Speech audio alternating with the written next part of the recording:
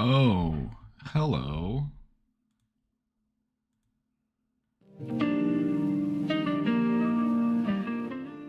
Oh, hello.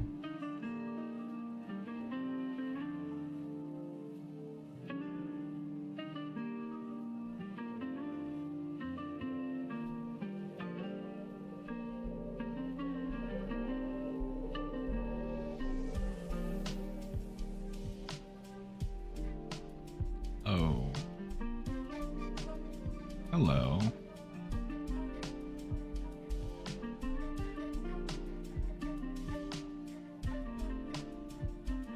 Fancy seeing you here. What were the chances? It's been a while.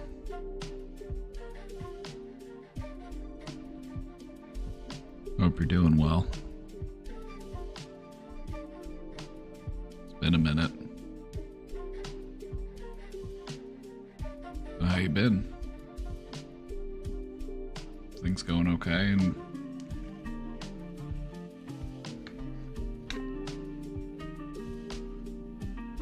did that kitty get picked up by its owner already? We took the kitty home to their owner last night.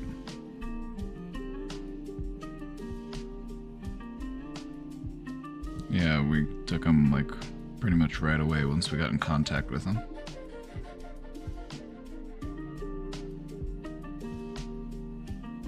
We'll give you an update on the kitty saga here in a moment.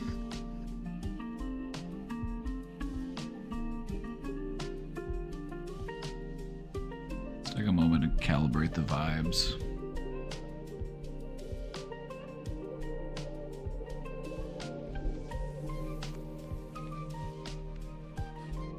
Let's calibrate the vibes.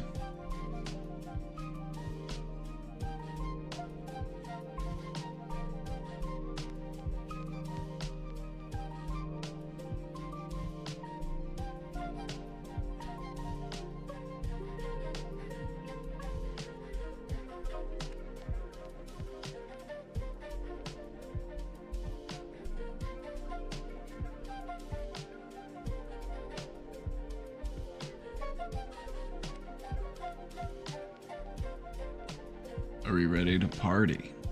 Who's ready to party?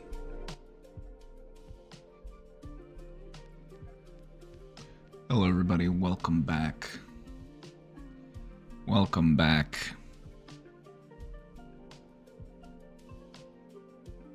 Still got a week to go until Thanksgiving. Got plenty of time to prepare.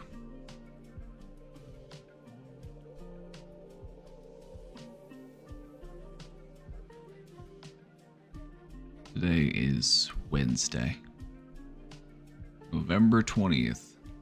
Where has the year gone? It's almost 2025 already?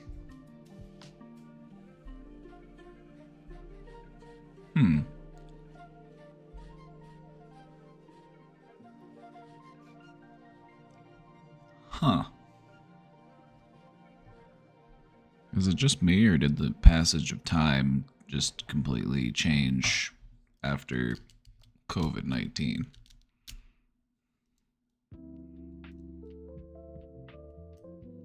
Am I just crazy?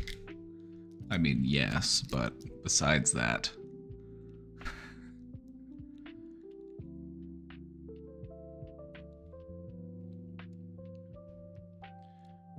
Time speeds up the older I get. They say that happens to you. They say that happens to you. You know, when you were a kid, a day could last forever. But now a week can fly by.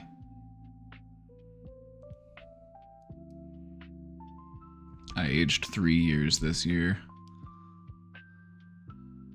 I actually got 3 years younger this year. I have Benjamin Button's syndrome. I was born an old man, and I'm gonna die a baby. I've been on this earth for 87 years.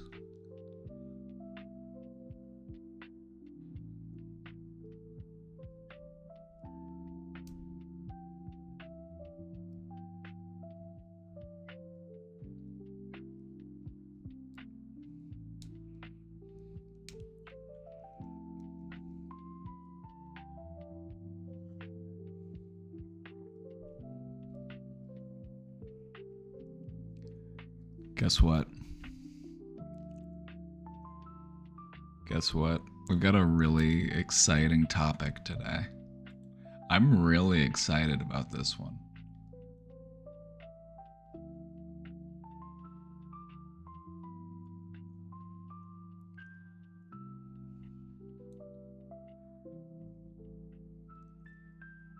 Today we're going to talk about the psychology of cults.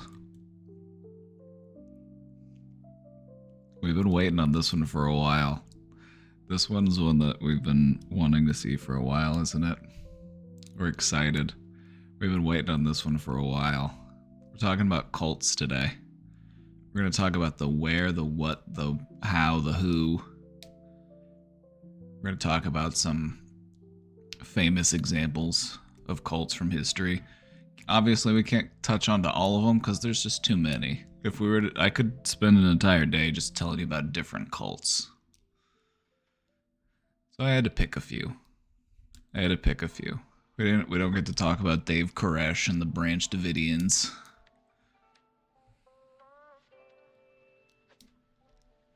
But we are going to talk about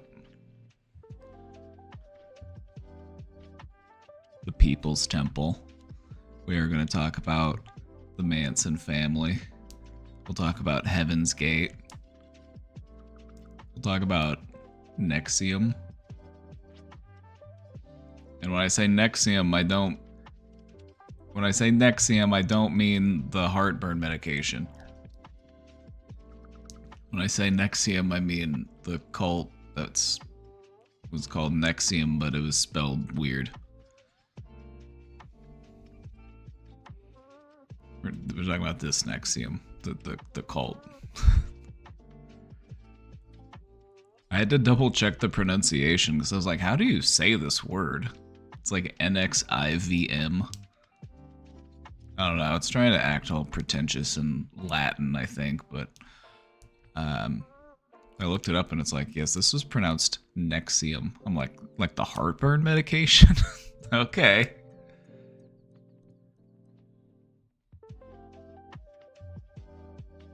They're an interesting bunch. Honestly, I feel like I've barely scratched the surface with that one. I was doing some research for the presentation today because we're going to talk about them a little bit. And the more I was learning about them, I'm like, God damn. Like, literally, like, it was one of those types of cults that appeals to, like, wealthy, affluent people. And those types of cults are some of the most elaborate, ritualistic, because when a cult has a ton of money, the stuff that they can do just gets taken to a whole nother level. I'm like, they were like literally branding people. And not just people, I mean like,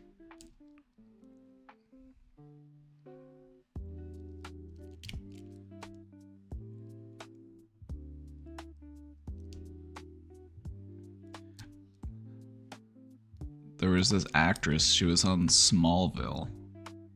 She got caught up in the cult. They targeted like wealthy, affluent people, kind of like another religious organization that you could probably think of.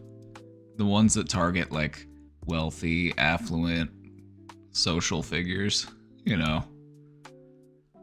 I'm not gonna say it because if you talk bad about them, they're gonna send somebody after me. They got people who scour the internet, so I'm not gonna talk about them. We're not talking about them today.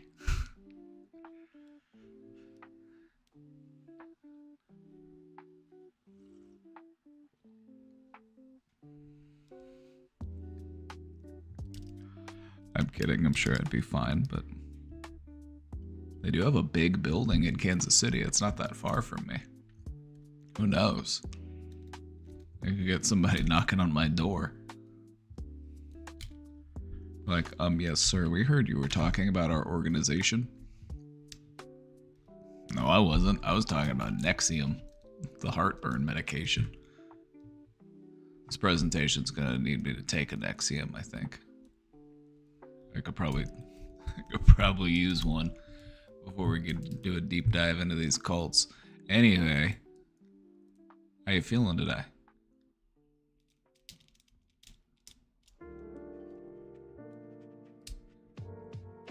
I'm excited. I've been long awaiting Cult Day, if I'm being honest. Cult, do you remember the first time you learned about what a cult was? Do you remember? And just the idea of like, whoa, that's weird.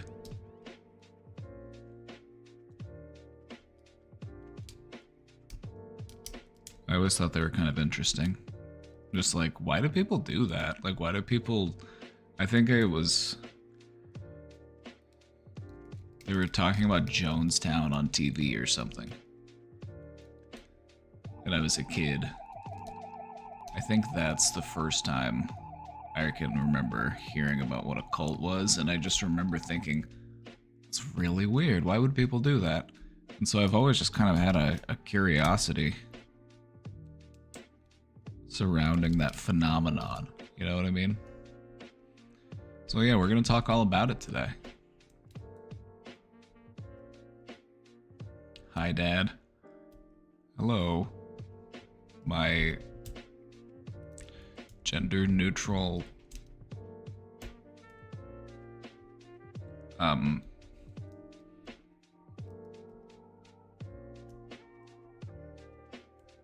comrade. That's the one. I'm just gonna start calling everybody comrade.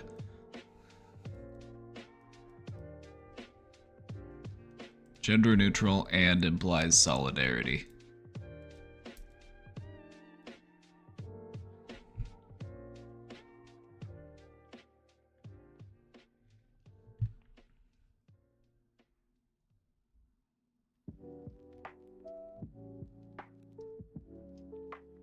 Drink the Kool-Aid. Yeah, Jonestown is actually where that term originates. The whole concept of drinking the Kool-Aid. Dingless Tart, thank you for the 12 months. I don't really understand cults. Well, we're going to break it down for y'all today. We're going to talk about how they recruit people, why these types of strategies work. We're going to talk about... We're going to really break it down today. This is probably one of the longest slideshows I've ever put together. I mean, it's not like super long or anything. It's what? It's got like 13 slides. A little bit longer than normal. I normally try to do like 8. I normally go for like 8 slides. But this one, I'm just like, there's just so much I want to include. There's just so much I want to go over. So this is going to be a fun one.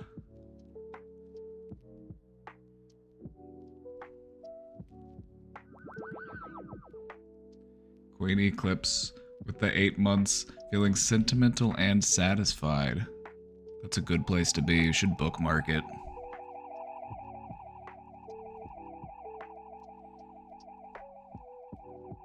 You should go over that with a highlighter. That way when you go back in your review and your notes, you can be like, oh yeah, I have been feeling good lately.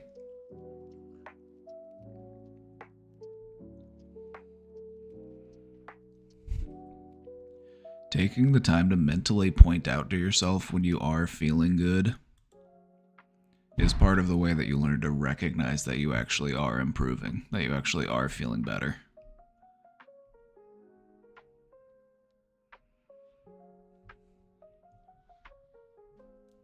That's why we work on that emotional literacy, comrade. There's no nobler pursuit than to really understand yourself.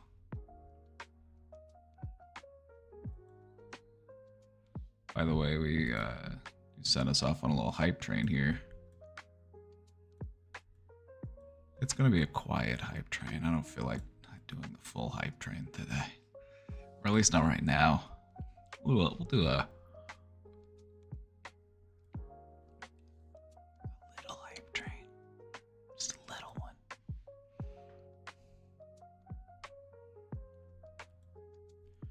Waiting Eclipse, thank you for subscribing. content and hopeful, does Gunnar Vin. You know? That's good. That's good. Kind of sad, kind of motivated, kind of tired.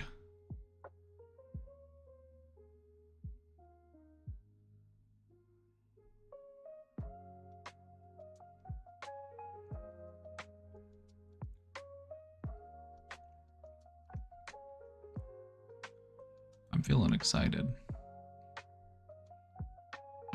I'm feeling a little tired, but I think this is just, you know, this is just kind of how it goes whenever, like, it starts to get into late autumn and it's nearing winter time and it's starting to get colder. I go into power saving mode. I go into low battery power saving mode. And then I gotta recharge. I think that's normal though.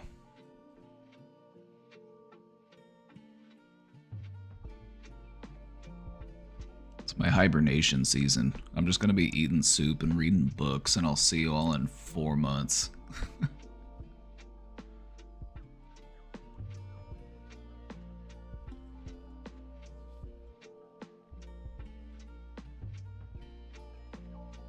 We've had light snow all morning, you know? I don't mind it. I'm glad I don't live in a place that gets tons of snow, but you know, a week or two of snow is kind of fun.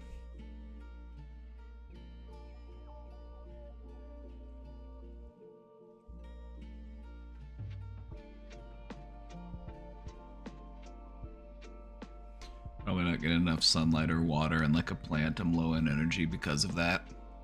You know, we do share a certain percentage of our DNA with plants. Technically, we're more related to mushrooms, but we do share a certain amount of DNA with plants, and the whole needing sunlight and water thing, we got that in common.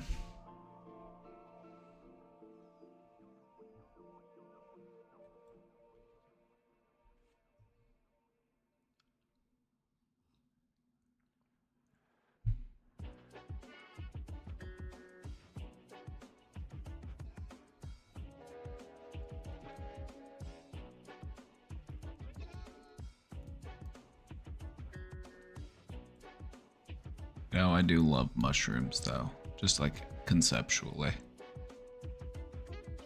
Maybe we'll do a whole presentation where we'll do something a little bit different, and we'll just talk all about the fantastic world of fungi.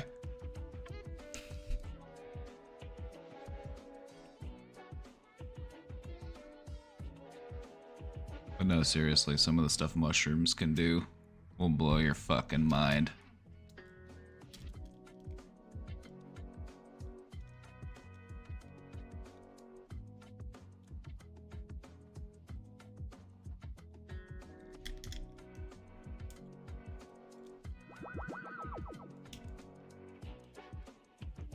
Is anybody still using this wheel, or is it okay if we put it away? If anybody's still trying to figure out how they feel, that's fine. Just let me know. Let me know when we're good.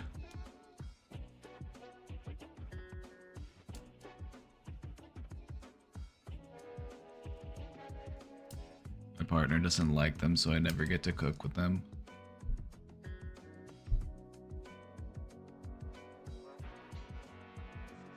Do it anyway.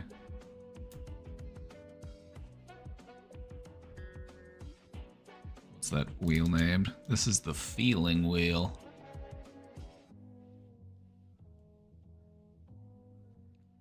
Mushrooms and fungi scare me, and I don't know why. I mean, some of them are very scary looking.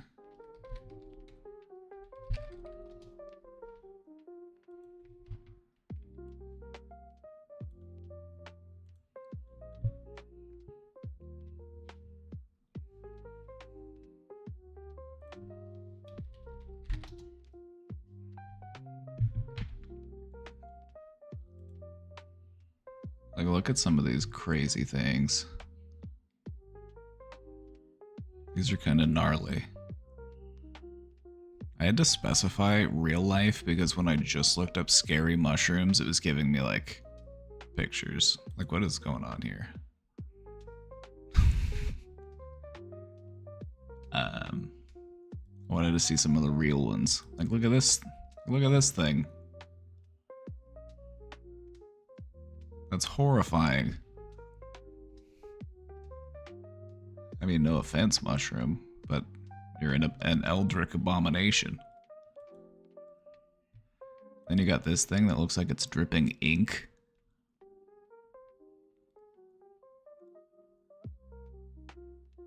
Sick. This one's actually kind of cool. No, some mushrooms are really creepy looking.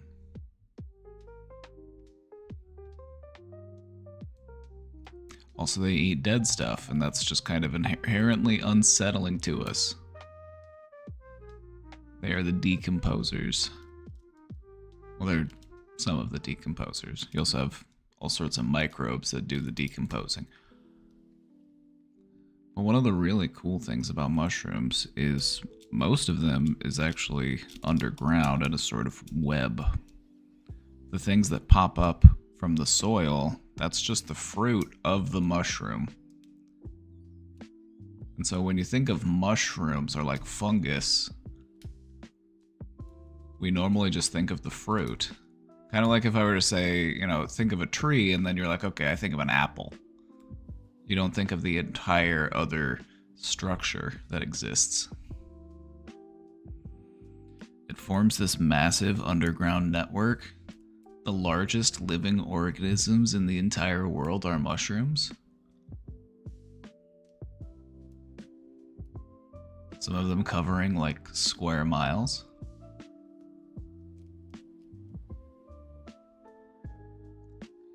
And other plants can use this network like we use the internet. They can communicate between plants can communicate with other plants using the mycelium network as a medium to transmit. Now, if that doesn't blow your fucking mind.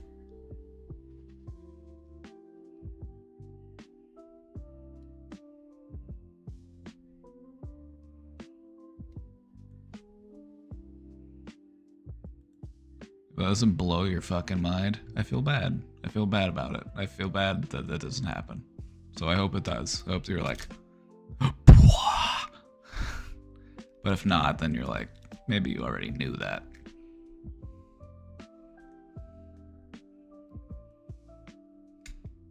There used to be giant mushrooms all over the planet.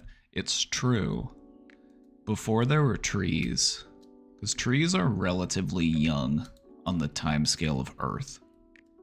But before there were trees, we had like giant ferns. It was mostly like ferns and stuff, large like grasses. But before that, there was an era of mushrooms. Or maybe the era of mushrooms was in between the grasses and the trees. I don't remember. But it happened.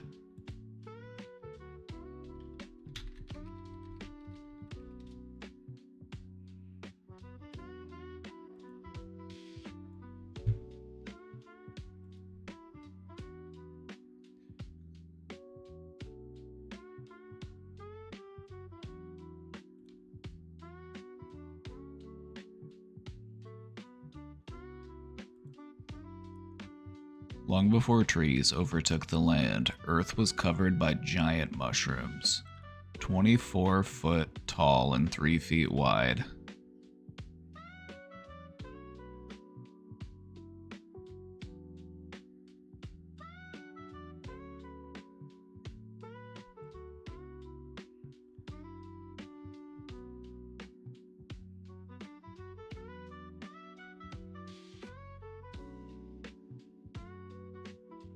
Wow.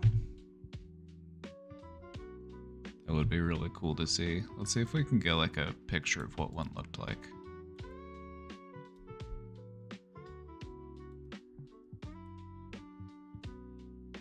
kind of looked like this. Is that not some of the most alien stuff you've ever seen? And this is what Earth looked like.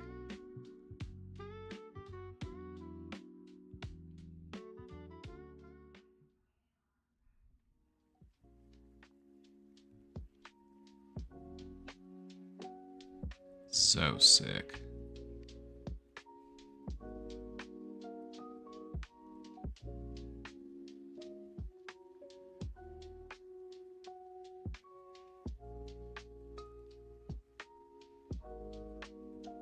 The cool thing about mushrooms is that they can continuously evolve and they can learn how to eat new stuff. So if there's just a bunch of stuff lying around that's in the way, mushrooms will eventually figure out how to eat it. Which is why fungus and microbes can be a really important part of reversing the damage that plastics have caused to our ecosystem. Once they learn how to eat plastic, and some of them already know how.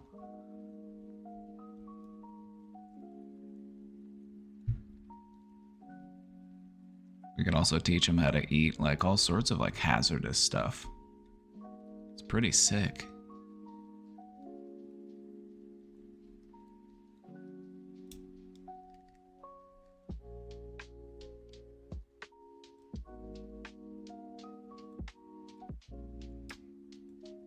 I'm in the blue today.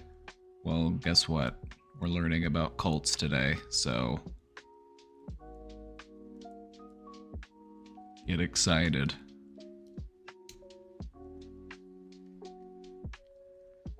Talking about cults today.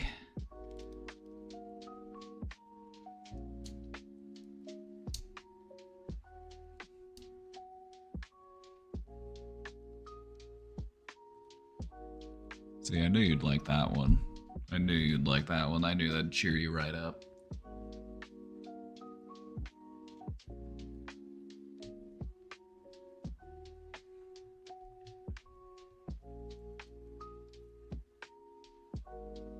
Suga isn't here. Let's manifest her. She's probably just busy at work.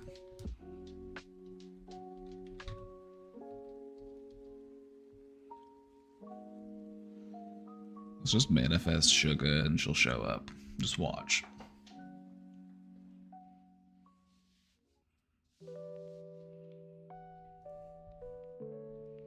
We got parent-teacher conferences in an hour. Woohoo. Do you ever think about just messing with your kid's teacher and being like, so this isn't a woke school, is it? I've just noticed that my child has been developing symptoms of the woke mind virus.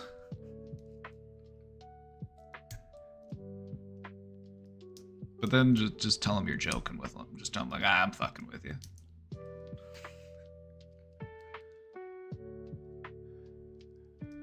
I'm just saying, have some fun with them.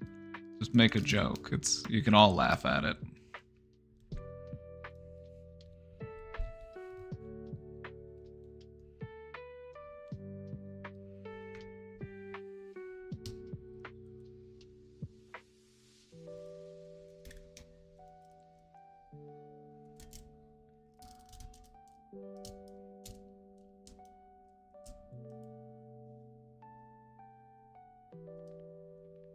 My child will be needing a litter box in the classroom. Is the school going to provide that, or do I need to send them in with one?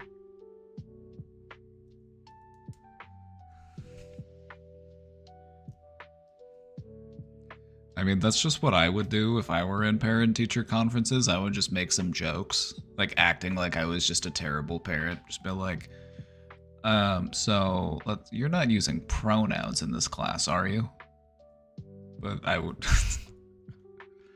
I'm just letting them know. I would let them know I was just fucking around. I think they'd get a kick out of it.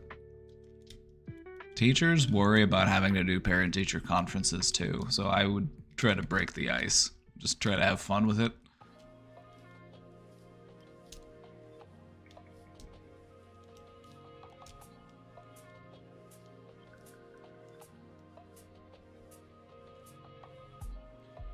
Did you ever have to study the ICD-10 or the DSM? We studied the DSM.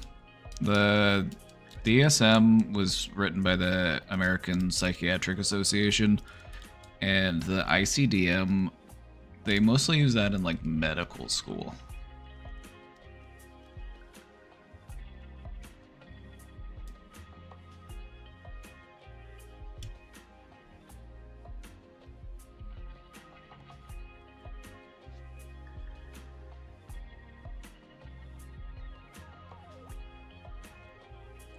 I find it so fascinating that some people get so infuriated by the concept of pronouns, and it's like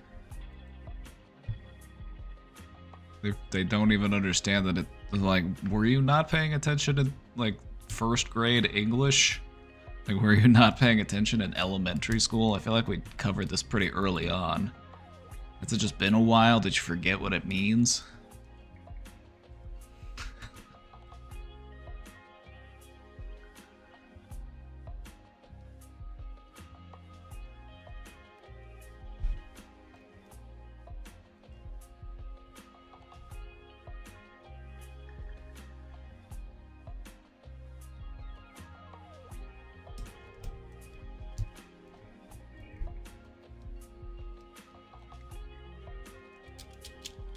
Do the psychiatrists use in Europe? That's a good question.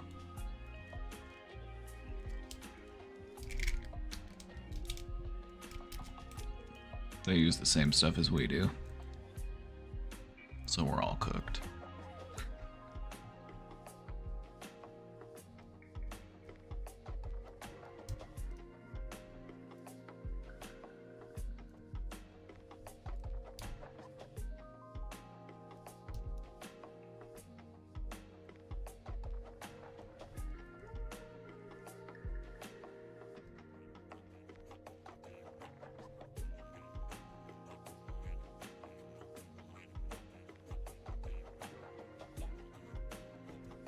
ICD-11 is the World Health Organization approved manual. That's pretty sick. Okay, good to know.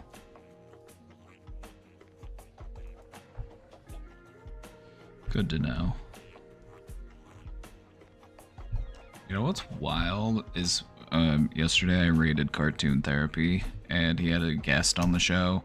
Is the executive director of the Erica Legacy Foundation, which is a suicide prevention fundraiser. And that guy knew who I was. He described me as a modern day philosopher. It's like, oh, that's cool. People know who I am.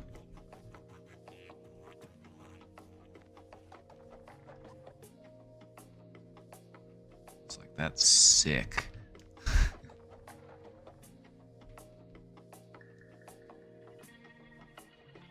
Yeah, Chris Mack. He's a cool guy.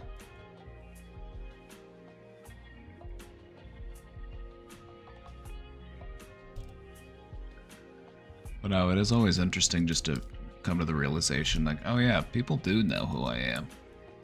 Like, some people do. Like, oh yeah, I do exist. I do exist. People are familiar with the concept of me.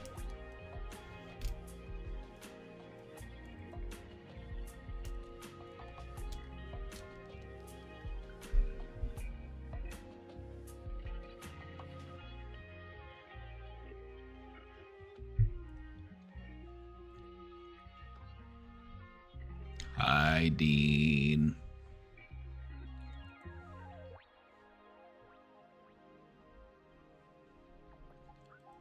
Jack, can I get a show of hands? Who's excited about today's topic? I thought this is a really it's fun for me. I hope it's fun for you. I know that sometimes cults can be terrible and tragic, but I just find the whole concept very interesting.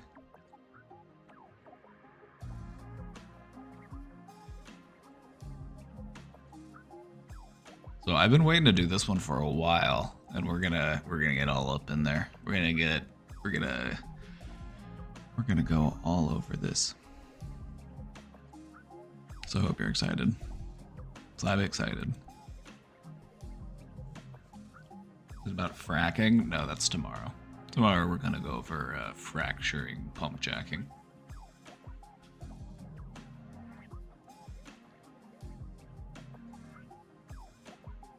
I'm interested because I think I'm kind of smart and independent, but I feel like I'd join a cult in a second.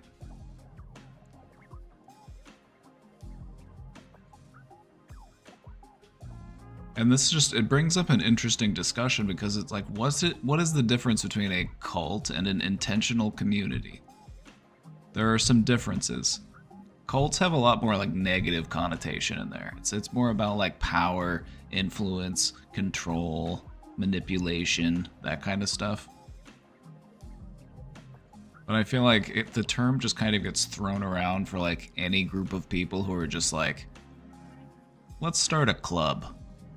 You know what I mean?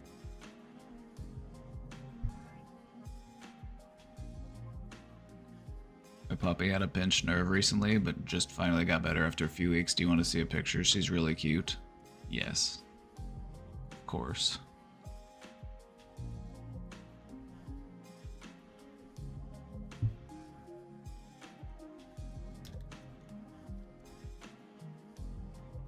You guys want to start a cult?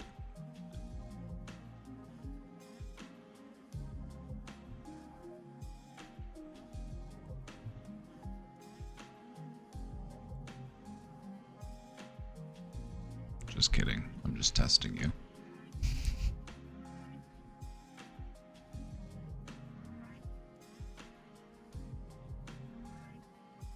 Anyone got property for the cult? Yeah, we got some acreage down in the Ozarks. We're going to start up an intentional community.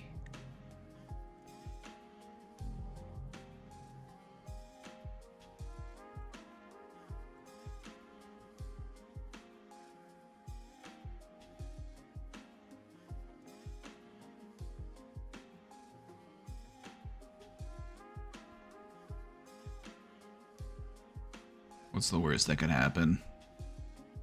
We get hungry and you gotta go back to the real world, I guess.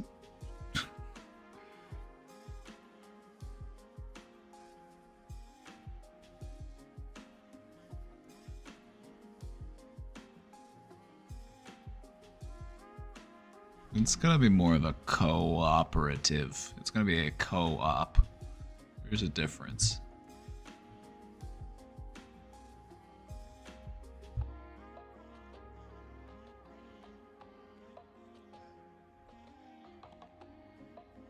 Ever since I was a little boy, I always wanted to grow up to be a cult leader.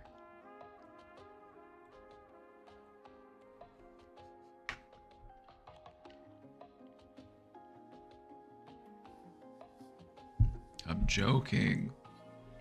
I'm joking. I mean, but seriously, look how far I've come.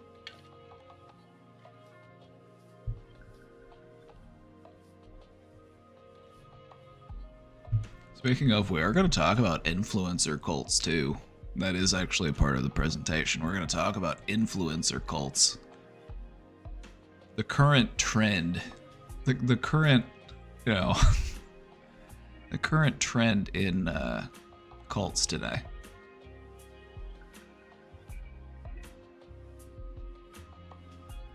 How close am I to making partner? I'm like this close. I'm so close. I'm going to play again in like a week or two. Because I hit the milestones. But they're like, actually, you need to hit the milestones for 2 months. Well, and I think the problem is that I applied at like the start of the month, and then it didn't factor it appropriately. It was like, oh, you actually only streamed 7 times in the past month? I'm like, that's impossible.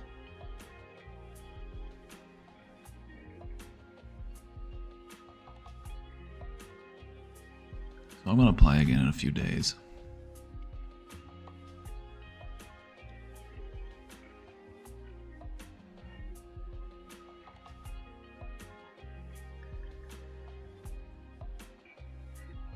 I feel like a lot of CEOs are borderline cult leaders.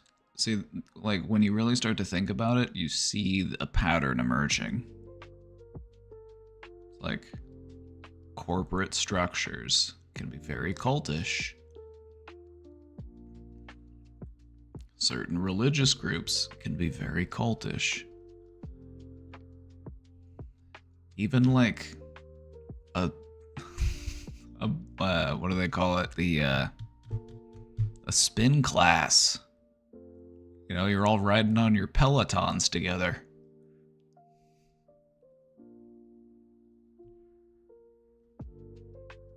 CrossFit. Yeah.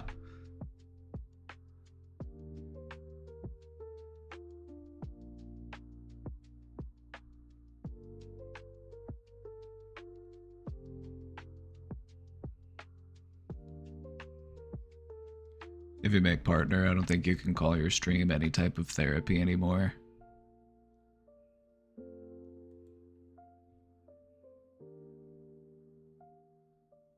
So I gotta remove the therapy tag, is what you're telling me?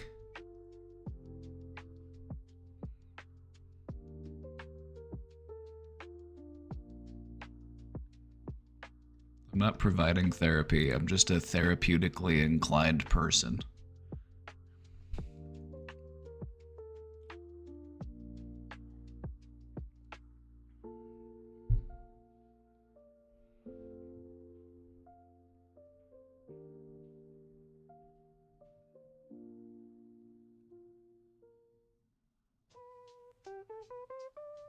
Most people that become CEOs or have high-level positions in big company are ironically sociopaths. It's true. You kind of do have to be a sociopath to climb to the top. Because you gotta step on necks all the way up.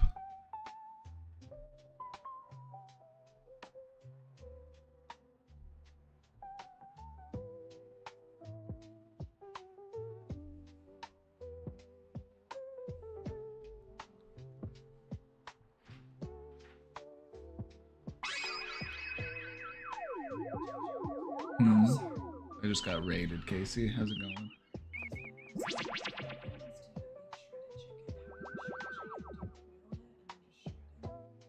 Yeah, just like cook it in a liquid, like braise it. You don't have to like boil it, but yeah, braise it. Sorry, I had to. Hello, Raiders, welcome in. I was explaining how to shred chicken. How you doing? How you doing? Welcome in, Raiders. Thank you for the raid. Guess what? You're here on a great day. You're here on a great day. We've got a fascinating topic for you today.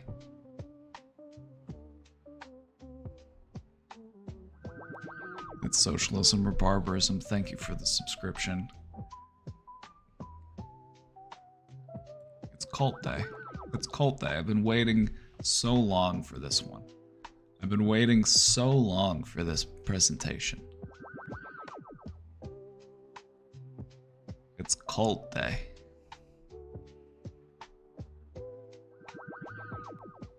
We're thrilled. We're gonna talk about it's a long one too. It's a big meaty boy.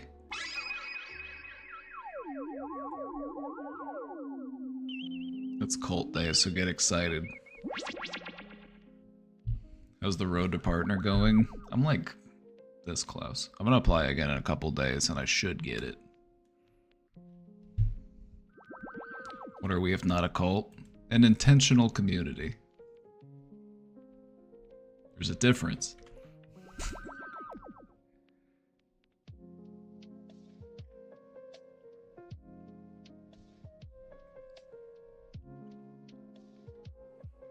There's a difference. Anything can be a cult when you think about it. Your spin class, your CrossFit class,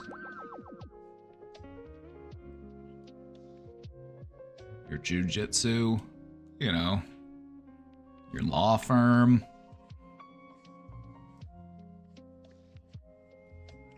Your Fortune 500 company.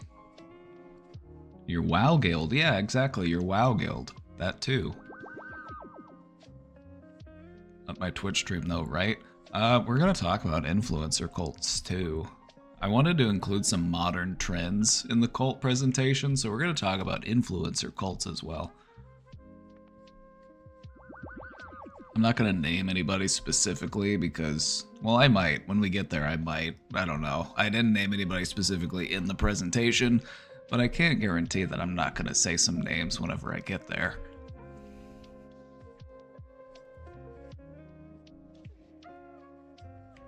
I thought the prereq for cults is weird sex stuff. Not all of them, surprisingly. Some of them, yes. Ones like Nexium, for example. A lot of weird sex stuff in that one. We're gonna go over some of it, not all of it. Some cults were celibate. Some cults, the thing about cults is that you will find cults that will apply or appeal to anybody. There are cults that will appeal to people who believe in UFOs, people who believe in, you know, genetic supremacy, people who believe in spiritual enlightenment, you know, people who have all of these very powerful beliefs. And then they find unity and belonging in this group under an influential, charismatic leader.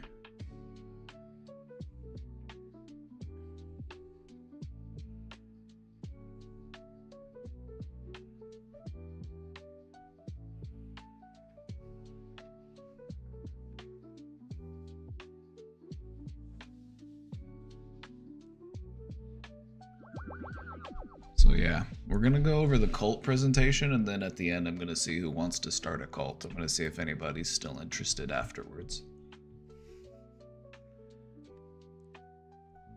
Even hog-oriented political cults. You know, we actually will talk. We talk about QAnon today too. Like, what happens when a cult doesn't have a leader? Another interesting thing to think about.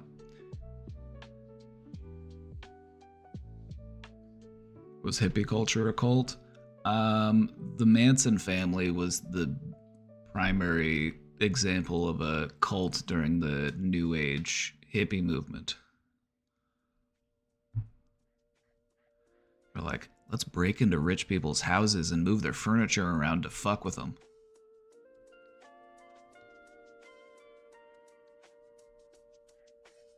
But yeah, but like hippies in general, like, no, they didn't have a leader. There was no singular hippie that all of the other hippies would look up to and be like, lead us. Oh, great and mighty leader, show us your ways. I mean, you did have some figureheads in that time period. You know, you had like Timothy Leary. Hippies ruined the anti-war movement. No, Richard Nixon ruined the anti-war movement with the Controlled Substances Act in 1970. Once he made it so that you couldn't get psychedelics being one of the driving factors in turning people against the war in the first place. No more mushrooms, no more acid.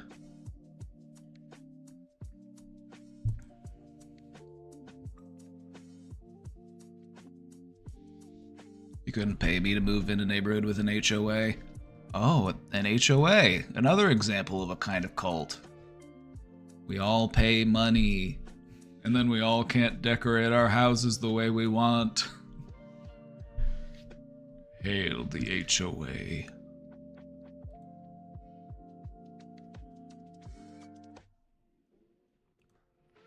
If you live in an HOA, the singular most based thing you can do is run for HOA president and then vote to disband the HOA.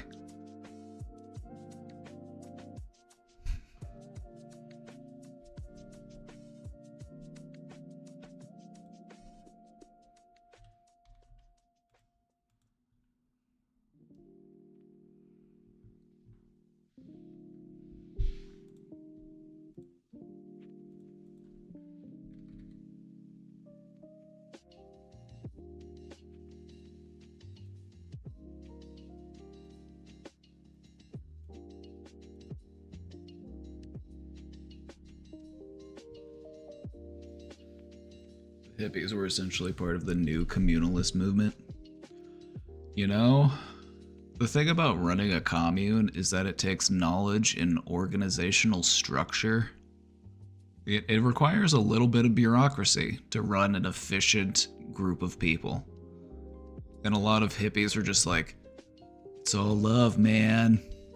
Like, we're all equals here, brother. There is no hierarchical structure within our community. We take in the words of all members, even the children. As soon as they are able to speak, their voice is heard, man. And so you just live in like a dirty shack and nothing ever gets done.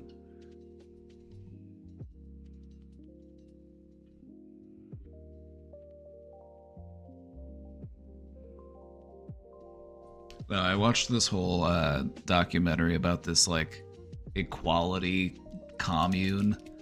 It was like more of a modern one. It was like a TikTok commune. And there were people like out in the middle of Tennessee, just random people going to live out in the woods. But they had this like hard rule that like we're all equals here. Everyone has a voice. Nothing can be done unless it is unanimously approved.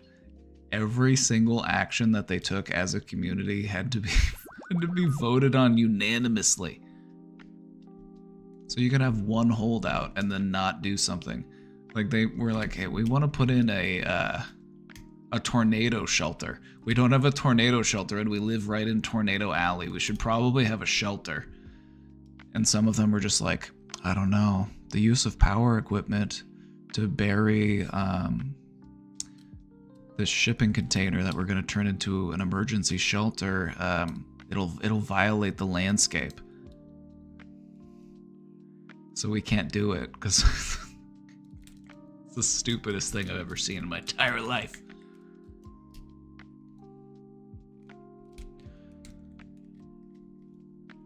Can you tell us definitively that Casey Tron is or is not a cult leader? No comment. No, she is the leader of an intentional community. There is a difference.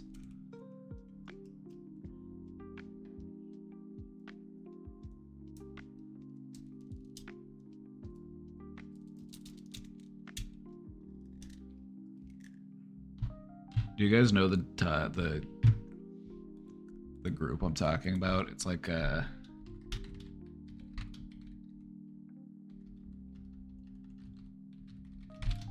me show it to you. It's on Netflix.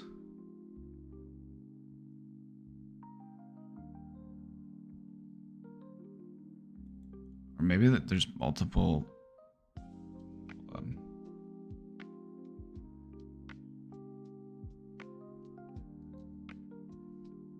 Apparently there's multiple TikTok cults. We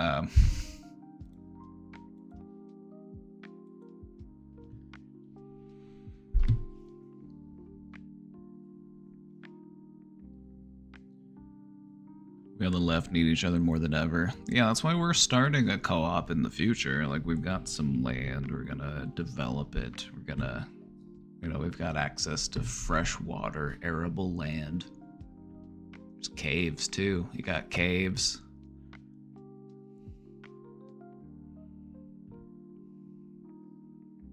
Perfect place to wait out the end of the world.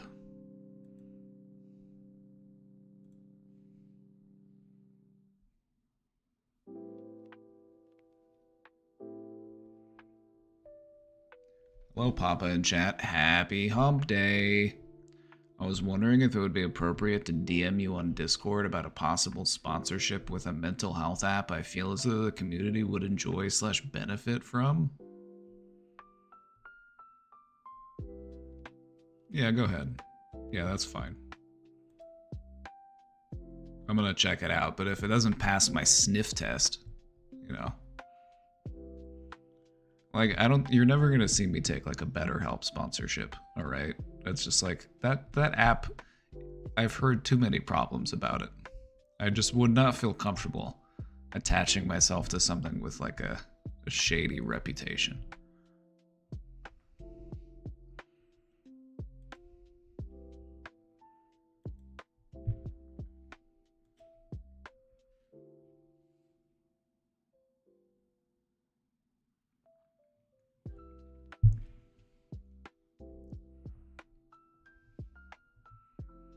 The The problem with BetterHelp is that it's a therapy app that was not designed by therapists. It was designed by tech bros.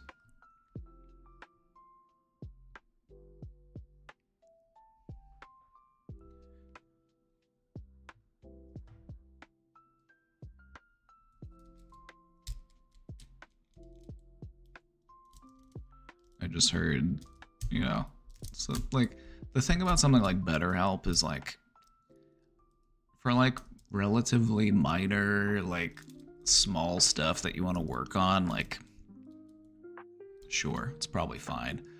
But for some of the more like involved therapeutic practices, it's probably best to not go onto a platform that incentivizes its providers to take the largest possible caseloads that they can.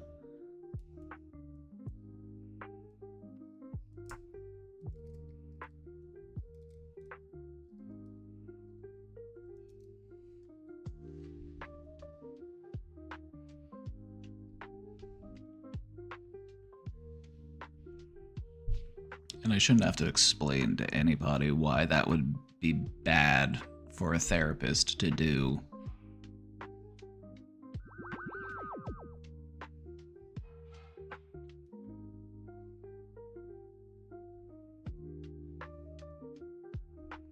But yeah, send it my way and I will check it out.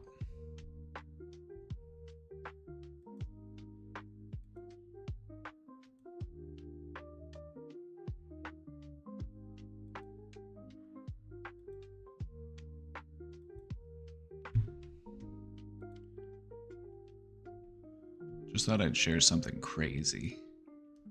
You know? I'm here for it. I'm here for it. I'm not gonna deny it, you know? Sometimes a nice juicy story,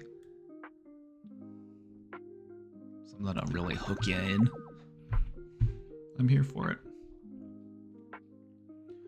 There's a scam apparently, and some random guy messaged me and said, I hope you know you're dating a rapist, good luck though. And as any normal female would, I panicked and screenshot it to my boyfriend and was like, yes, hello, what the actual fuck is this? So the guy messages me again and says, ask him about who he raped senior year of high school after the Halloween party.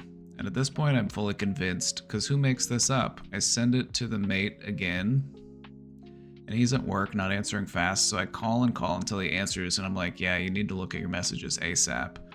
So after I hang up, the rando messages me again after I said, are you sure you have the right person? They proceed to type my man's full name, but then said he went to a private school and played football and raped a 16-year-old girl. But mind you, my mate never went to a private school.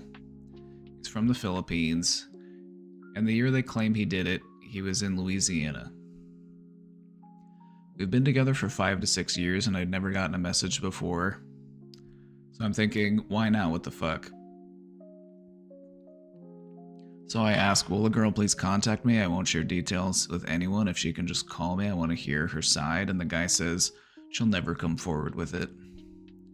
Which is understandable, but at this point I'm thinking in my head, okay, you got his school wrong, and the sports he played wrong, and the year he's claiming, my mate was in a different country, so what the fuck is this?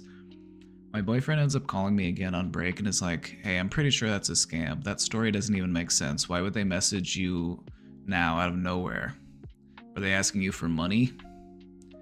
And I was like, no, they just gave me that info. He said, baby, I definitely didn't do any shit like that. I barely spoke English at that school. I wasn't going to any parties, I can tell you that.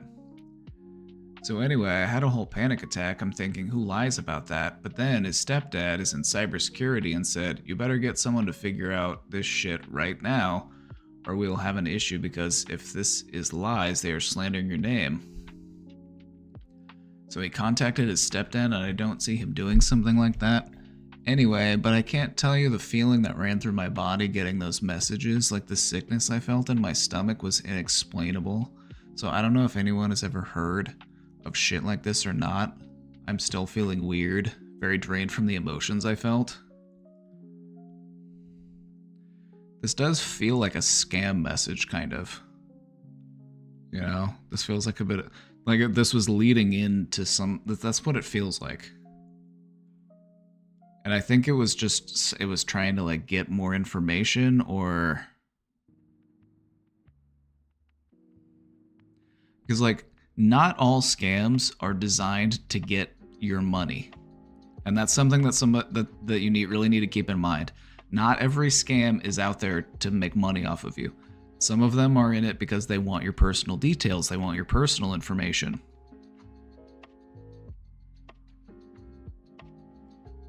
And so instead of saying, oh no, he didn't go to that school, he went to this school.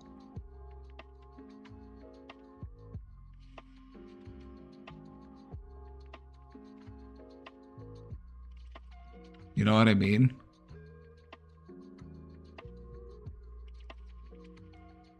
Like maybe it could, like, it's hard to say where but like some scammers are pretty sophisticated with their techniques these days.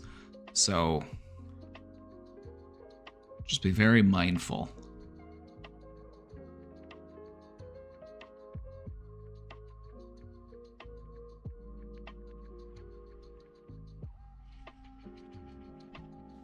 See, Suga's here. I told you, we just had to manifest and then Suga would show up. It worked.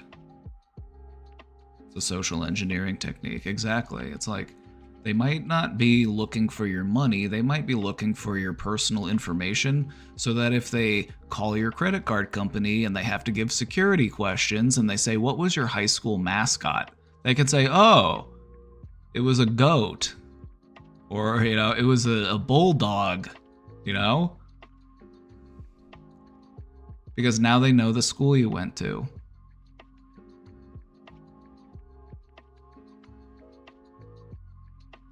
So just be very mindful of who has that kind of information, and don't share that information willingly with people unless they have good reason to know it.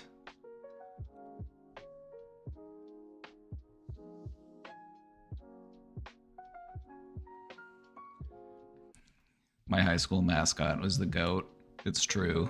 The Gilliamsburg Goats. Go Goats! That was our motto. It wasn't very creative.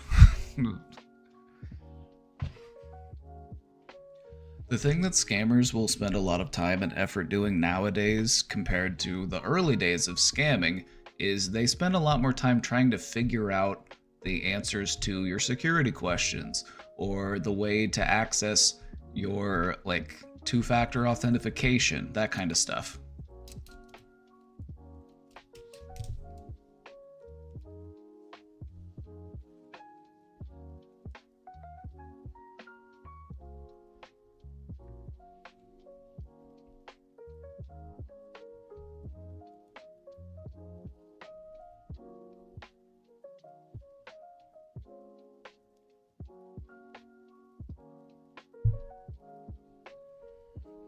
Almost in, chat.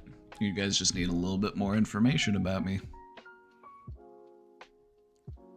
Yeah, this definitely feels like a scam, because especially if it's like, this is just nobody I know. It's like, okay, why are they contacting me about this? Why aren't they contacting the police?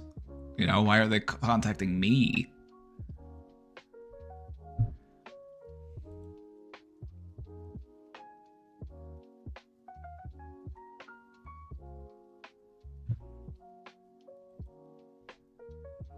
How do I deal with my father? I'm at a point where I'm so ready to go off and cuss him out. He constantly makes extremely condescending jokes towards me, and it's more rude than humorous. Like constantly saying I should get over things or not be a cunt like his coworker.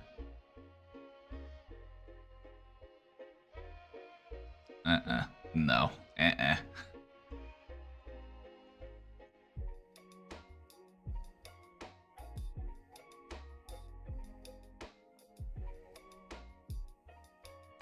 I've briefly mentioned it before that I'd appreciate it if it would stop, but it was kind of dismissed in saying that, well, you make the same jokes, but okay, when I don't.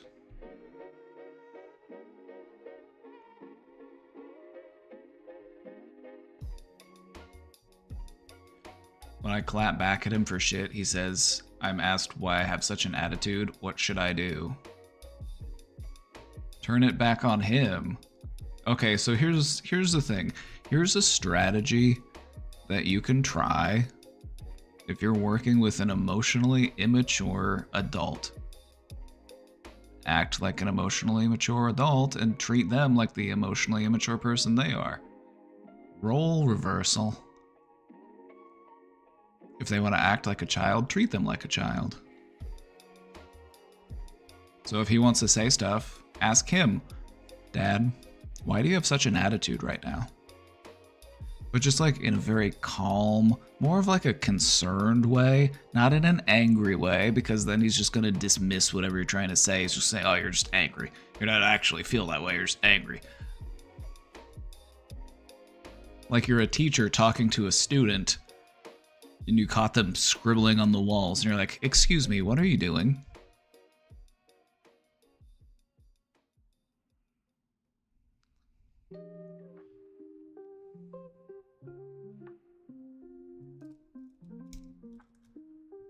Recognize that you are two adults having an adult conversation, and it's your turn to be the grown-up.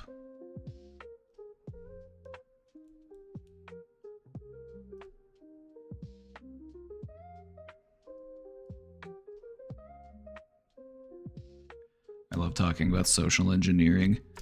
That's an idea for another presentation topic. I should go over common social engineering strategies just as like an educational thing. Would that work on a narcissist? The question with working with narcissists is, do you want to put in the work? Is it possible to reach a narcissist and to come to an understanding and to actually get them to have some insight? Yes, it is technically possible. But it can also be very exhausting. They're gonna throw the whole entire goddamn book at you.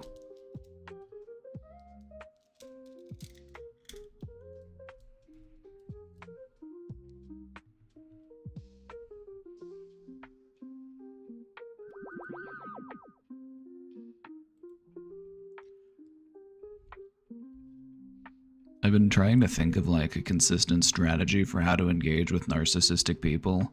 And the best I can come up with is you basically do an improv technique with them. We do an improv technique. You might have heard of this before. They teach it in an improv class and it's called Yes and.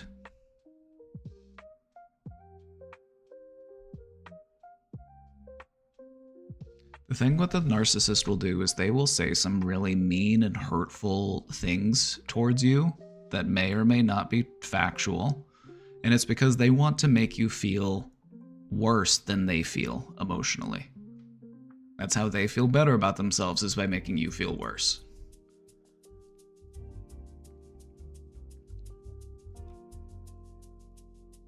So, the way that you want to engage is they'll say stuff and then you just have to not let it affect you. You have to do your best to just let it roll off you.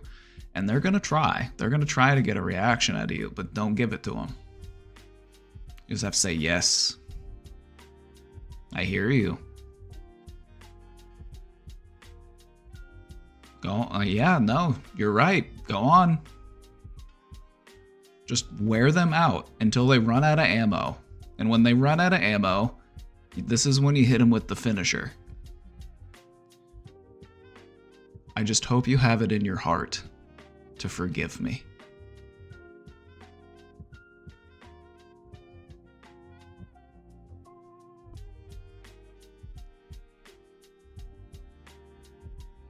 And I use that very specifically. It's very intentional the way that it is worded. I hope that you have it in your heart to forgive me. You're basically challenging them on their capacity to forgive people.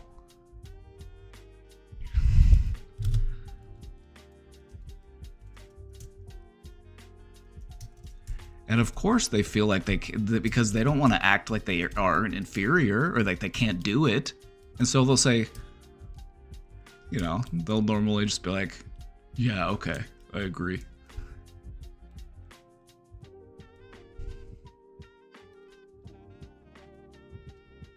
And I feel like after that, you actually have space to actually talk about your feelings and to actually engage with them. You like the strategy with a narcissist is you have to stand there in front of them and then you have to wait until they run out of ammo.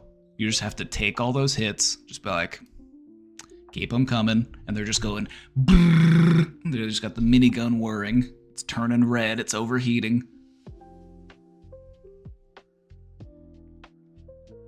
And then when all is said and done, just be like, I'm glad you were able to tell me how you feel.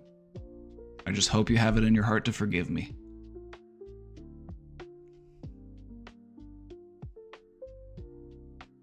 It's my favorite technique for disarming a narcissist.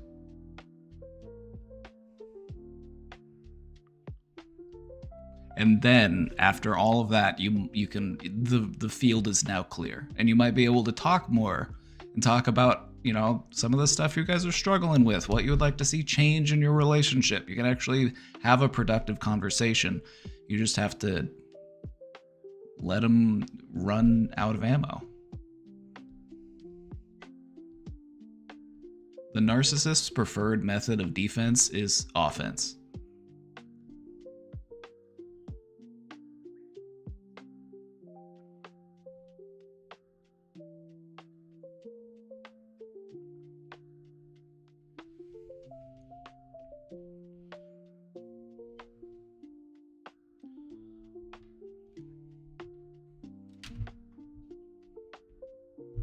The hardest part of that is not giving them the emotional reaction that they want out of you, because they're going to say every single thing that they can think of that can get an emotional reaction out of you. You're such a fuck up, you're such a failure, I wish you were never born, all that kind of shit. It's like they really lash out, and you just have to be like, finish your temper tantrum so that we can talk like grown-ups.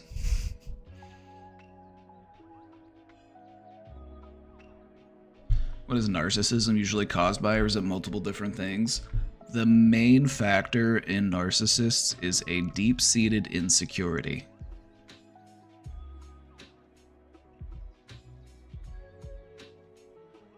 They need to believe that they are great. Otherwise, they believe that they are shit. They're actively always trying to push back the belief that they are actually shit.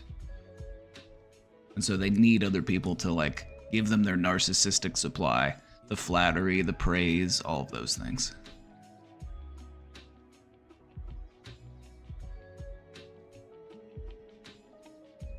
My dad already tells me I'm a smartass and whatever, so I don't care anymore.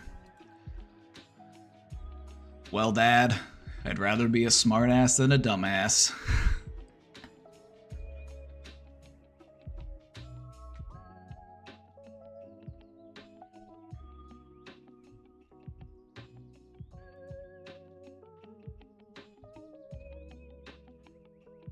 Demon Attorney is being very nice to me. I would be suspicious too. She might just be trying to fish you for information.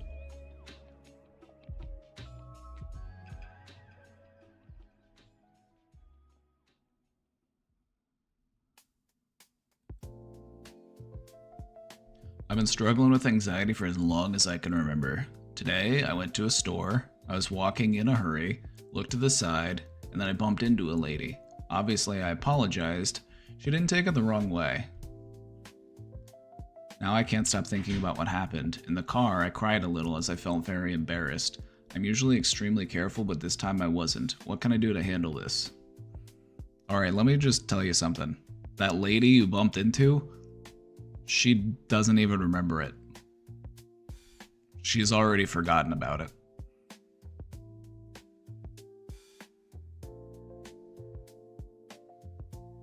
She already forgot. You're already forgiven. The only person who's still concerned about it is you.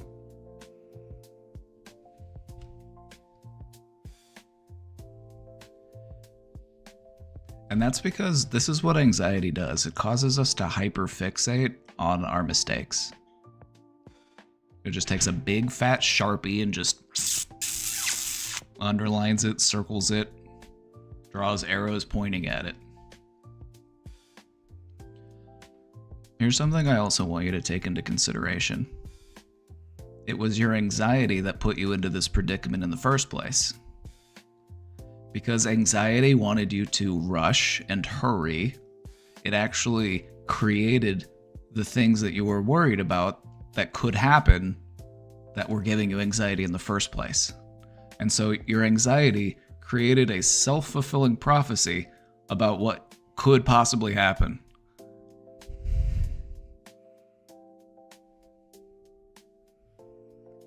Fucking hate anxiety like a little demon always sitting on your shoulder. You gotta train that demon.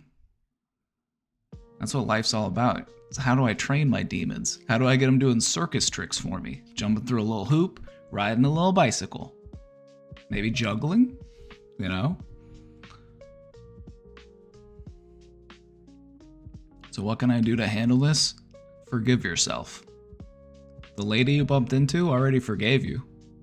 And so the only person whose forgiveness you're waiting on now is yours.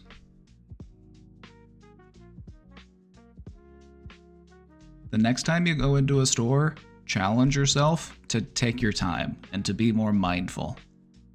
Because actually being in an anxious hurry ended up putting you into a position where something happened that was just going to make it even worse of a situation for you.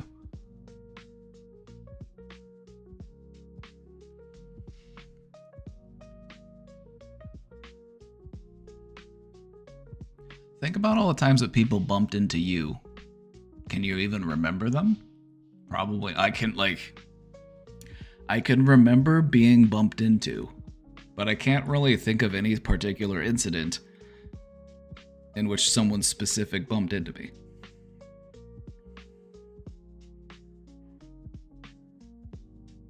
I know I have been bumped into. I'm a big boy, it happens. But I don't remember any, I've never had such a terrible bumping experience that it left a traumatic memory in my brain where I spilled an entire tray full of, cups of hot tea in antique glasses I was carrying on a big silver platter.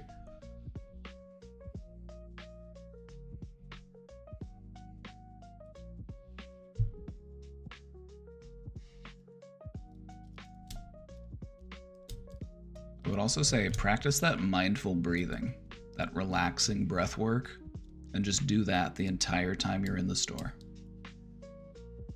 Things are gonna go just fine.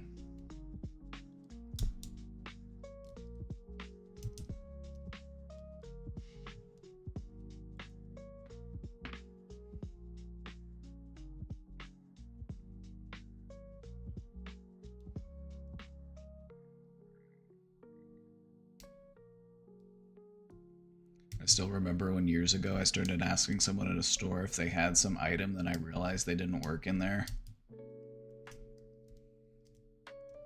I've had that happen to me before. And you know what I did? I told them where the item was anyway. I didn't tell them I didn't work there. I was just because I actually did know where it was, whatever they were looking for. I was like, oh yeah, it's right over there. See you later.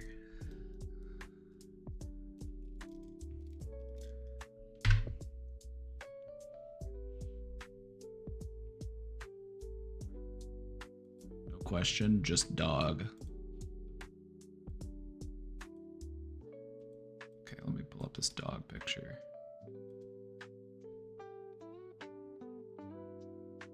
Look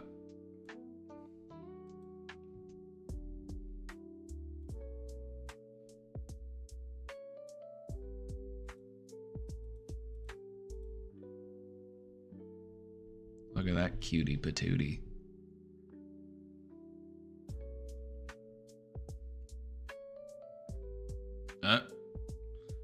The new Range Rover Sport.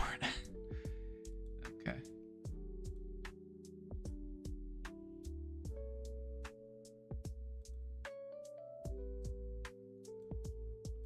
What was the name of your first pet? Just wondering.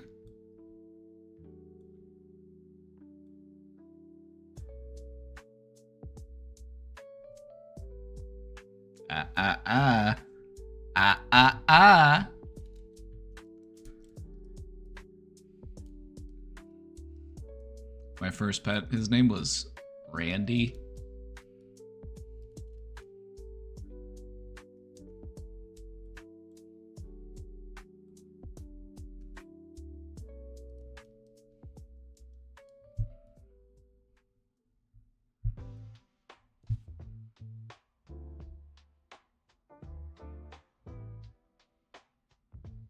I think our attorneys just think us paralegals don't do anything all day. Don't you do literally all of the things in the entire office? Like, don't paralegals actually do, like, most of the work that's done in a law office? Am I mistaken?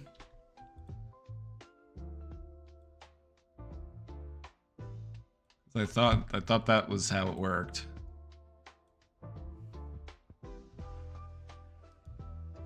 Like, paralegals do all the work, don't they?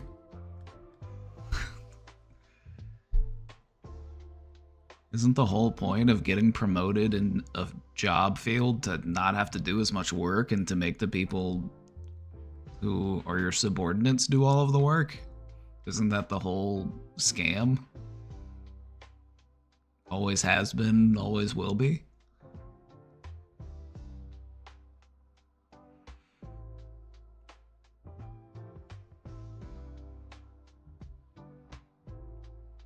My brother and sister-in-law are having, I guess, pretty serious marital problems. Oh, that's tough. And I'm not sure how this happened, but my sister-in-law seems a little too comfortable going to me for support. But so much so that she's revealed sensitive information about my brother and she's somewhat trying to manipulate me with pity.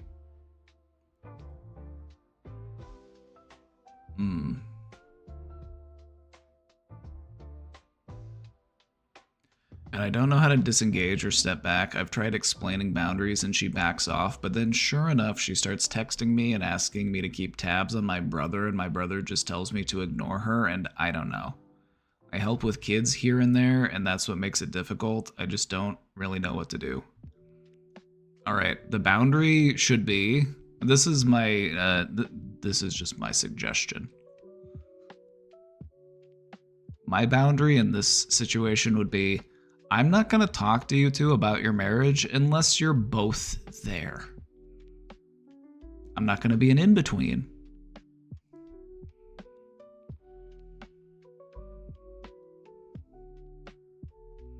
Whenever they try to bring that subject up, just be like, I'm not interested in talking about that. You know, you don't have to be angry, you don't have to be... But you're stern and you're assertive.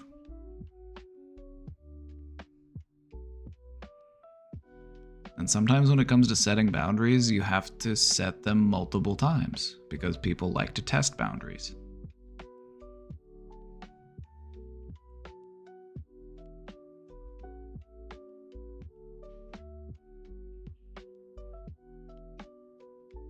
Yeah, it sounds like they're definitely going through something, and involving you and having you like act as like a middle person, but also like a source of information.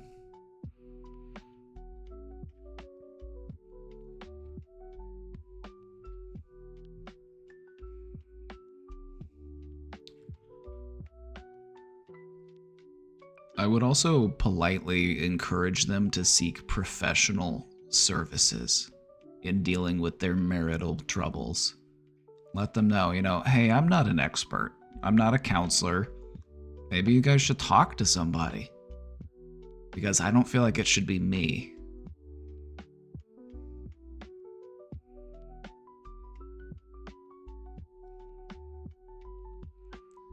How many paralegals frequent the brain domain? It seems like a lot.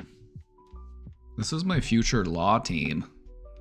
This is my future law team. All my paralegals in the chat, they're going to go to law school, they're going to become lawyers, and then I'll pay them to be my lawyer.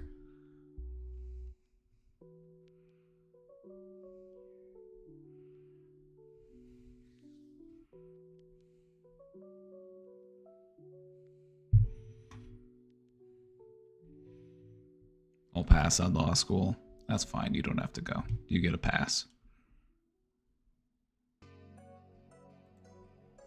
Paralegals strike me as needing extra help with mental health. Yeah, they have to take orders from lawyers all day.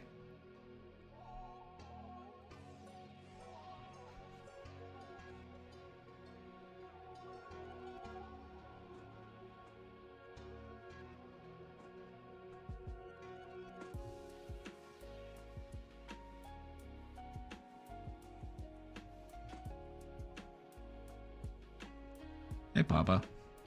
I'm writing to you because I don't know what to do. Since I left home, I've managed to be much happier, but these last few days I've been having a really bad time. I have anxiety all the time, and my self-esteem is getting lower and lower. I have no energy for anything. Partly I'm writing you because I'm too tired to study for an exam I have tomorrow, and it is very late, but I have no energy at all. This is partly due to some problems I had with some friends that have exhausted me quite a bit. I already told this before. But the thing is that my friend first had sex with my friend, then with me, only to get back with my friend when he had told me that what happened between him and my friend was a one-night stand. Oh yeah, this guy sucks. Like, this guy just wants sex from both of you, and he's willing to lie to get it.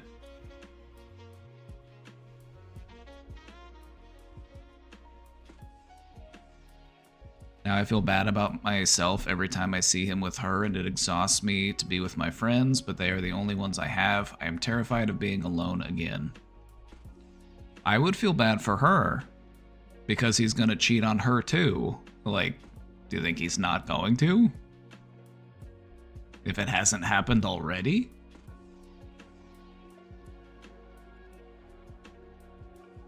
I would feel bad for her.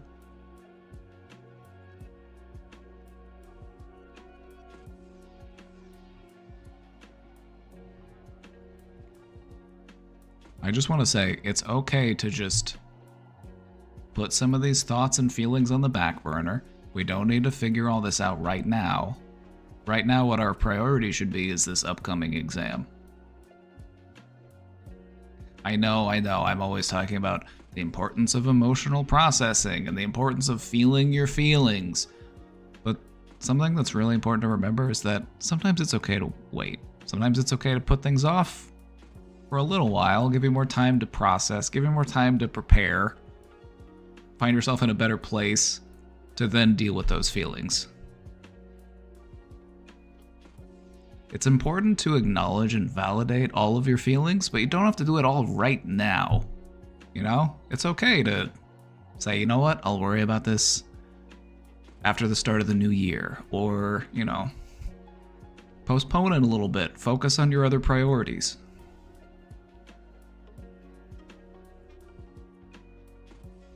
You're not gonna be alone. You've made friends before. You'll probably keep those friends, and you can make more friends. You have friend-making abilities. Trust in those.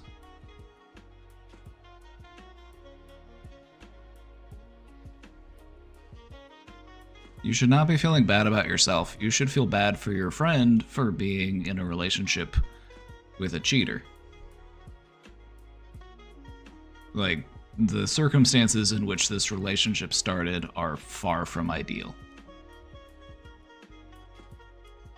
Like, do you possibly see, like, I don't really see a way in which, like, this guy's just gonna change his ways so quickly.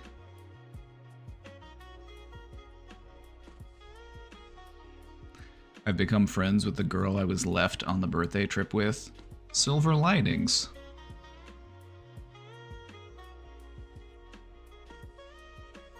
Silver linings. Were you able to bond over complaining about the person that invited you both on this trip?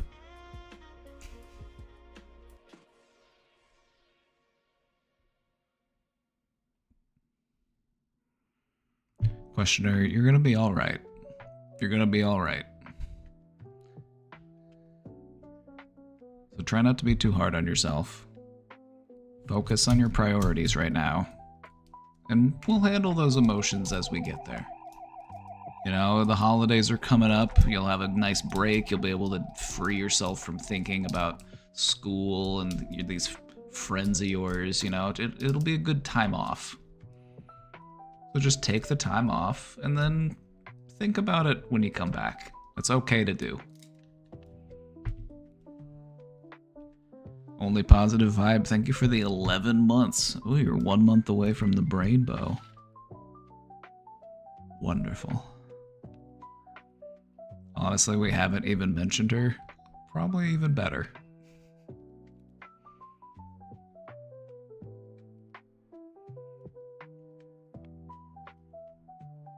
Still need to go somewhere to find good friends.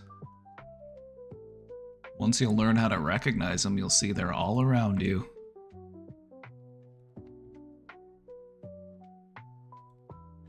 I'm also a psych master's. I was wondering, what did you study? School psych or research? If it's research, what is your research interest? I'm gonna be totally honest, I was never really big into research. Like, I understand research methods, I understand how to conduct an experiment, I know statistics, that type of stuff. But the research aspect of it was always a little bit too much paperwork for me. I studied counseling psychology. I learned about the techniques of, like, talk therapy, the ins and outs of, like, that type of work. So that's my strong suit. Statistics, right? Right. Statistics, my favorite class in all of school. Statistics.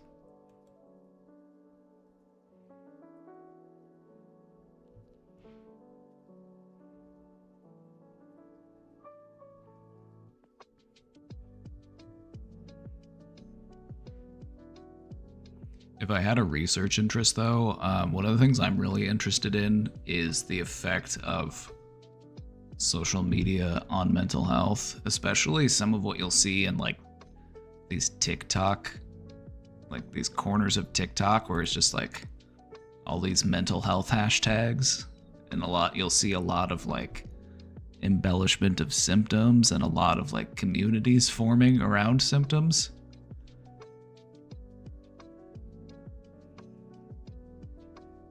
My research is on spirituality and positive psychology. I love those topics too.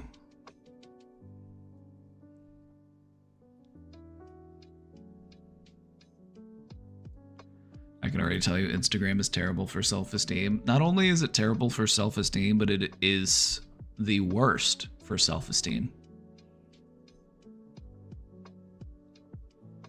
Of all of the different social media platforms, Instagram has the largest effect on a person's self-esteem.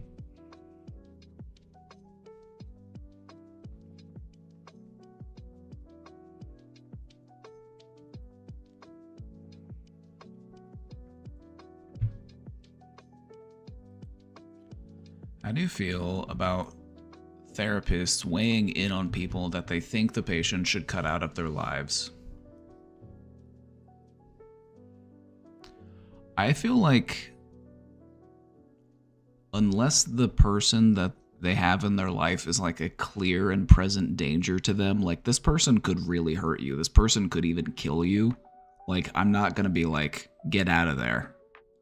Because I feel like I have a duty to, like try to protect you from harm, In, like, a therapeutic context, it's like, I don't want to see you get hurt. I don't want to see you get killed. And so if I feel like that's gonna happen, like... But outside of that, I feel like it should be that person's choice to cut somebody out of their life. And so what I would do in therapy to talk about that type of question is ask them, like, what do you think it would be like if you were to, distance yourself from this person? How do you see things changing for you? How do you think that would affect your emotions, your mood, things like that?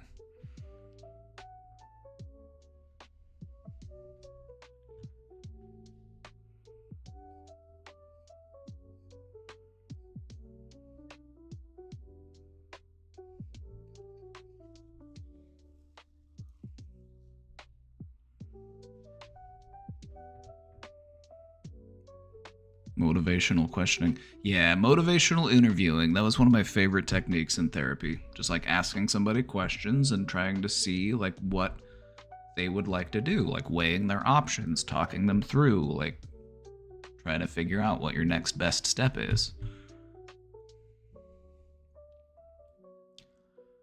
just recently reconnected with someone who told me they avoided me for a while because their therapist said to cut out toxic people from their lives.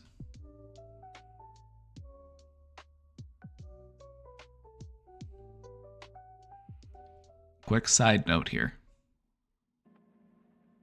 This doesn't necessarily mean that you're a toxic person. Okay. Let me take a step back.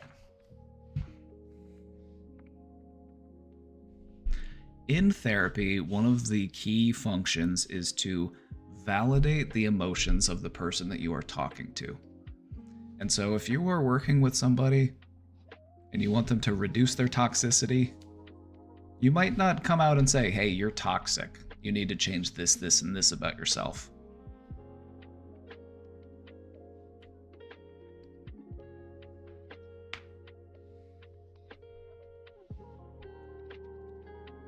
So there are ways that they talk about it without making the person feel like they are the problem. Now, there is a time and a place for doing that in therapy, but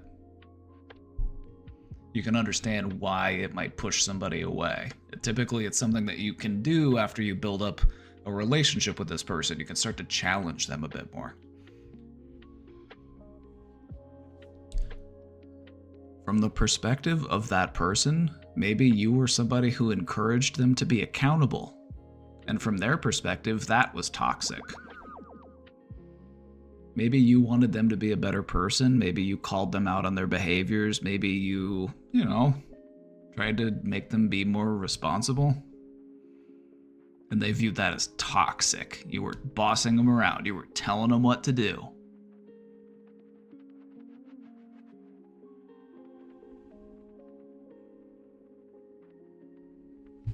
So I don't know. What I'm trying to say is that in a therapeutic perspective, people have different views of what toxicity is. Like, from the perspective of a toxic parent, they will view their children as selfish, entitled little brats, those toxic little shits. Not me, I'm not the toxic one. It's them, they're the toxic one. It takes a pretty advanced therapeutic relationship to get a person to actually reflect on their own toxic traits.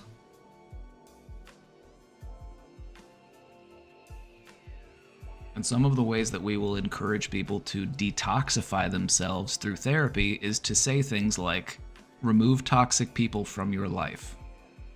Focus on self-care. Do some internal reflection. Think about the nature of your relationships, that kind of stuff.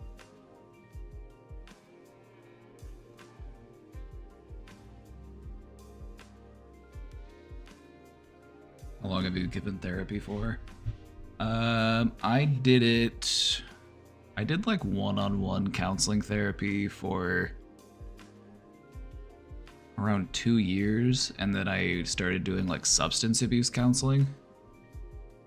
And I did like group therapy stuff.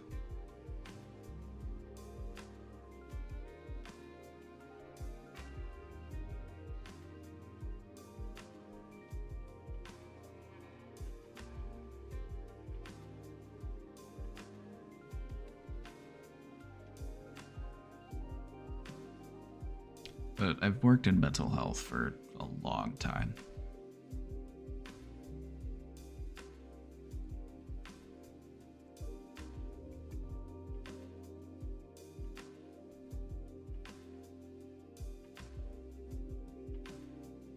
Substance abuse, not only substance abuse, but co-occurring disorders. Co-occurring mental health and substance abuse diagnoses.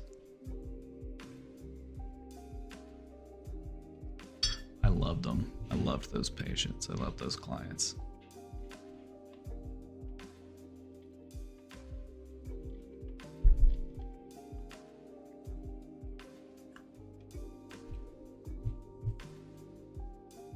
So anyway, do you see where I'm coming from with what I was trying to say?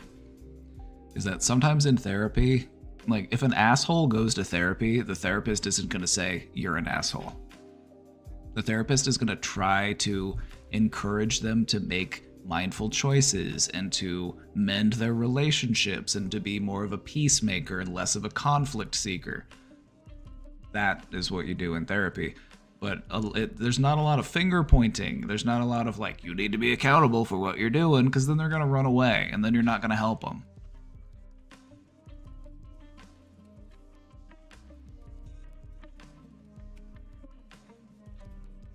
Anyway, just giving you some insight into why that might have happened, and it might have had nothing to do with you.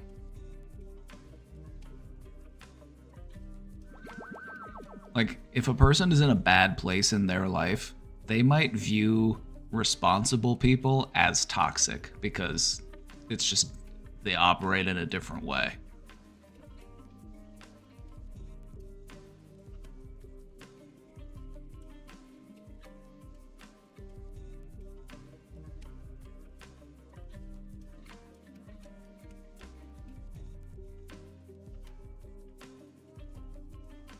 She cut me out of my life because I have road rage. I found that kind of frustrating because they never brought it to my attention and never even explained why they were ghosting me before that day we reconnected. Which sounds kind of toxic if you think about it. Doesn't that sound kind of toxic? Isn't ghosting people toxic? Isn't, not communicating about your feelings toxic? I'm like, when you just start throwing around the word toxic, it's like it kind of loses its meaning.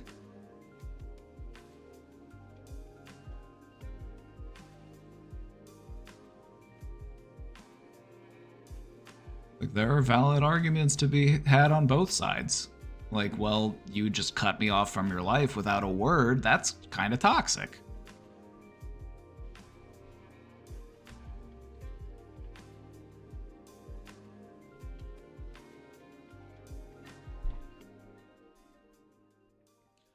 And to be honest, I do have road rage, but not to the extent where I would think someone needs to remove me from their life. Like, you're not stopping the car. You're not getting out of the car, right? You're not like getting out of the car, like that kind of road rage, right? You're not like slamming on your brakes, pulling over to the side of the road like, all right, I'm gonna fight this person, right? Like, it's not to that extent. Not like, I'm gonna start brandishing a weapon. It's not like anything like that, right? It's more just like, maybe I yell, maybe I cuss.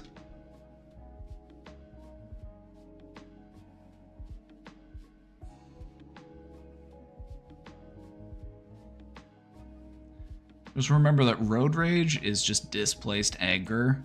It stems from some other area in our life that we're angry, and it manifests in the form of road rage. Because it's a valid place to exercise that anger that we've been holding on to.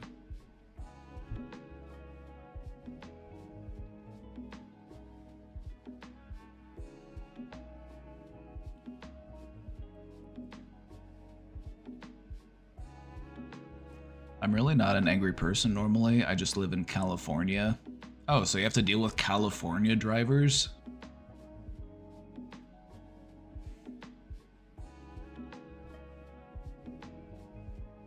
I mean...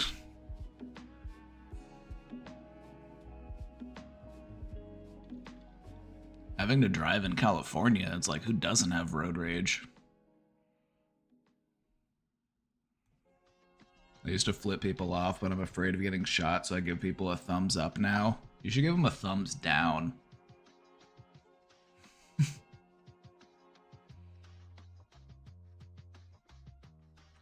The only time I get angry on the road is when someone does something dangerous that could cause an accident. Exactly. And this is also why road rage is such a great outlet for our suppressed anger. Is because it's a valid situation. It's like, hey, jack off, you could have killed me. You know what I mean? Like, I'm walking here.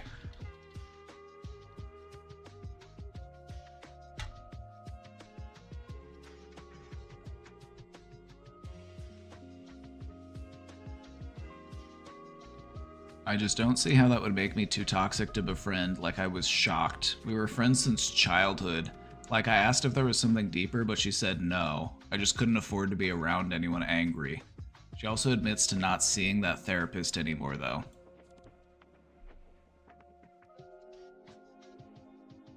I don't know, maybe your friend just didn't really think about the question that hard. You know what I mean? Like I wouldn't beat yourself up over this. I would just say maybe your friend just didn't sit down and think about this question long and hard enough. Your therapist was like, "You need to remove toxic people from your life." And your friend was like, well, there is that one friend who has road rage. Should probably cut them out. That's kind of toxic. Let's see, what else should I think about? Oh yeah, I've got another friend. They double dip. They double dip at the chips and salsa. Gotta cut that out.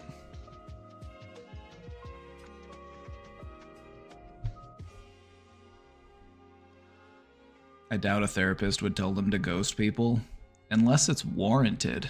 Because in some situations, no response is a response, and sometimes that's just the way you gotta set that boundary.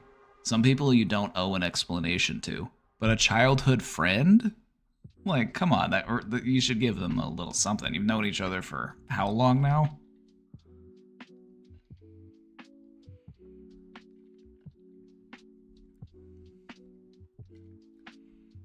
Does your friend road rage?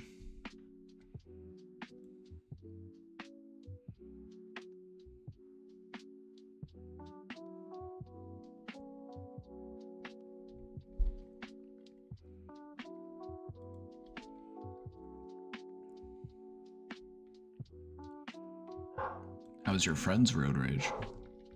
Kind of makes you wonder.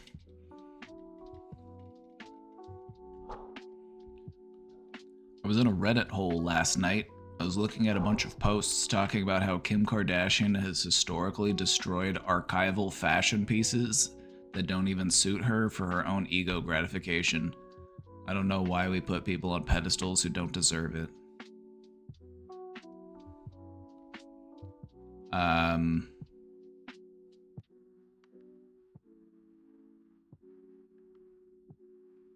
Yeah. Yeah, I mean, we're talking about cults today, so hopefully we'll be able to shed some insight on this.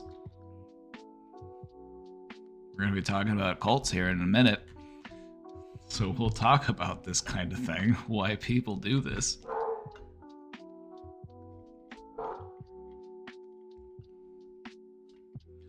What about someone you knew since you were 14 and you cut them off around 20? I'm like, 6 years is nothing, if we're being honest.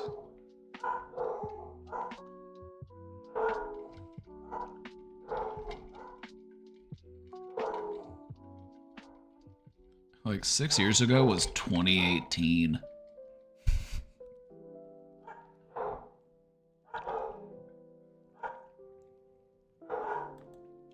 I cut off some middle school and high school friends for just being too distant. Not sure if I should have tried harder to build it. I mean, it helps to build a bridge if the other person is also building half of the bridge. But if you're the one who has to build the entire bridge, you gotta ask yourself, is it worth it? Can you work it? Can you drop down, flip it, and reverse it?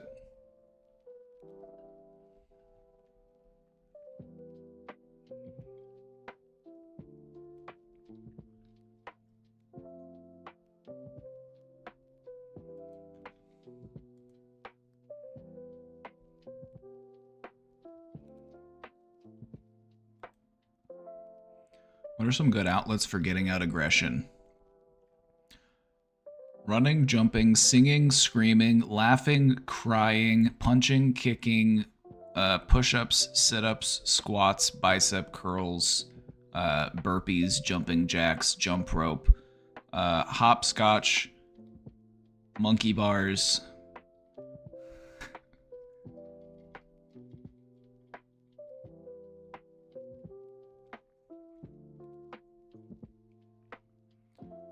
What does she say after that? Missy Elliott? It's reversed. She says you can drop down, flip it, and reverse it, and then it plays backwards, I think.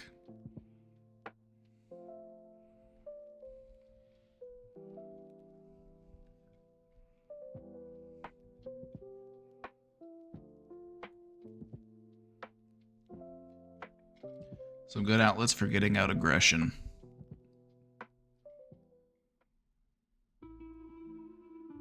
Anger likes a healthy outlet. It likes a healthy outlet. Lately, I've been trying to channel my frustration into productivity. I'm gonna take my anger out on these dishes. I'm gonna take my frustration out on folding this laundry.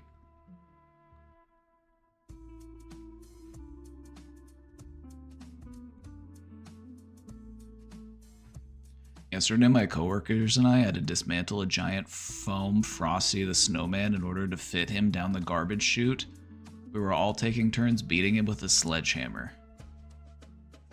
My coworker passed me the hammer and I said, I'm not very good at being aggressive, but he made me do it anyway. I was way better at it than I thought and it felt good. I think I need to release more aggression, but I'm not sure how to do it.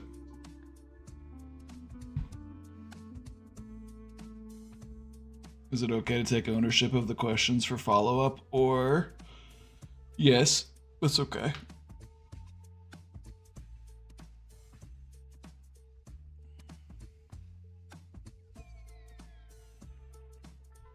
Nobody thinks they're gonna have fun with a sledgehammer until after they swing the sledgehammer.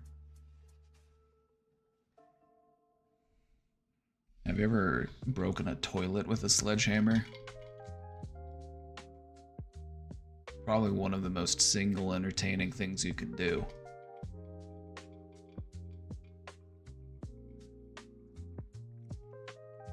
Hammers are the most fun tool. It's objectively true. There's just a very, like, primitive, primal part of our brains that's just like, me smash. That's why rage rooms are so popular these days. People just want to beat up a toaster. They want to smash some plates.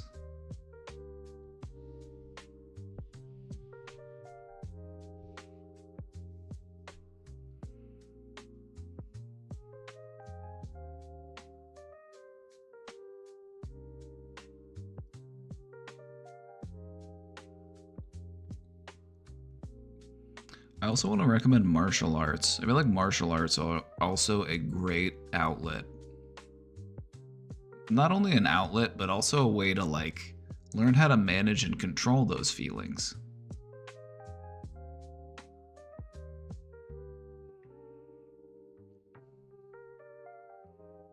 Oh yeah, I set up a rage room in our house for Casey, and I gave her a sledgehammer and a bat. I got her some dishes to break. I found an old TV screen. I found a toaster. A little piggy bank.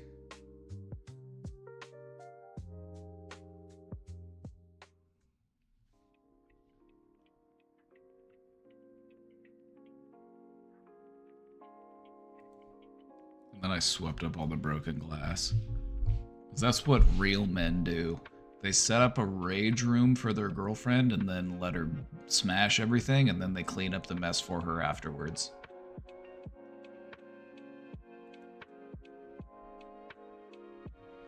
My mom told me to get my aggression out by putting away the dishes. No, you don't take out your aggression on putting away the dishes. The aggression comes away from cleaning the dishes. You're taking your anger out on that dirt, on that food, that grime. If you're putting away the dishes, you are practicing the art of peace. It is a Zen activity. It's not one to be done with violence.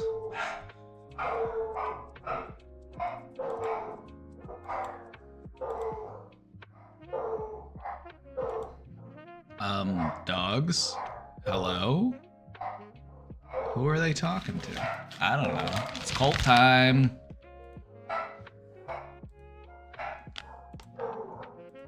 My God, who's ready? Who's ready?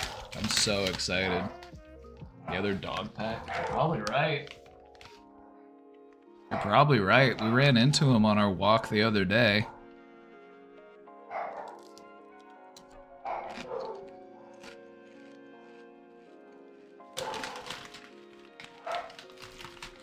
Whatever happened to that kitten yesterday?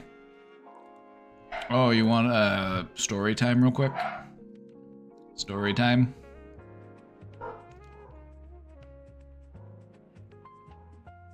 Alright, story time real quick. So yesterday, Casey was out driving and she's going over a bridge and she sees a cat in the middle of the street, in the middle of this bridge, so she stops the car, puts on her hazards, she sees traffic coming, so she hops out real quick, scoops up the cat, takes it into the car.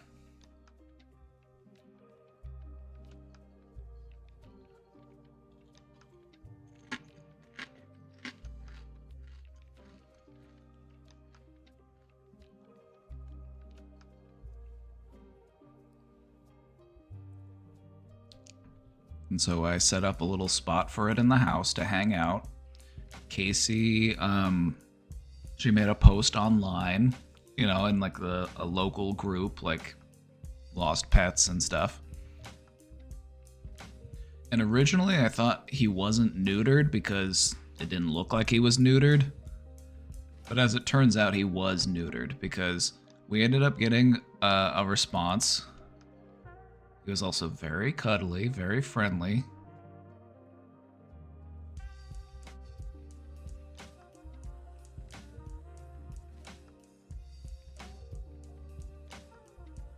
Very handsome.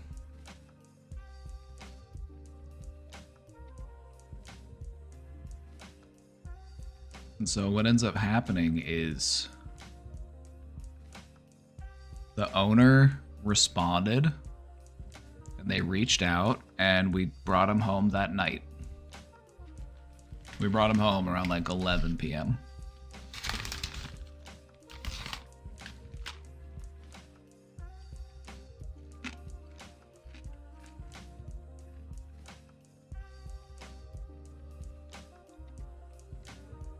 Also, a funny part of the story was the owner said they had just had him neutered, and he apparently had really big balls, and so he had quite a bit of sack left. That was what they said. And so that's why I thought he wasn't neutered. It just turns out he just had a big sack.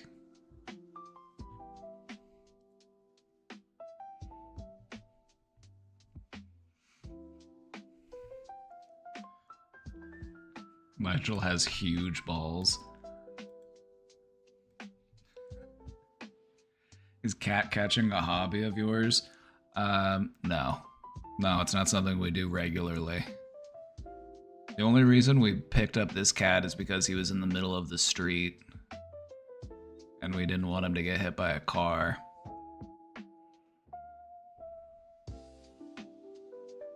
We called out animal control and they checked him, like they had a little scanner to see if he had a microchip or something. He didn't have a microchip, so I set up a room for him in the house. I gave him a little litter box. I gave him some food and water. Said, all right, buddy, hang out here till we figure out what to do with you.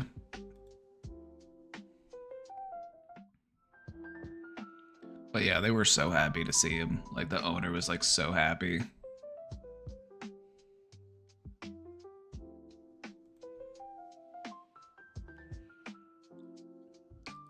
Eamon, I saw your follow-up. I'm gonna respond to that real quick. I just want to let you know I was the one with the friend who ghosted me and I didn't explain this well enough, but the therapist was getting way too involved. Oh, that happens. That happens, by the way. Like, therapists are people, and sometimes people just suck at their jobs. Therapists are no different. Like, it wasn't just a suggestion to cut out toxic people. She suggested certain people specifically to be cut out. That's overstepping your bounds as a therapist. If you're gonna cut somebody out of your life, it should be your choice. And I, as a therapist, would, hypothetically, weigh both options for you. Like, what would it look like if you were to cut them out? What would it look like if you weren't? Can we mend this? Have we tried communicating about it? Do we just need some space? It doesn't necessarily need to be a permanent separation. It could just be, take some time away to give yourself room to think. But to just straight up tell people to cut people off, you could see how that would be harmful as a therapist to do to a person. Now, I did give an exception to that. I was like, if you are in immediate physical danger, like if this person is like threatening you with weapons, like, okay, you need to distance yourself from this person. I'm very concerned. You know what I mean? Like she had to cut out her mom from her life because her mom kept asking her when she's gonna get married and have kids. Oh, that thing that every mom ever does all the time. Isn't that's just something moms do? Like, cut your mom out for being a mom and asking mom questions. This was a particularly bad therapist, in my opinion. It kind of sounds like that.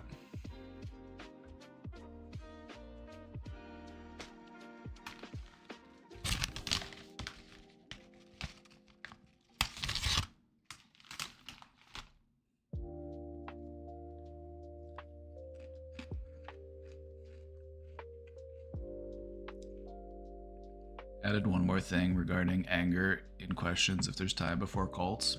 Yeah, let's do it.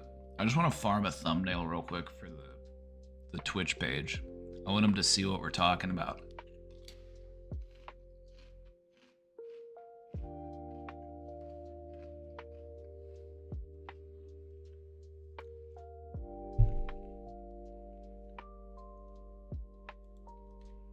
One of the things Casey and I do want to do though is we want to set up some like little cat houses outside because we do have a lot of like strays in the neighborhood.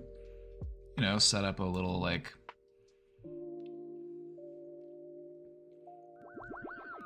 there's a way you can make it so it's like kind of insulated. It's like a styrofoam cooler inside of like a tote bin. So it's got like that layer of like insulation in there so it stays kind of warm.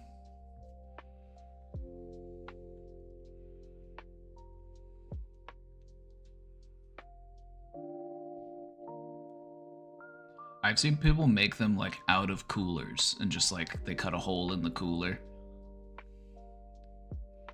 They put like a little flap in it, you know?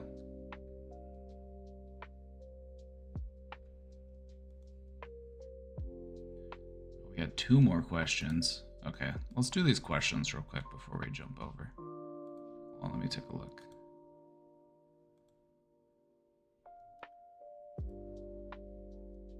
Why did that just take me? Hold on.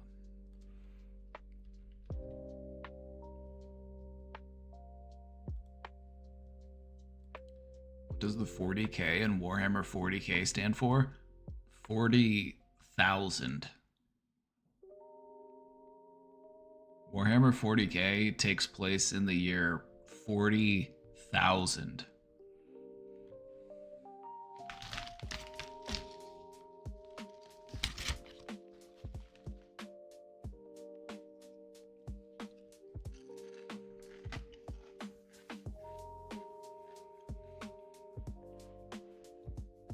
Warhammer 40k fans scare me.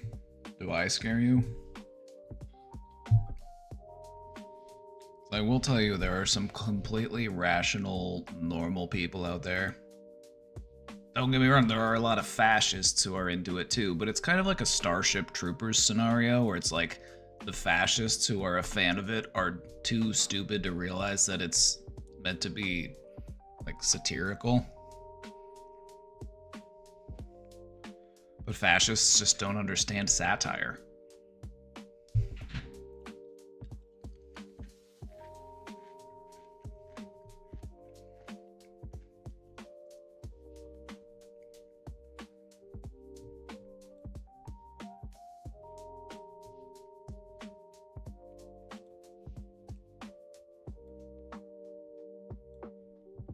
I'm a drummer and have been diagnosed with ADD since like the 8th grade, so I might be biased, but I wanted to add one suggestion regarding letting out anger. Personally, I really prefer mechanical and repetitive, moderately physical tasks to let anger out rather than like explosive tasks.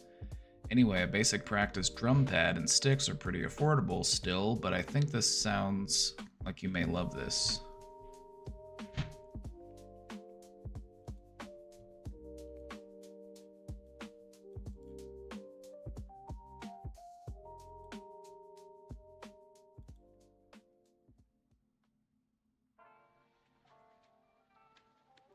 Oh, like a little drum pad thing. Okay, okay.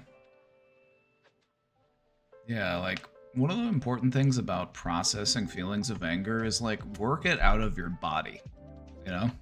You kind of need that like physical release. So whether it's like a lot of people like they'll be tappers, they'll be fidgeting, you know, just a way that their body processes those feelings of anxious energy.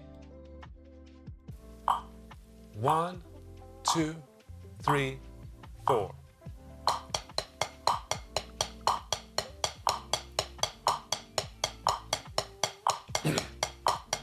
Now when you're doing this, focus on the stick heights, and we want kind of a medium stroke roll, okay? You don't want to be like pulling. It sounds like it'd be very zen, very relaxing. What are pheromones? Oh.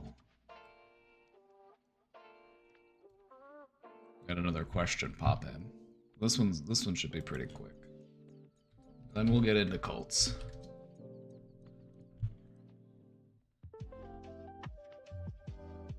A pheromone is an excreted chemical. It's an excreted chemical that triggers a response in other living beings. Now, this is something that you see across many different forms of life. From unicellular prokaryotes to complex multicellular eukaryotes, but also vertebrates, plants, ciliates.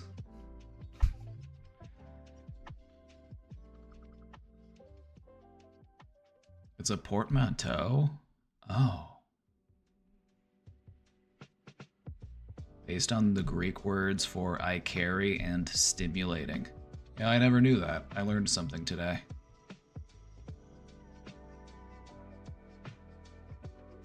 It's basically just like a hormone, except it exists outside of your body, and it's a way that we send chemical signals to each other. Certain plants and animals have like an alarm signal. Like, have you ever like smelled stress on somebody? Have you ever like you pick up on that stress and you're just like you're picking up on it in a different way? You know what I mean? Like we have a pheromone sense as well. And I feel like sometimes we do pick up on it, but we might not recognize that that's what it is. It might manifest as like an uneasy feeling, or like it might even be like an arousing feeling or like an exciting type feeling.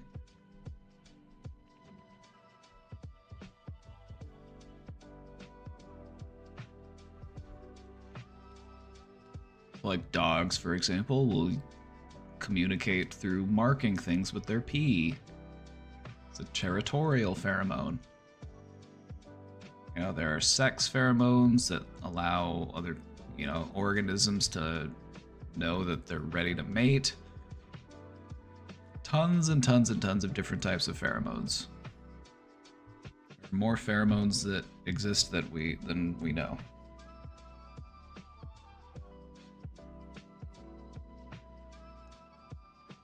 Like human body odor, for example.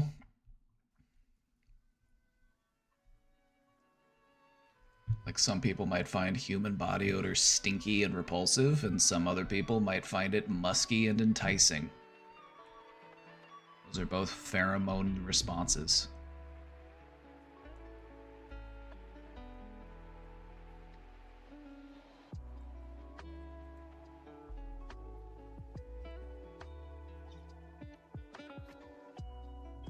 All right, everybody, it's cult time. It's cult time!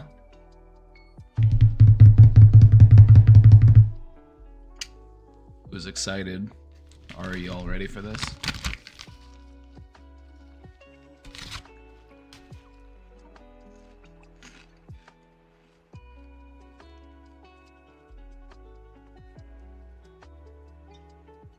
We're making a cult. We're gonna see at the end. We're gonna see at the end. We'll take a poll at the end to see who's in. But I just wanna educate you first.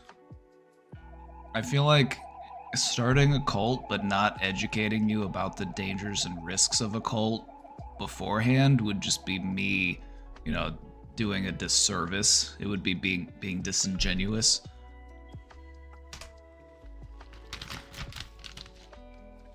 Tierafan, thank you for the Prime sub. I'm part of the Caseytron cult, and I need help. Have you talked to your Final Fantasy XIV boyfriend about it? What did they have to say about it?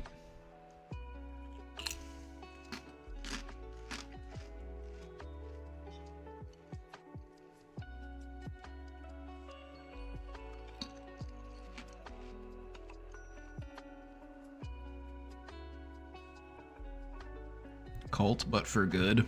Yeah, we call that an intentional community, or a co-op, or a commune.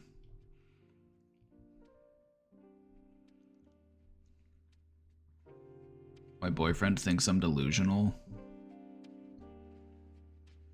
You broke up? Oh, Tierafan, I'm so sorry to hear that. Are you okay?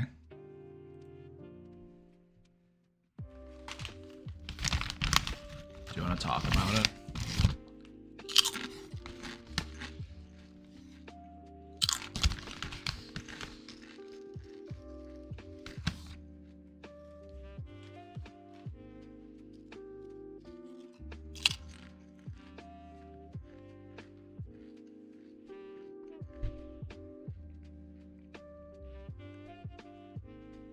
My boyfriend thinks I'm delusional.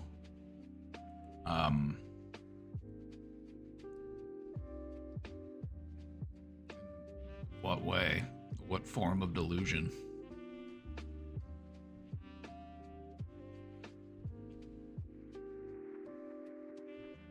Anyway, it's cult day.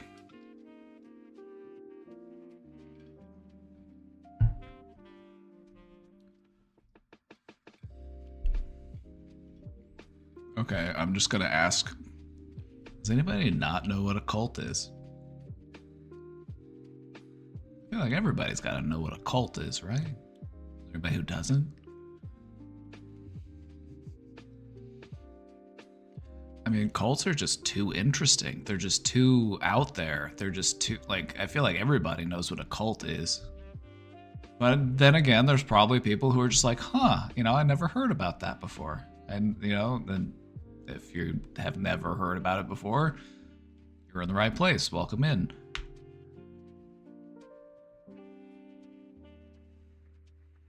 Are there strict requirements or just a community that becomes toxic? There are some requirements, and we're gonna define those requirements. So without further ado, welcome to an exciting episode of the Brain Domain. Today we're gonna talk all about cults.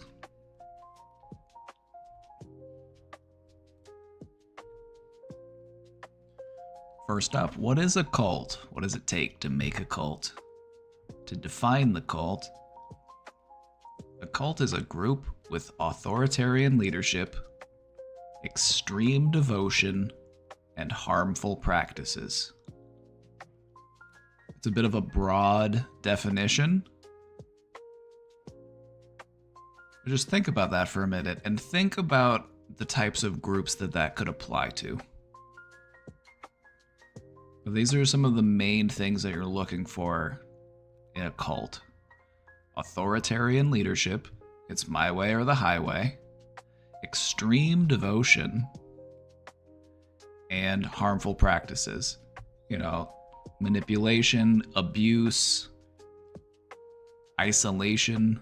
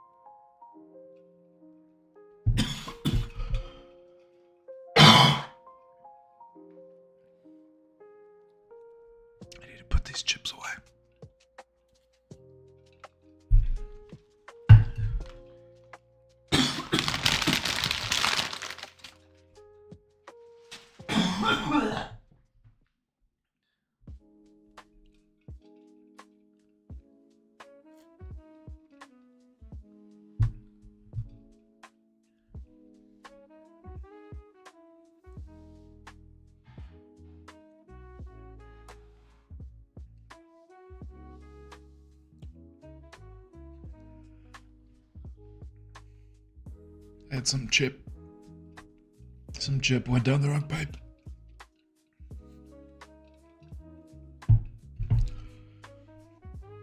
When will I learn? Stop eating chips during presentations. How many times do I have to learn this lesson?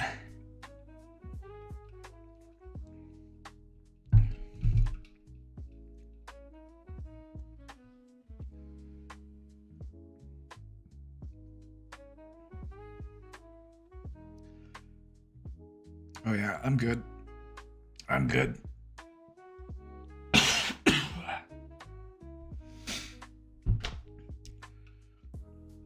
I just had some jalapeno kettle chips go down the wrong pipe.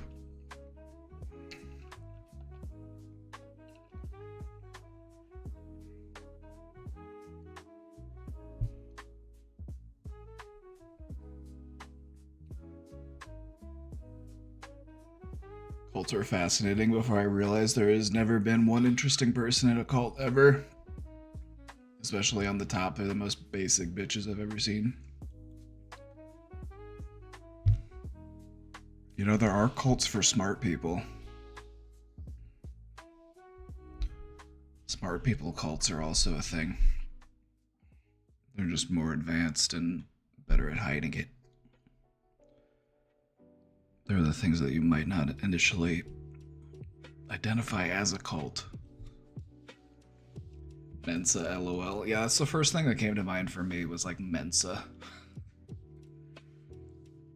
Hey, rich people, pay us money to be a part of a cult. Or like, hey, smart people, pay us money to get validation for how smart you are. Or like some of those weird groups within like Ivy League schools. Like Skull and Bones type shit.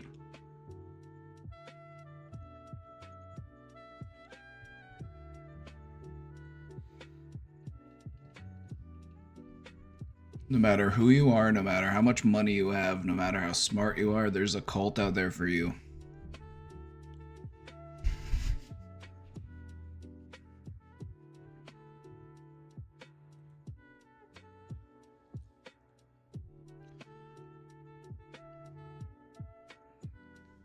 Maybe I should just start this. I'm going to start the presentation over. I'm going to take it from the top. That jalapeno chip really caught me off guard.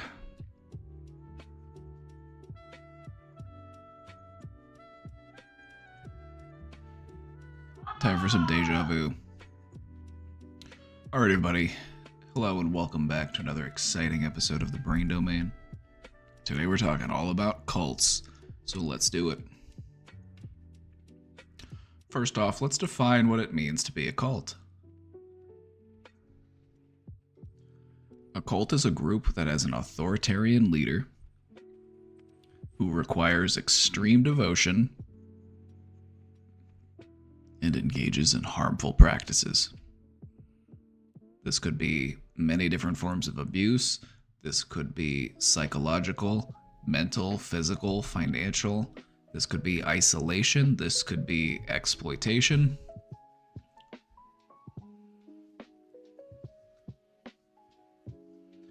And another key aspect of a cult is that it prioritizes control over the members, often to the detriment of their well-being. It becomes your in-group, and everyone else becomes the out-group. So this could mean distancing yourself from your friends, your family, for the good of the group.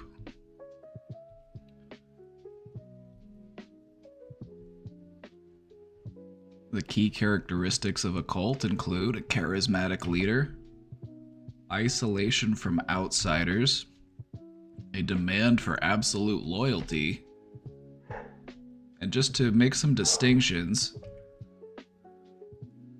from religions.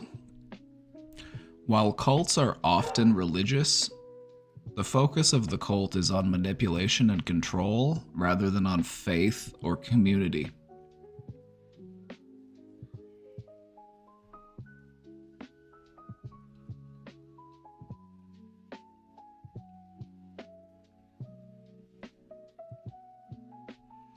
How would you differentiate them from some more of the radical sects of organized religions, or do you not? I would say that they are one and the same. Many cults are religious. Not every cult is religious. Not every religion is a cult. But it's a very important fundamental of many cults is the spirituality aspect of it. If you can tell somebody, hey, we've got the answers to the questions that you're looking for regarding life, the universe, all of that, you just got to sign up. You just got to be a part of it. It can appeal to people who feel lost and looking for answers.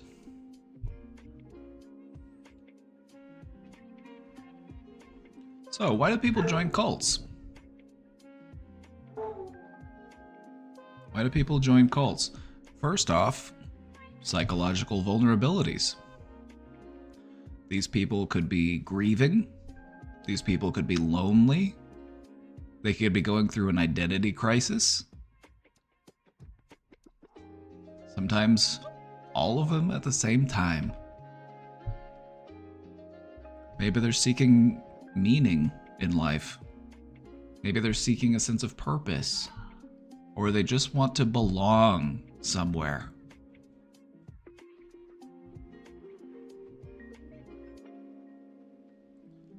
There's also social influence within cults that encourage people to become members once they start to show interest.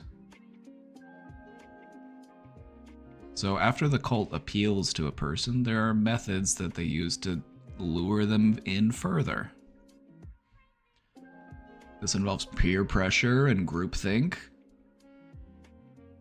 You know, you want to fit in, so I will agree with the group. I don't want to be an outsider. I want to be a part of the club. So I'm going to go along with what they say. And then you see everybody else doing these things, so I should do them too.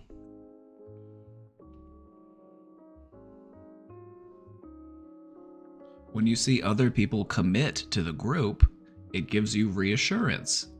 It makes you feel like, okay, well, they're doing it, and I trust this person, so maybe joining's not such a bad idea. You know, if they're committed to the group, maybe I need to be committed to the group too. It kind of helps to get rid of some of your reservations.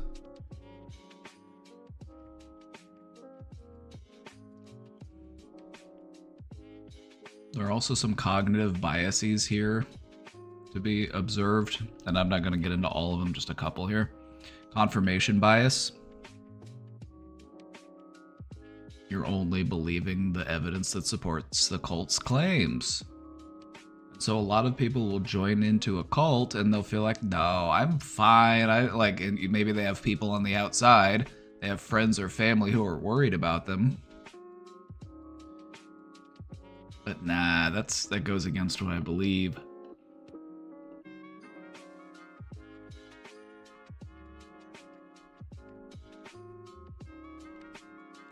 There's also the sunk cost fallacy.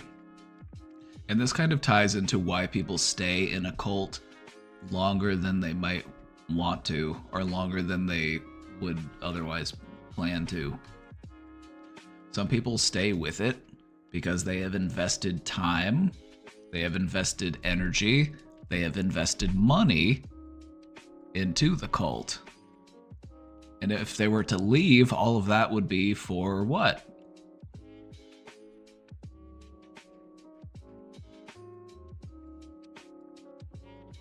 Would joining the cult include social media? We're going to talk about influencer cults here at the end. We're going to talk about the current modern trends in cults. Sounds like an MLM. MLMs are cults. MLMs are cults. Do you think recovery is a cult? I would say no. There is a lot of groupthink. There is a lot of like peer pressure, but there isn't like an authoritarian leader.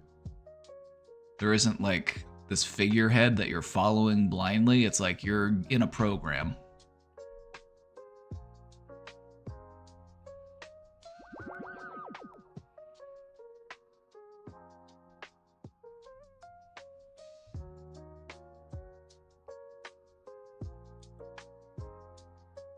Well, Costco? Costco is definitely a cult, but I'm in it, so it is what it is. How do people recruit for cults? Let's talk about cult recruitment methods. First up, you got love bombing. One of the ways that they will lure people in is by overwhelming new members with attention and affection. We're so glad you're here. We're so happy you've finally joined us. You're gonna love it here. Everyone here is so kind. We love you so much.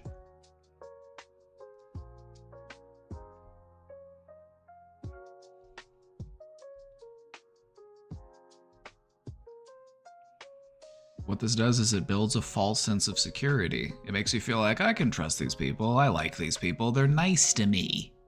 They're kind to me. Maybe I haven't had that in a while. Maybe I don't feel welcomed and accepted, but I feel welcome and accepted here, so I'm safe here. Cults will also target a person's vulnerabilities. They prey on the emotionally or socially isolated. Like, we welcome you, we understand you, you can come as you are, we won't judge you.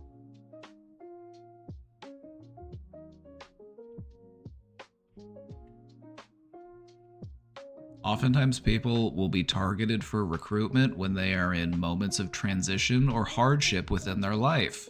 Maybe they're new to the city. Maybe they don't have any friends here, they just moved here. They just got divorced. You know, or maybe they just dropped out of school, or maybe they just graduated.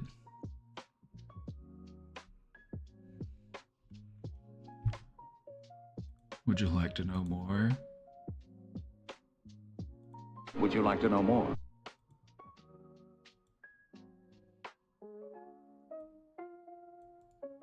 Hedonic outreach is also a strategy. Yep, it's that classical motivation. That would be like, hey, this is a party. This is a party. We're having fun. This is good. You know? Everybody else's life, it sucks. But we're having a lot of fun here. You want to have more fun? Hang out with us.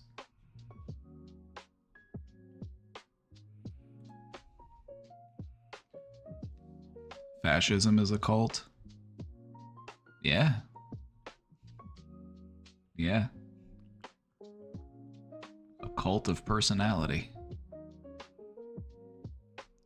Another really important thing to remember is that cults gradually indoctrinate their members. You start them off with small, seemingly harmless tasks, and then these demands escalate over time. You don't immediately jump into the outlandish, ridiculous, you know. You work them up to that.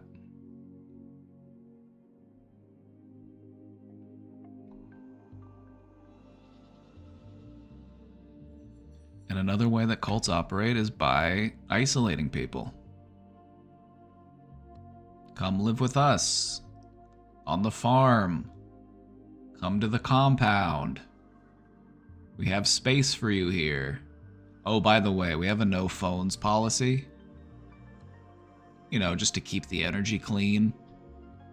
You know, for our spiritual enlightenment. You know, we don't want any of those pesky 5G signals buzzing around.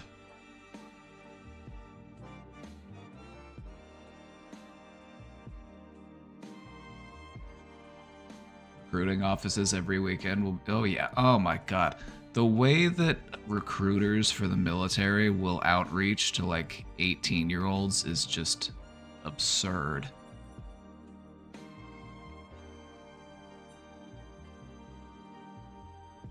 Are sororities cults? Kinda. Yeah, kinda.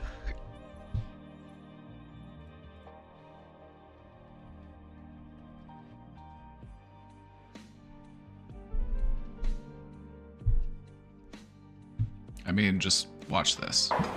Hi, I'm Maddie, Recruitment Vice President. I'm Haley, Chapter President. I'm Jean Marie, Formal Recruitment Chair. We've been waiting for you all summer, and we're so glad you're finally here. Boom, boom, I wanna go 85. Boom, boom, and maybe that ain't no lie. Boom, boom, I wanna go 85, don't you? Boom, boom, I wanna wear white and blue. Boom, boom, and wear that diamond too. Boom, boom, I wanna go 85, don't you? Boom, boom, I wanna go 85. Boom, boom, that's Alpha Delta Pi. Boom, boom, I wanna go 85, don't you?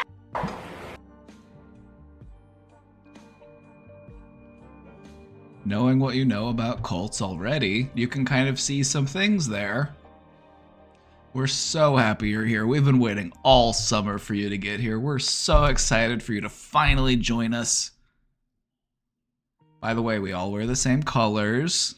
We all sing the song.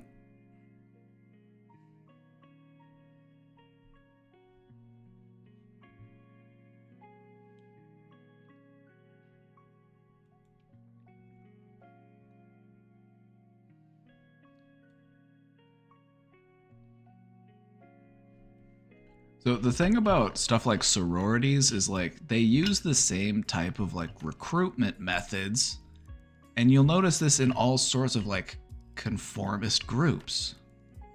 Not every conformist group would meet the criteria of being a cult, I would say. They can be cultish. But some of the things that are really important to remember, that what makes a cult is that we're gonna isolate you from your friends and your family. We're your new family. We gotta do what the leader says. Their word is final.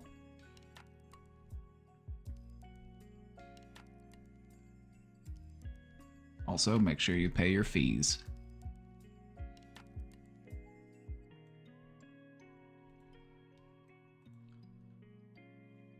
The methods of control include charismatic leadership, a leader that claims oftentimes divine authority or exclusive knowledge.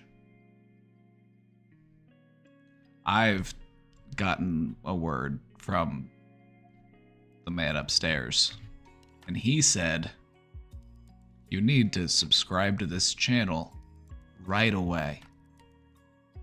If people don't subscribe to this channel right away,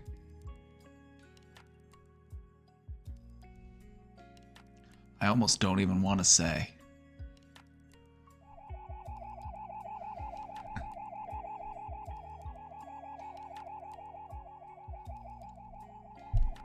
What about jobs that say they're like family? Oh, just as a thank you for subscribing. Thank you. When a job tells you that you're family. See, what you're starting to pick up on is indoctrination tactics. Not every establishment that uses indoctrination tactics is a cult, but you're starting to recognize their techniques, right?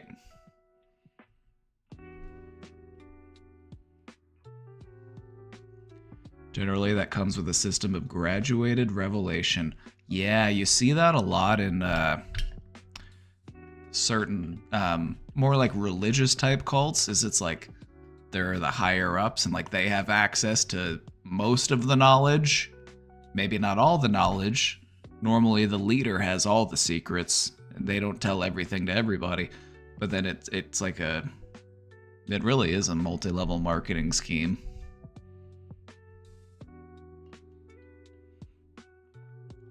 This also reminds you of manipulation tactics that abusers use. You're onto something here. These are also techniques that abusers will use. You know, abusive partners as a way of keeping a hold on you and keeping the abuse going. They isolate you from your friends. They isolate you from your family. You have to listen to what they tell you to do. You have to tolerate their abuse. There is no way out. You are here. You cannot go anywhere.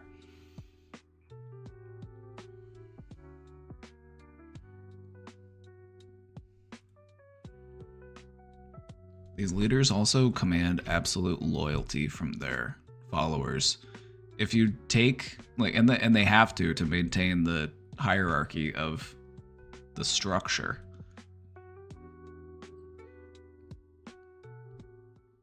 If anybody calls out the leader, they are thrown out of the group. Because you can't have that. You can't have that.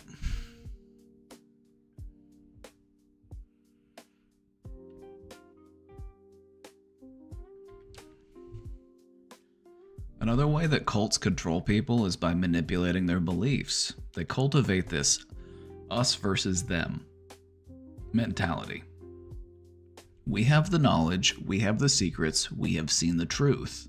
The other people, they're not ready for it. They don't understand it. They fear it. So it's us against them. They'll often portray the outside world as hostile or evil. You see this one a lot in the more like fundamentalist religion type cults. No, you can't go out there. The world is a scary place. It's evil. They're gonna corrupt you.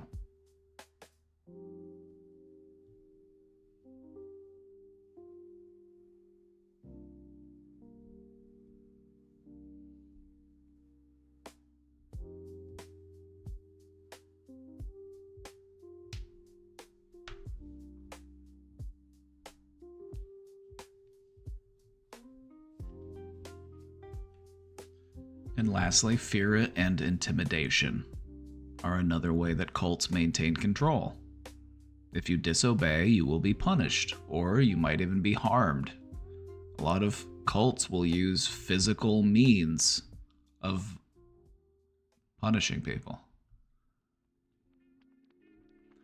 Like there's this one church, and I'm not going to say its name. I don't want to say its name, because then they're going to send people after me, because that's what they do. There's this one church I've heard of where they have this secret site where they send people who have been naughty, and they will keep you there indefinitely.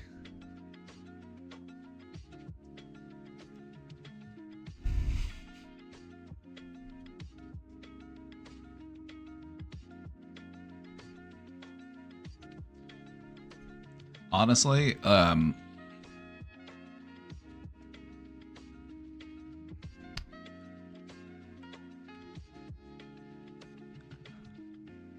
the Gulag.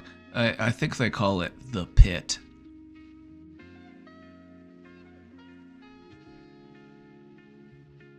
Also, one is a boat. This is true. They also have a boat.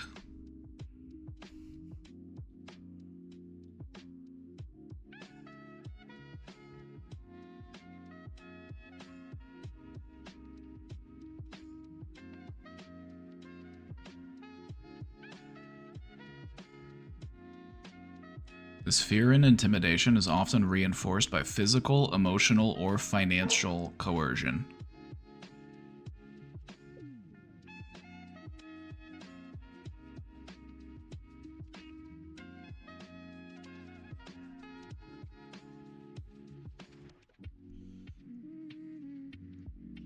All right, we understand cults. Before we get into some specific examples of cults, before we start our cult stories, some warning signs of cult behavior. Just throwing these out there so that you're aware of them. Of overwhelming devotion to a leader or ideology, isolation from friends and family, extreme secrecy around the group practices. You know, you can't tell anybody about what we're doing here. It's our little secret. They discourage you from questioning or critical thinking. And they use fear-based tactics to enforce loyalty. So if you're in a group and they're doing all of these things, you could be in a cult. You might be in a cult. You just described Discord mods.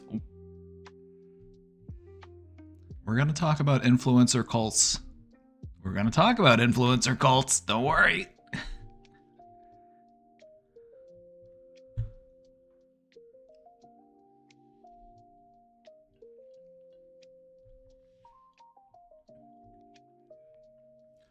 All right, let's talk about some cults throughout history. And we're not going too far back. We're only going back to like the 60s. But there were cults from far back in history. If I were to talk about all of the cults throughout history, we'd be here all day. We could talk about those all week. There's tons of them. Humanity loves a cult. Jim Jones, you got it. First up, it's the People's Temple.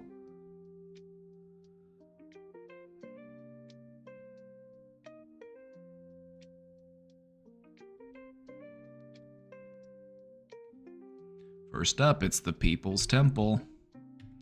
This was founded in 1955 by Jim Jones. That's Jim Jones there up in the corner with the sunglasses. I feel weird wearing sunglasses now because he's got sunglasses on. Anyway, Jim Jones, and these were the methods used in the People's Temple. Was he was a very charismatic leader, and he promised a place for all people to be equal, you know, very like welcoming. Entire families were joining his cult. His cult was actually very big compared to a lot of cults. I mean, don't get me wrong, there are much larger cults, but like as far as like this type of cult goes, like a doomsday type cult, Jim Jones ended up going to South America. He went to Guyana to avoid scrutiny that was being placed on him by the US government.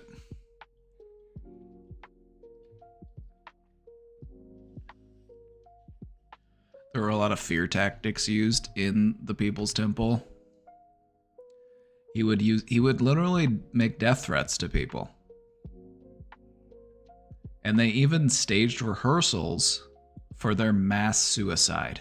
This was a doomsday cult.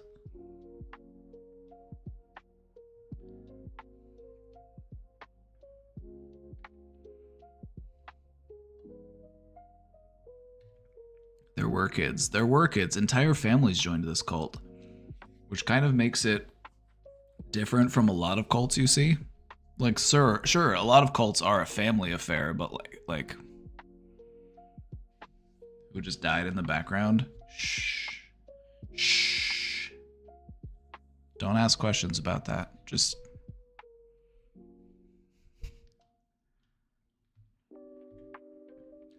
So what ended up happening is in 1978, a little over 20 years after it was founded, 918 people died in Jonestown, which was the name of the town that he founded in the middle of the jungle in South America. This is where the term "don't drink the Kool-Aid" comes from, or talking about people drinking the Kool-Aid, because this is how they committed their act of mass suicide.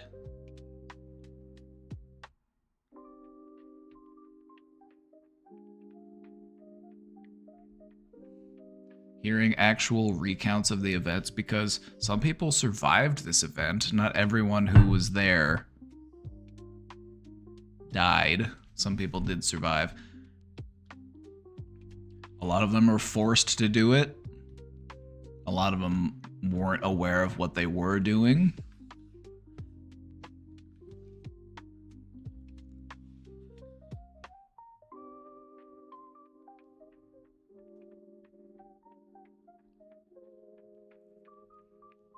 There's audio recordings of it. Yeah, it was a nightmare scenario. And this was a picture of Jonestown. I'm not going to show them on stream, but if you are more curious, there's wild pictures from this. Just tons of people just like laying on the ground.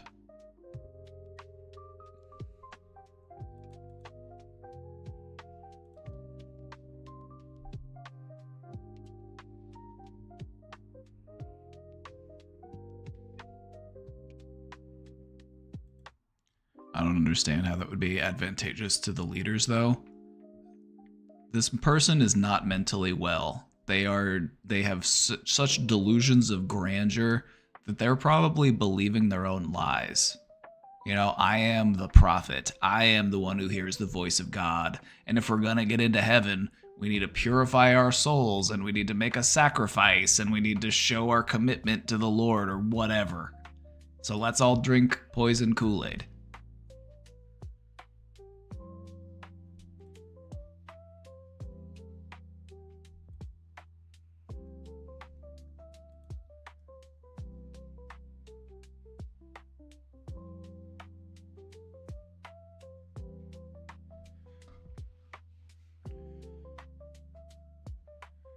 The walls were closing in on Jim Jones even after he fled the US.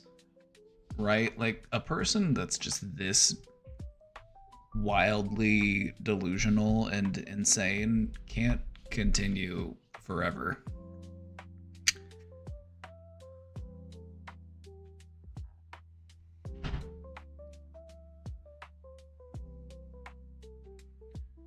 So this is Jim Jones and Jonestown. They call it the Jonestown Massacre.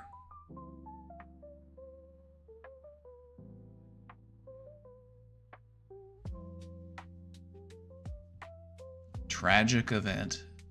Probably this is without a doubt one of the worst cases of like mass suicide in a cult that we've ever witnessed. At least in modern history.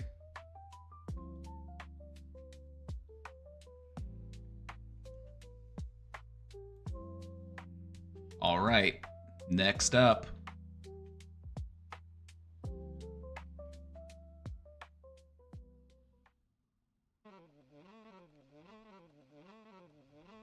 Next up. It's the hippies.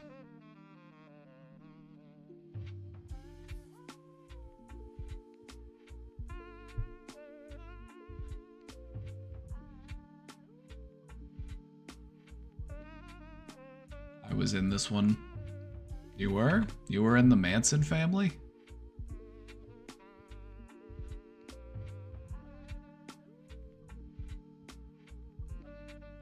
Next up, the Manson family.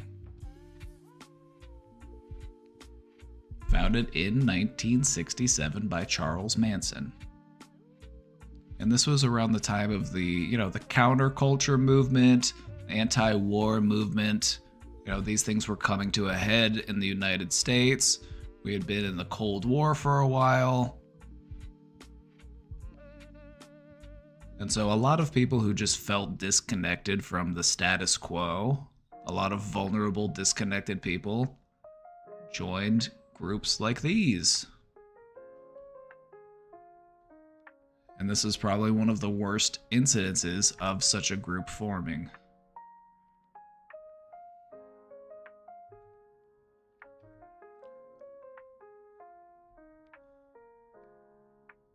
Charles Manson himself had a lot of charisma, and he made promises of this utopian future. They would also use a lot of drugs to manipulate and control their followers.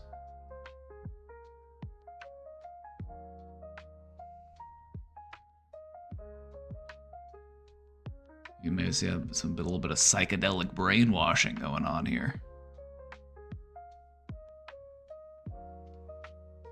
Another thing that they really instilled was this fear of an impending race war.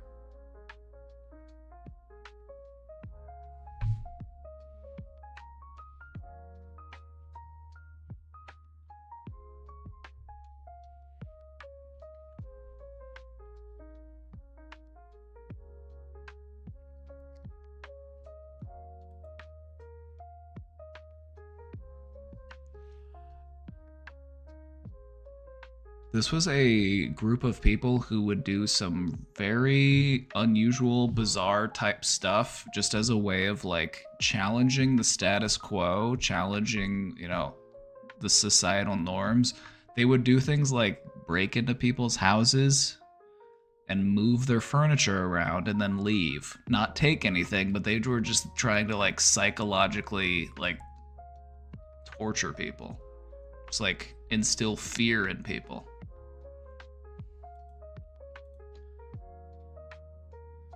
And what ended up happening was in 1969, they murdered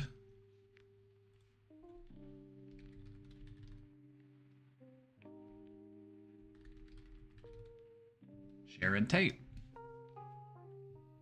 They murdered a famous actress.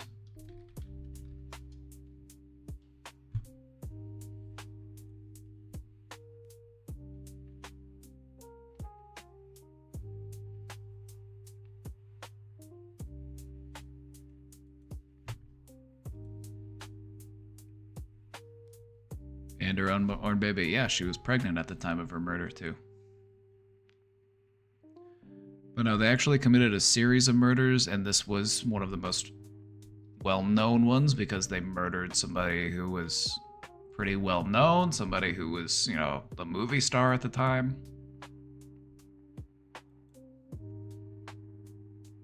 And what ended up happening was Charles Manson and many of his key followers were sentenced to life in prison. The thing about Charles Manson and his sentencing was that it was actually rather unique. He didn't actually kill anyone himself. He convinced other people to kill people. And so this is a really interesting case in that we're actually seeing somebody being punished for convincing someone else to do something.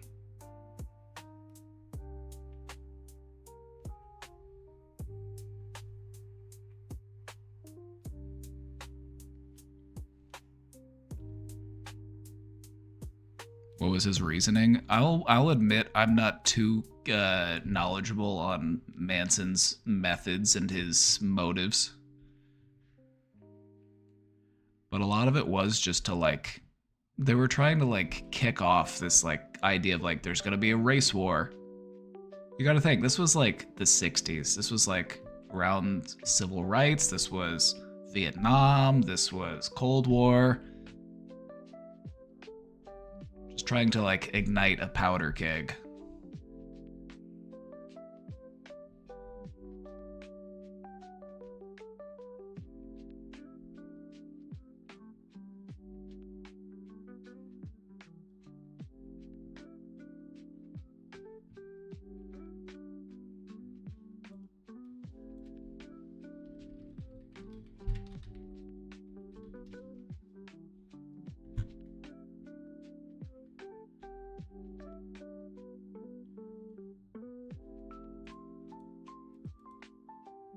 Like 10 years after civil rights. Civil rights, they say civil rights started in the 50s, but the civil rights movement was still going on at this point in the 60s.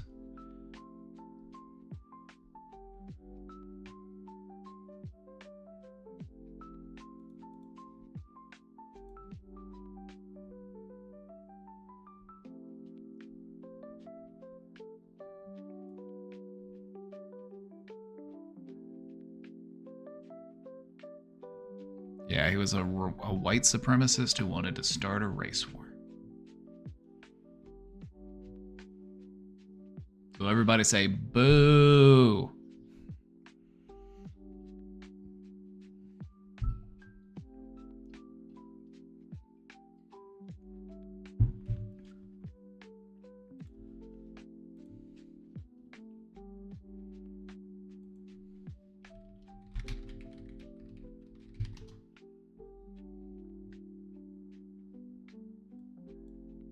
Do you want to hear some of his gibberish? This man was literally insane. Like, do you want to hear some of his gibberish?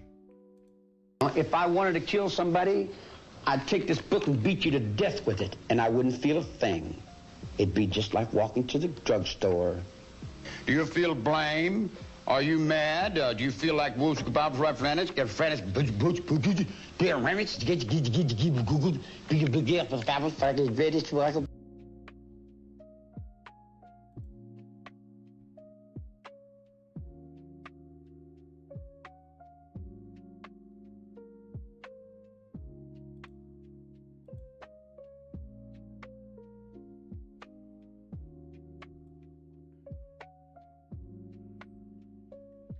Anyway, that's the Manson family. Next up, one of my personal favorite cults. I mean, is that bad to say? Because people did die. It is bad to say, but this is one of my... I find this to be one of the most interesting cults because this was the first big cult of the internet age.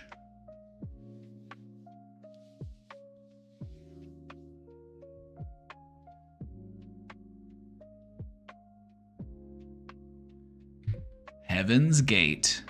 Has anyone here not heard of Heaven's Gate before? Is this anybody's first time ever hearing about Heaven's Gate?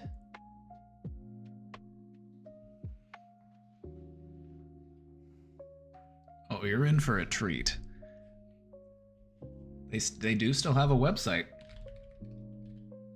I'll show it to you here in a minute. I'll show it to you here soon.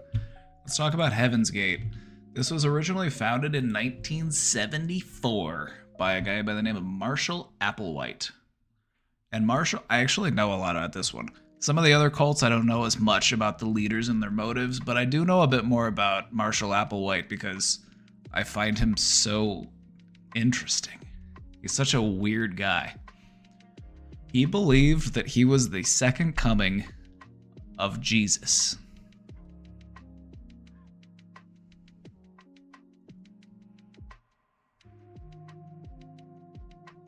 And he said, but this time, God came back with me. And also, you can call me Doe. Like, just D-O. Just like the sound, like the musical note. I am Doe.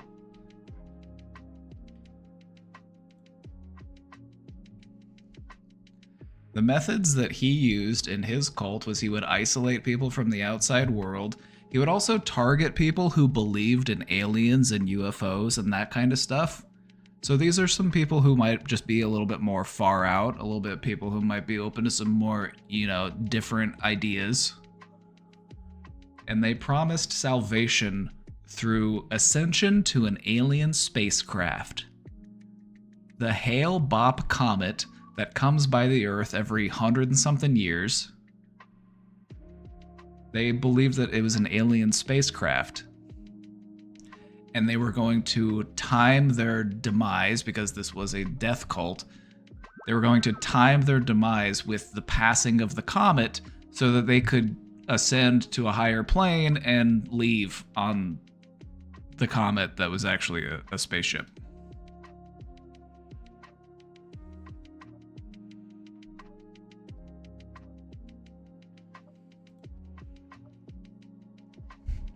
You didn't want to be left behind on Earth. He filmed videos, and the title of these films, they're basically film length. They're like over an hour long, and he's just talking to the camera, staring directly into the lens, looking just like this. And he's just talking about how the planet Earth is about to be recycled. Everybody who's here is gonna get, they're not gonna survive. It's doomed. The planet is doomed. It's gonna get recycled, and you don't want to be left behind. So come with us on the comet. And so what ended up happening was in 1997. So this cult was actually around for a little while. They spent a lot of time like slowly building up and recruiting people. Their cult wasn't especially large. But what ended up happening is in 1997, 39 members died in a mass suicide, believing that they would leave the Earth behind. They would be leaving on the Hale-Bopp comet.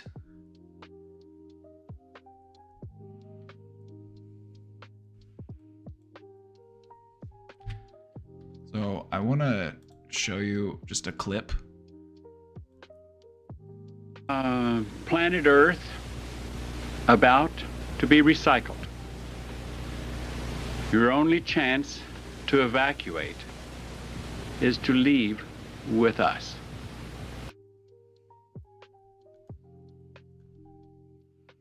The whole video is an hour long. filled with the Holy Spirit. Filled with the Holy Spirit meant that Jesus' mind entered the body he was wearing to the degree that his human mind, As you can see, he's just staring. disciples, those who are trying to prepare themselves for entry into the evolutionary level above human, synonymous with the kingdom of God, the kingdom of heaven. We're going to talk to you about the most urgent thing that is on our mind, and what we suspect is the most urgent thing on the minds of those who will connect with us. We'll title this tape Planet Earth About to be Recycled. Your only chance to evacuate is to leave with us. Planet Earth about to be recycled. So he just goes on for an Your entire only hour. chance, they think of this. You go see if you can connect with the purest, highest source that you might consider God, and say, what about this? Is this for real? Is this for me? If it is, then give me the strength. Because as soon as you tell anyone else, they will be used as the instruments to have you not believe, to have you stay in this world and wait for heaven on earth. We hope to be of some service to you in this short time. Anyway, they still have a website.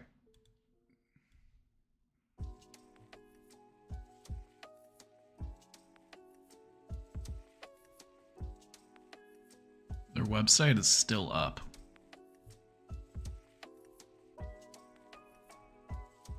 They left a cult member behind to answer their emails. You can contact them via email. They left somebody behind.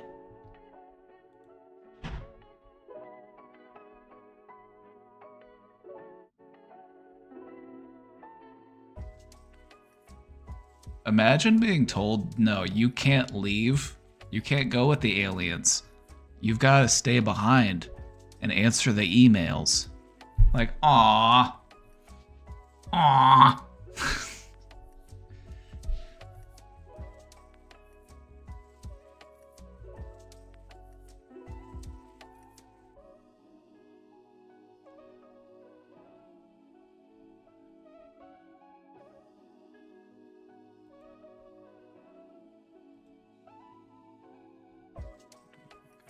Just...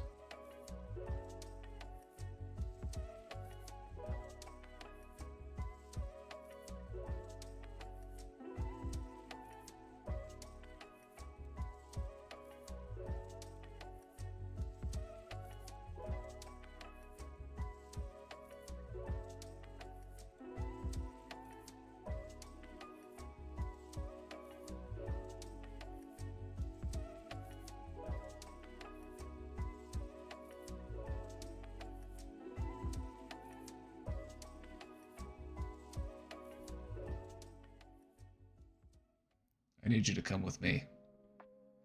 We're going to space. Are you ready? Get your Nikes. Get your tracksuits. We're hopping on that comet. We're out of here.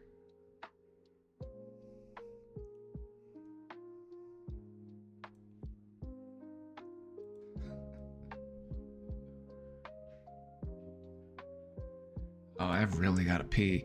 I really gotta pee. Maybe I should just leave here. Do you want to watch some more Marshall Applewhite? Here, I'll let him entertain you for a minute. Now, the reason this is such an interesting time I'll be right back. I is gotta pee. not only because we're on the threshold of the end of this civilization, because it's about to be recycled, but because of where that finds us, where that finds you, where that finds those who would judge us, how we would speak of them, and how they would speak of us. Now you say, you keep saying us.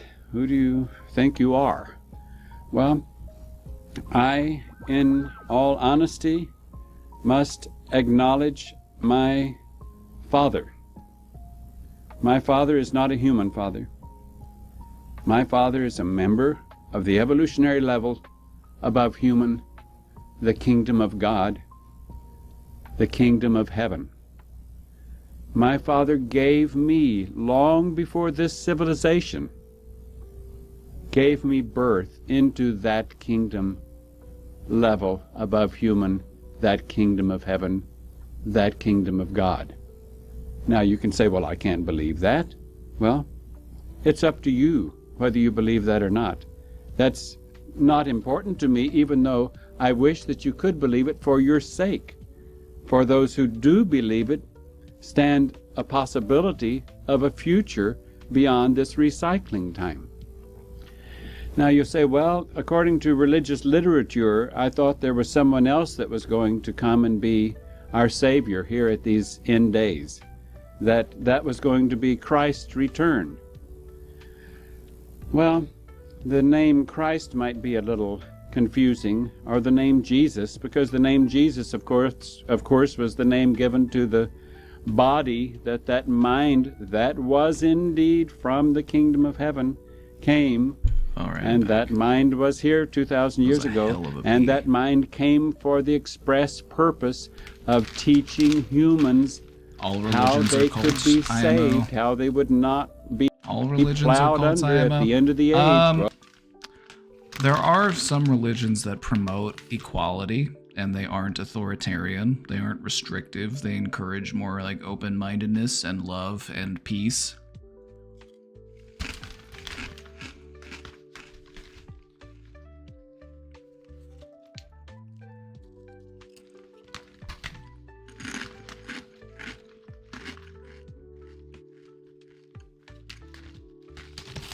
Yeah, Buddhism's a good example. But here's the thing.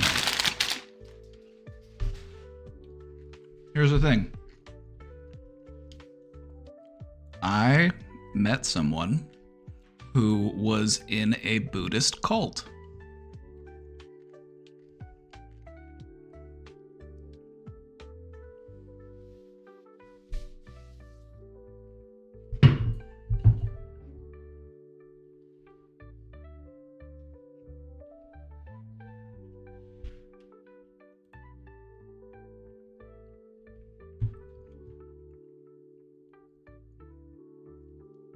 I believe that spirituality is important, but I also believe that authoritarianism is bad, and that manipulation, exploitation, using fear, those are bad.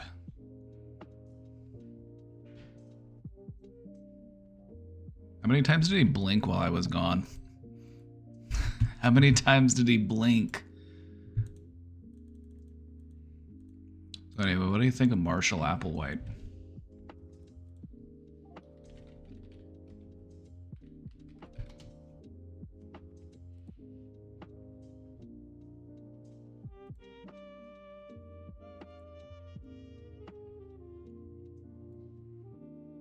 I think I'm going to show you this picture real quick. Well, hold on. Let me see if I can find it. I want to show you a picture. Heaven's Gate, but I don't want to show you a picture of like.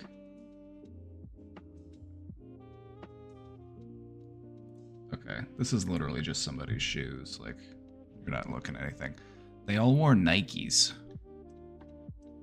They had outfits. They wore matching outfits. So they all had like Nike shoes and jumpsuits and stuff.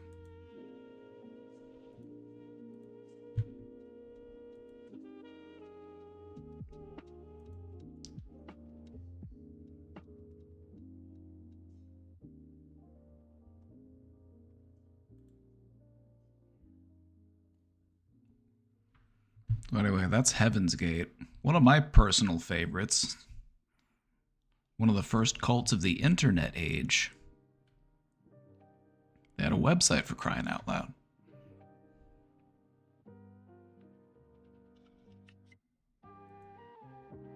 All right.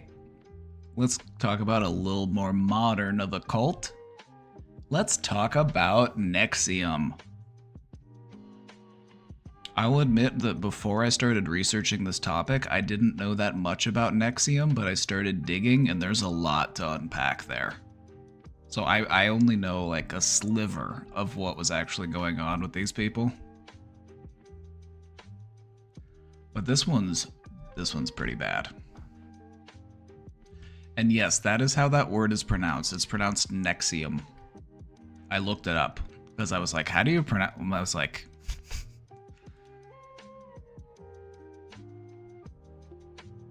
it was founded in 1998 by a guy by the name of Keith Raniere.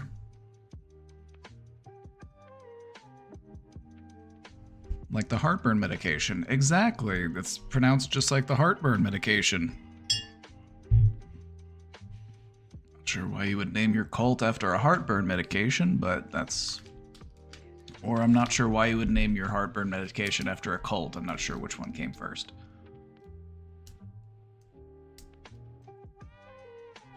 Some pretty prominent people were in this one. This is true. This is one of those cults that was targeting people who had wealth, who had influence. This is one of those types of cults who it's like, it's for prestigious people. And it was marketed as an executive success program. It was essentially disguised as a self-help organization. And what ends up happening in these types of organizations is you are gradually indoctrinated into these more and more coercive practices. They would also use fear and blackmail as a way of maintaining control over people. And eventually what ended up happening was in 2020, Raniere was convicted on charges of sex trafficking and racketeering and was sentenced to 120 years in prison. Just like, oh, I'm not going to say their name. I'm not going to say their name. They're going to know that I'm talking about them and they're going to send somebody to my house.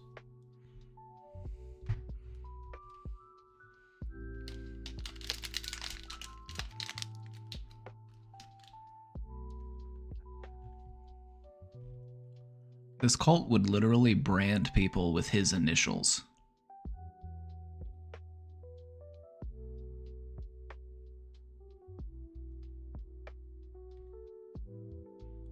Let me pull up real quick with the, hold on, I've got their article here.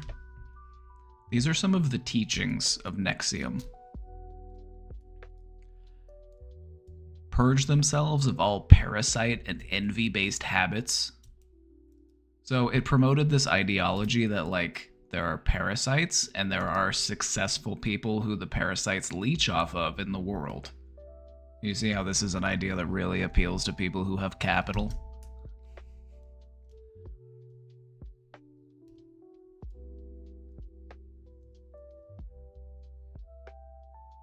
Ethically control as much of the money, wealth, and resources of the world as possible.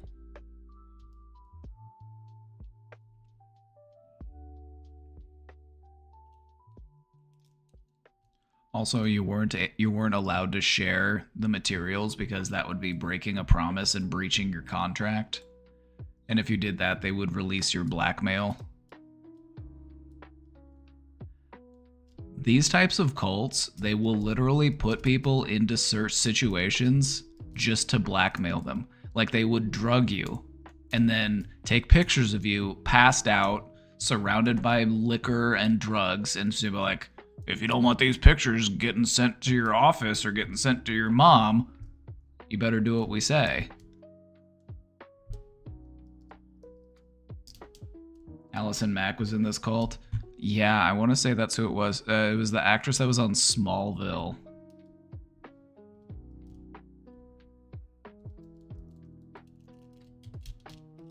Is that who I'm thinking of?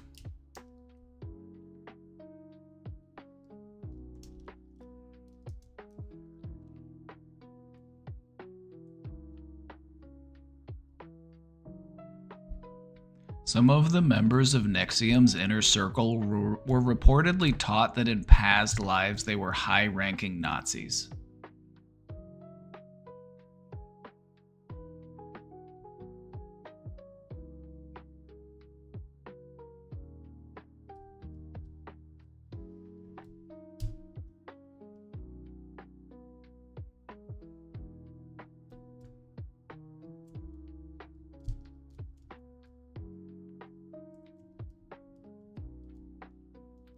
In one module of one of their classes, called Relationship Sourcing, students were instructed to explore the benefits they would receive in the event of a partner's sudden death.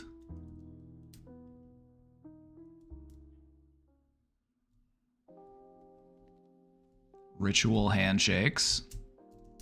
That's something you often see in cults, is ritualistic, ways to identify other members. Gotta have the secret handshakes.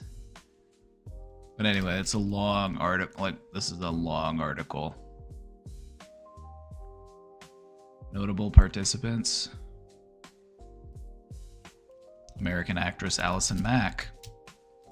She was a member alongside of her co-star Kristen Kruk of Smallville. She was basically the Ghislaine Maxwell to Rainier's Jeffrey Epstein.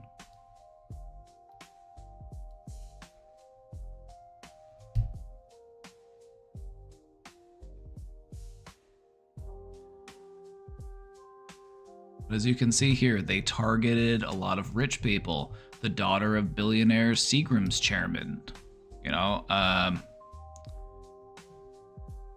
Washington, D.C. socialites. After her death, her credit card was charged for over $300,000. This is a cult that was meant to target wealthy people and influential people.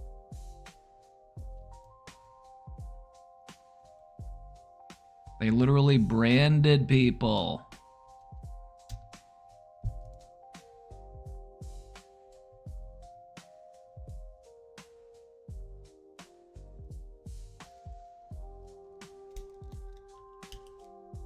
Anyway, there's documentaries on it. There was a Netflix docuseries called The Vow. I haven't seen it. I wonder if it's any good.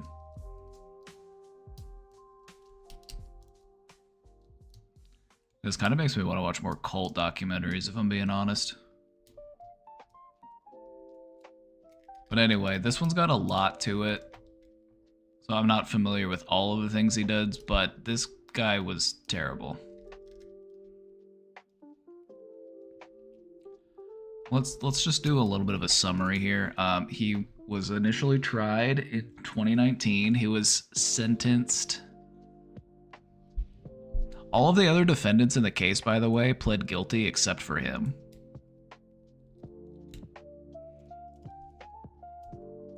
Prosecutors revealed a decades-long pattern of grooming, sexual abuse in girls and women,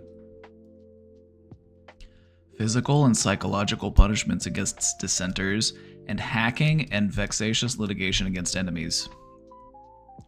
These are wealthy, influential people. If you go against what they're trying to do, they will sue you into oblivion.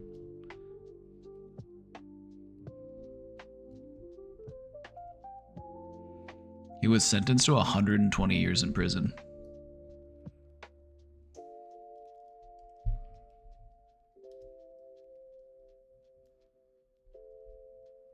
Following his conviction, he continues to direct a small set of loyal members from his prison cell.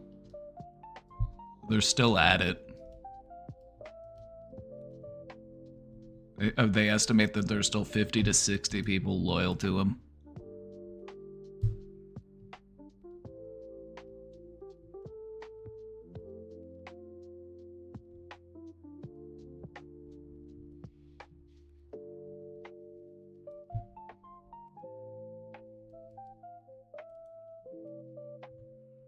Anyways, that's NXIVM. That's NXIVM for you.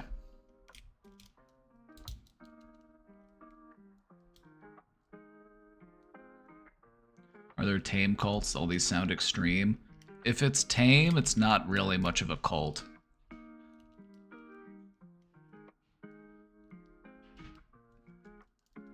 Like, what's the difference between a tame cult and just a bunch of people hanging out having a good time?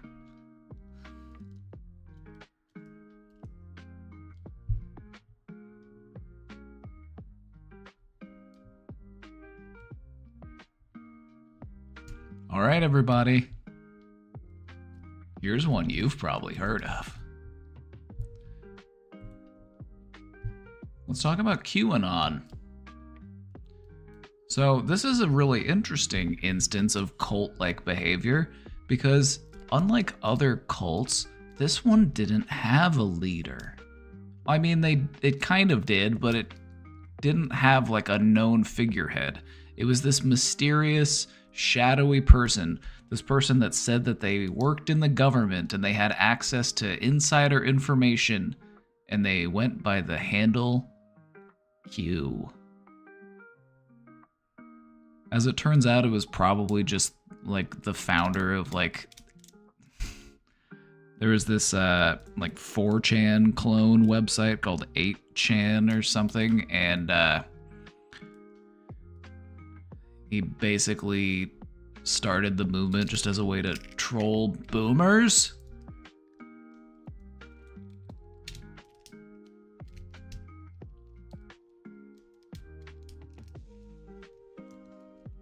I watched a documentary on this one, and they interviewed this guy, and he like, it's basically pretty clear that it was him.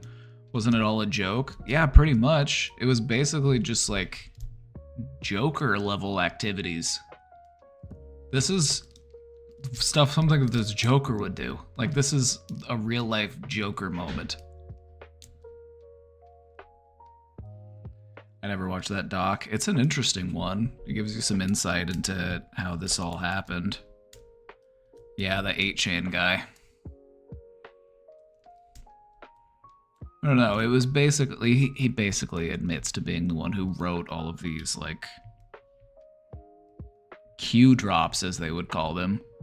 And they were just like drops of intel that were supposedly from some government insider who was telling the people the revolution is coming. Also, I added this flag here because their slogan was "Where we go one, we go all," but the spacing on this is really weird, so it looks like "Where we goon, we go all." So I thought that was kind of funny.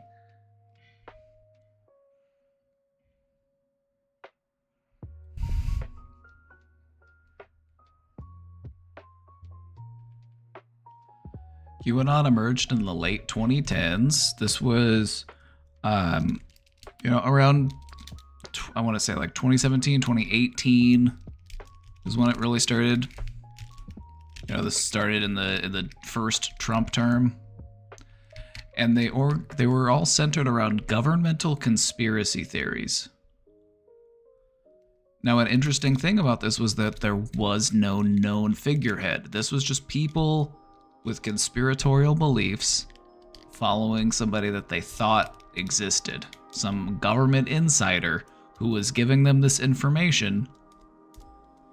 But as it turns out, it was just an internet troll.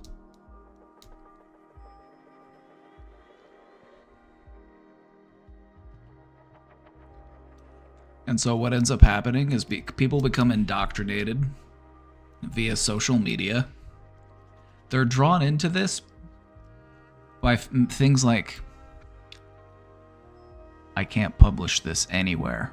If I publish this anywhere else, I will be silenced. I will be deleted. You can only find this information here. The powers that be can't get to me here. I have to, I can only publish it here on this back page of a website. And so people who were conspiratorially minded, or who didn't trust the mainstream media or didn't trust their government, they were drawn into this.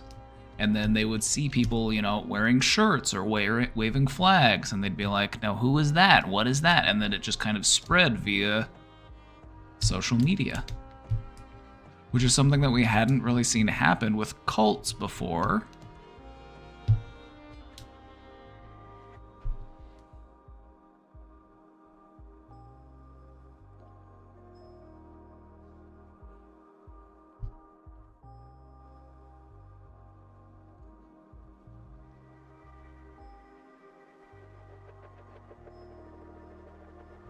I say late 2010s, but I mean like 2017, 2018.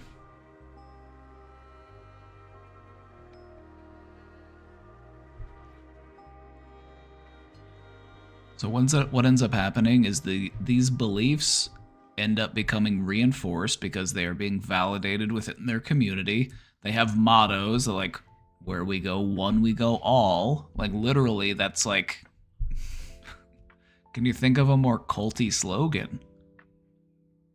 We're all in this together. We all march to the same drum.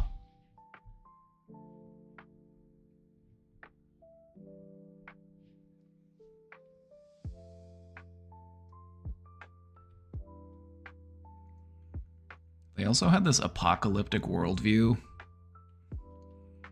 and this is what fed into the urgency of the movement, and also to the loyalty of the movement. If we don't do something now, this is our last chance. We have to take power back. We have to take the government back. And then that's how you end up with guys like this in the or in the Capitol on January 6th.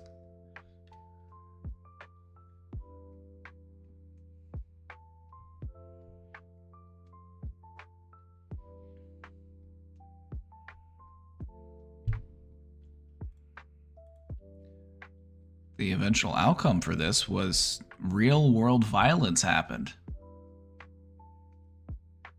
The QAnon movement was one of the leading factors in the January 6th insurgency, where people stormed the Capitol and tried to interfere with the pronouncement of Joe Biden being the president.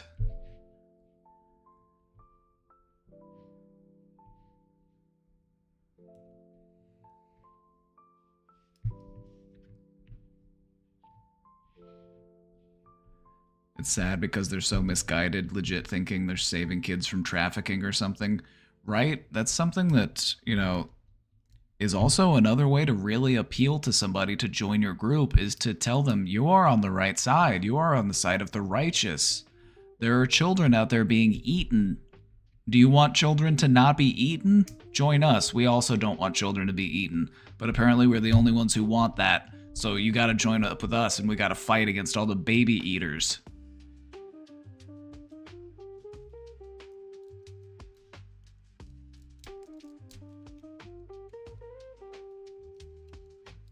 Then they believed JFK Jr. was going to return, right? Like, they believed all sorts of wild conspiracy stuff. And part of the reason why it was so, like, nebulous and so disorganized and so all over the place with all of these different conspiracies was because there was no singular figurehead. There was no charismatic leader telling them what to do. I mean, in some ways it was Donald Trump, but still, it was like, he didn't start the cult. He didn't, like, he just kind of embellished it and incited it.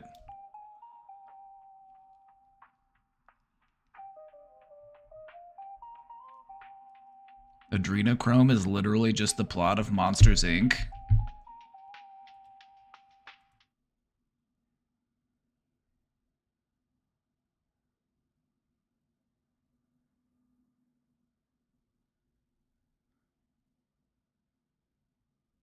Oh my god, you're right.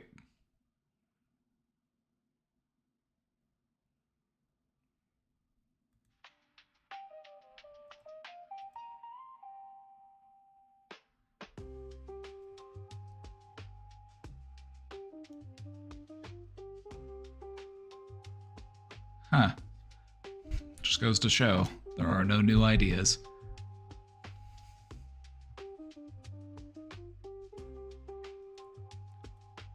Alright everybody, let's talk about influencer cults. So what's the current trend in cults? Let's get on the up and up. Let's talk about what's going on today. Let's talk about online influencer cults. So what are influencer cults? These are groups that form around an internet personality, or influencers that exhibit a cult-like dynamic.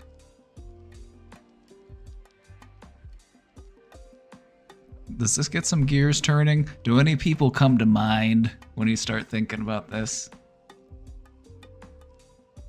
Does anybody come to mind when you start thinking about this? Think about leaders who can do no wrong, leaders who take no accountability, leaders who demand loyalty.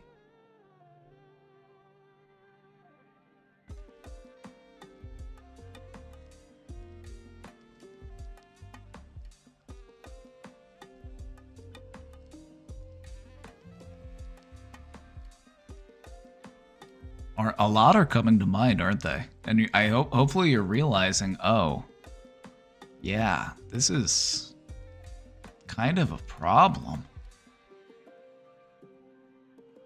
The followers of these types of influencers will often show extreme loyalty and unwavering support. And it basically mimics traditional cult behaviors.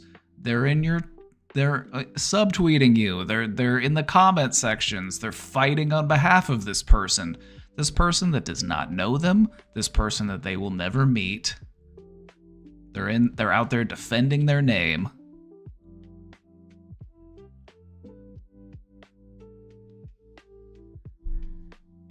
Do influencers demand loyalty? Sometimes they do, but there's also different ways that they do it. And I'm going to touch on that here in a moment.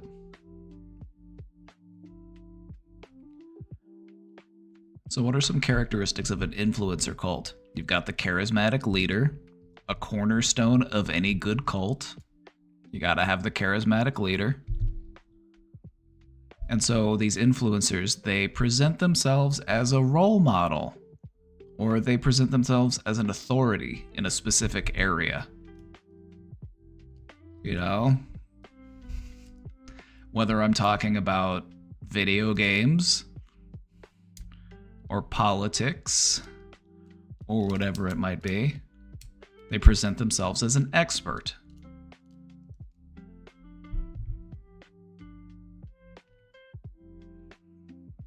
You also see a lot of parasocial relationships. The followers of these types of influencers have a deep, one-sided emotional connection with the influencer. They're literally taking time out of their day to go fight battles for this person on Twitter, on Reddit, on YouTube.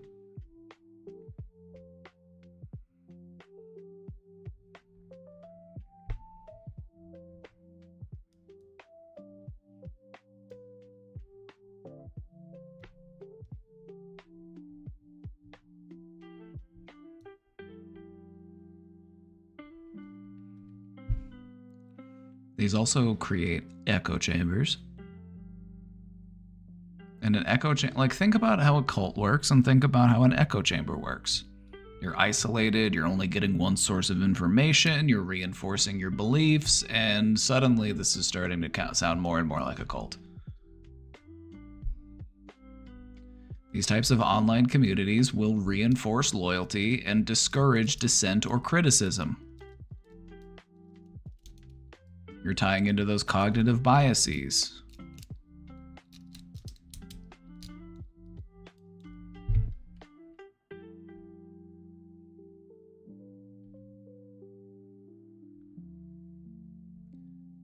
This is another way that they demand loyalty of people, because they might not come out and demand loyalty from you directly. People are still willing to give loyalty without it needing to be demanded. But one of the ways that they incite people to do this is through monetization of devotion. The people who follow these influencers are encouraged to buy my products, go to my seminar, subscribe to my channel. Wink.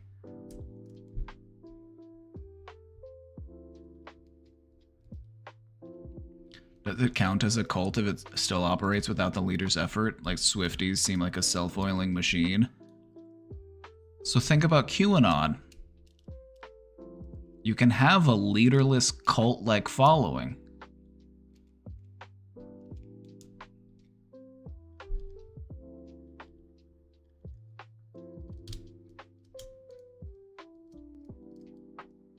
So one of the ways that influencer cults are a little bit different from traditional cults isn't because they're, forcing you or coercing you to be loyal to them.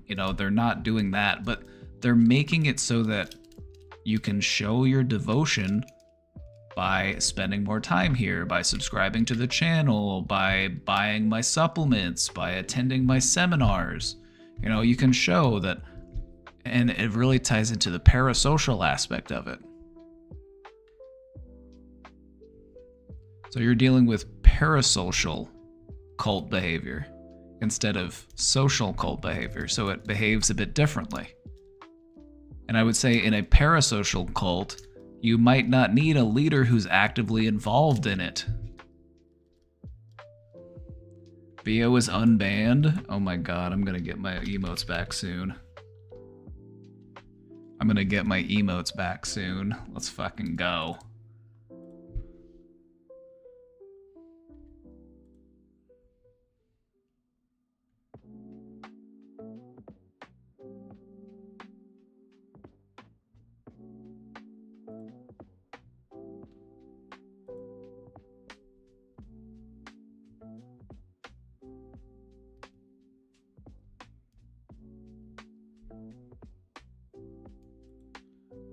Let's talk a little bit more about influencer cults, because I've got a little more I'd like to go over. Let's talk about how they influence people and how people end up following into these groups. They cultivate that same type of in-group versus out-group mentality that you see in other types of traditional cults.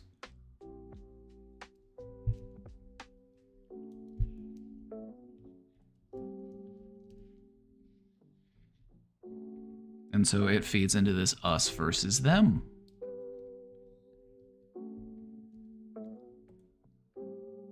The critics of this group, they're just haters. They're just haters.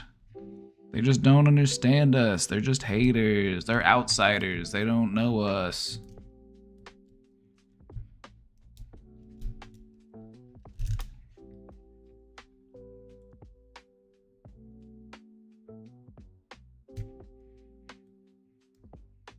They'll also promote exclusive access.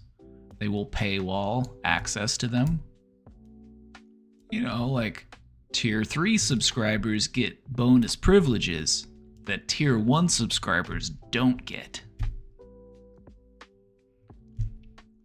Private communities, secret Discord channels, personalized content. These all enhance the sensations of intimacy and loyalty.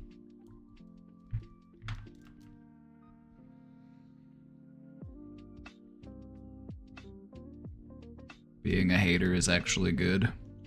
I'm a lover, not a hater, but I do hate some things. I hate fascism, for example.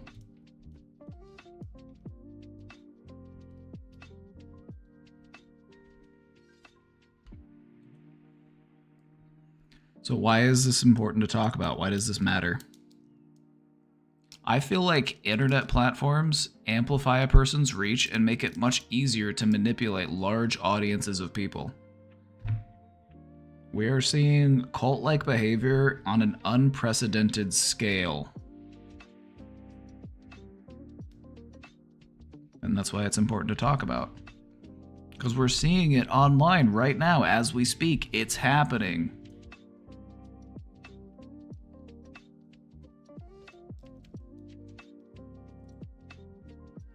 The lack of regulation in digital spaces leaves the followers even more vulnerable to being exploited. There are people out there literally taking out loans, emptying their bank accounts.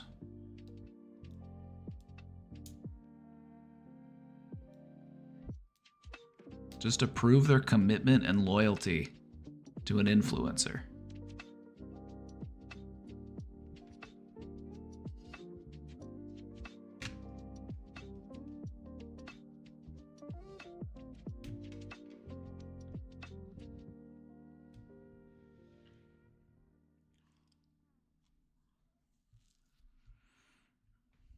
So what do we do about this?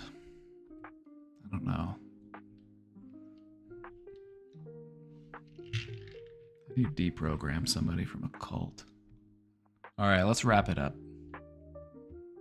Cults, they cause psychological, emotional, and societal harm. Cult-like, and like, this is, it's like blind fervor. It's like zealotry. It's harmful. What we want to try to do is prevent people from joining these types of groups and recognize the manipulation tactics, recognize the warning signs. Awareness is a strength. We also always want to encourage people to practice their critical thinking and having open dialogues. So I have a question for you. What lessons can we learn from cults of the past? And how can we apply these insights to avoid manipulation in our own lives? Because as we talked about, the practices that they use to recruit people to cults, the practices that they use to keep people in cults, these are the same types of tactics that abusers will use, that narcissists will use. So we recognize these behaviors, we recognize these patterns, we can protect ourselves from harm.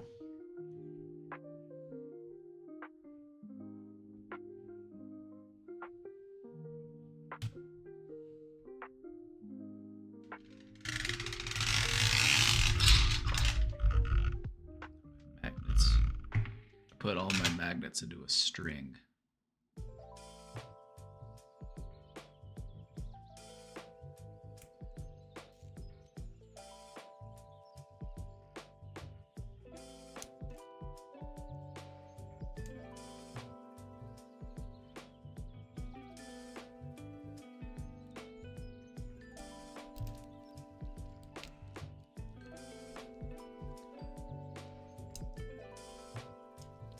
It's really important to have healthy support systems in your life and to avoid people who want to exploit you and manipulate you. And hopefully today we've learned about all of these behaviors, and hopefully we are able to recognize how these different types of tactics manifest in any number of different institutions.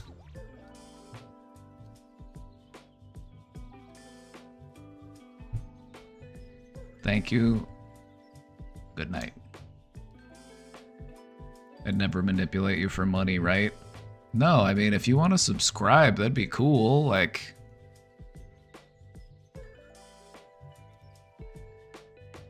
that's cool, but like, you don't have to. But I mean, if you want to, that's cool. I wish I would have shown this years ago. Well, now you know.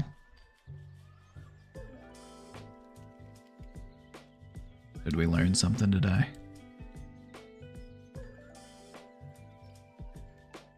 Did we learn something today?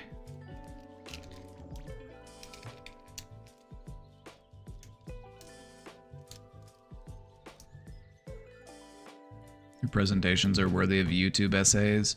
You know, thank you. They are all on YouTube. I cross-post. Ooh, Grimora, thank you for the 5 gifted subs. Oh, thank you. Thank you so much. See, it worked. Welcome to the cult. Here's your hat. What? No, not a hat. I don't know. What are we gonna do for our uniform? What are we gonna do for our uniform? Like a little button with like a brain on it.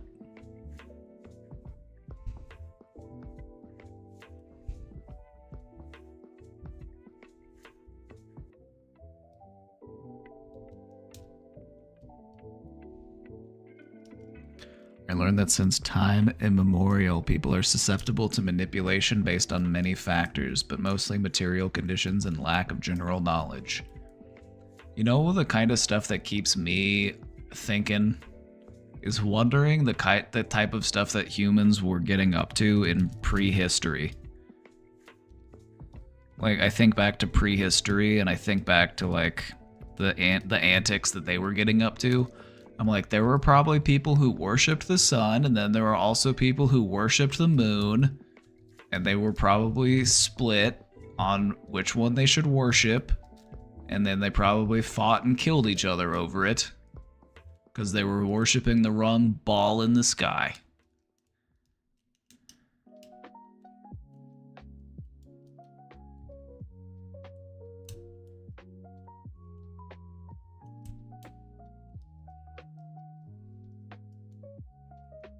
Are you a sun person or a moon person? That's the question.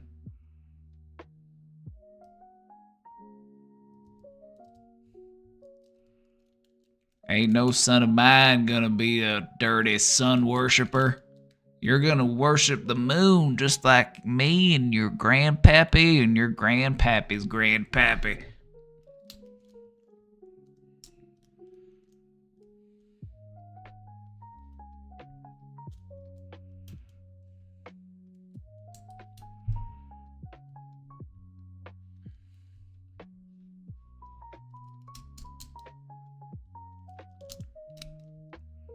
Any questions on cults? Did we enjoy this presentation? I had a lot of fun making it. Hopefully you learned some stuff. Christina Amazon with the 100 bits. Let's go. That means it's a hype train. You did it. Thank you. You got a hype train going.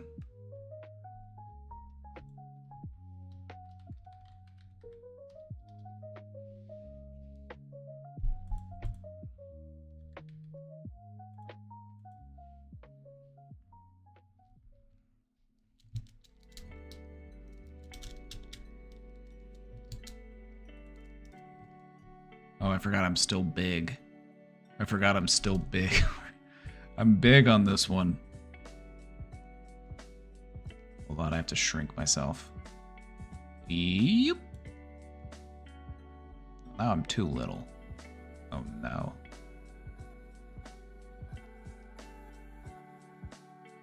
Oh no.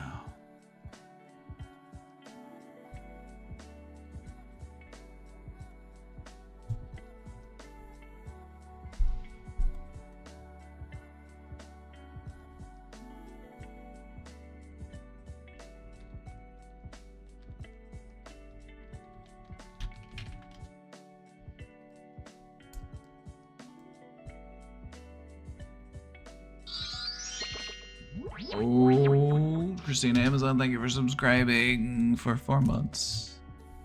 Thank you.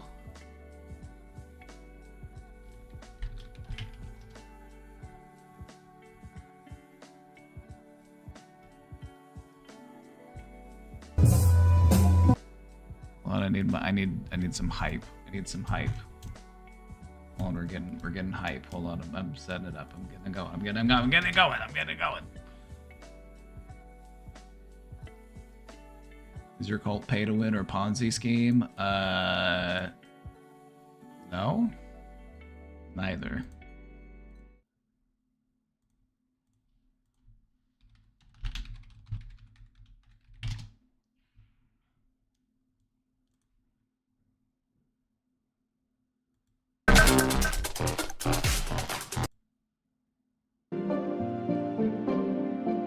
We're on a hype train.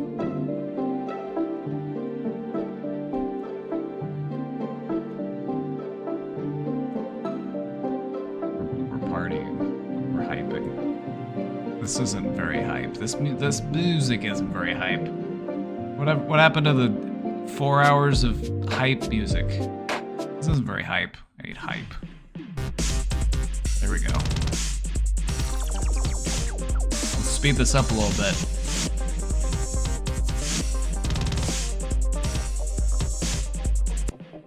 There we go.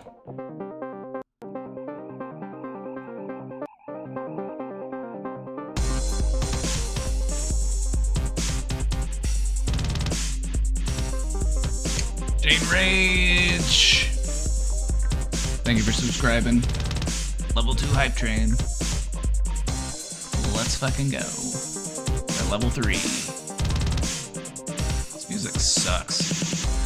I need to find new music.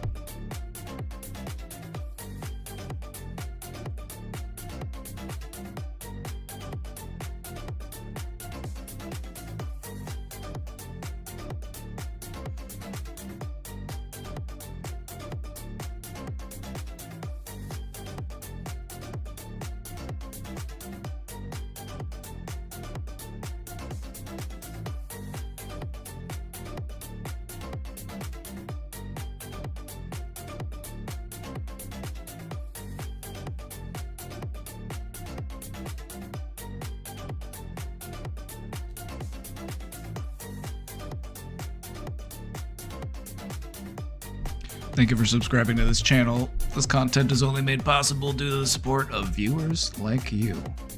So if you like what we do here, if you like having fun,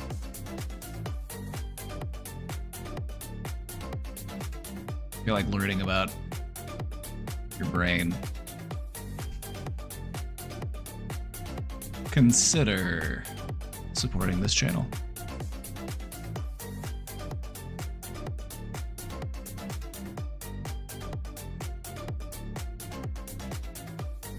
We're on a hype train. If you like learning about death cults, yeah, exactly. If you like learning about death cults, who doesn't? We've all done it.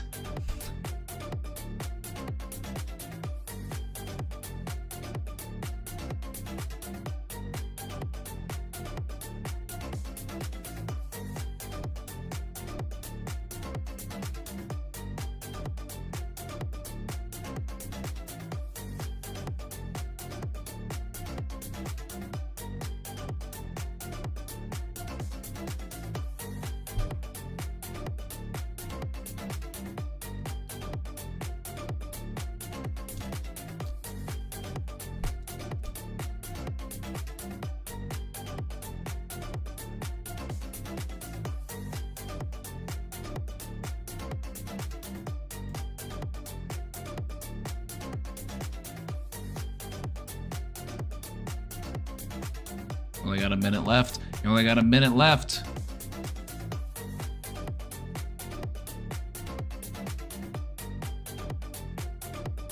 I shouldn't have taught you all about cults. Now you're never gonna subscribe again. No one's ever gonna subscribe again. They know about cults now. This was a mistake. It's an intentional community. It's different.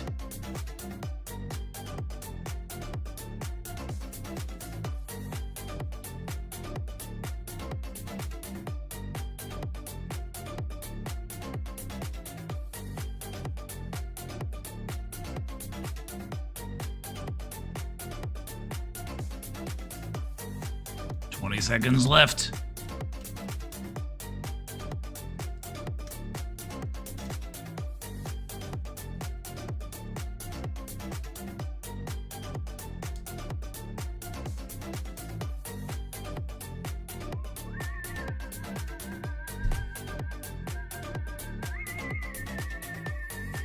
Oh, I stopped on P yellow. Now I'm P yellow. Oop. Substitute Scholar with the 5 gifted subs! Let's go! That got us to level 4. We're gonna keep hyping for a little while longer. Got another 4 minutes.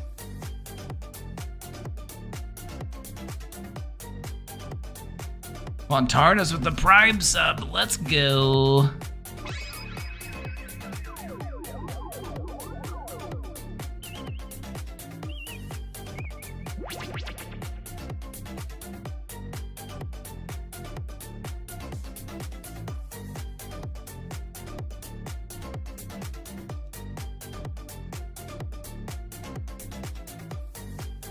You want to go to a crab rave? You're at one.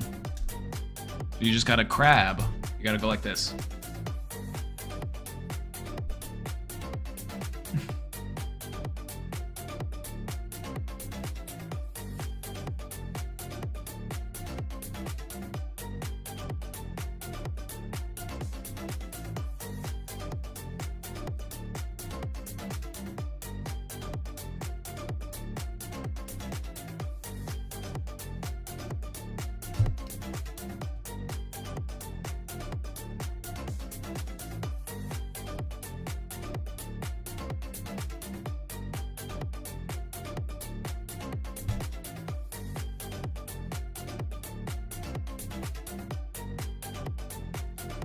Oh, we're raving. 3 more minutes on that hype train.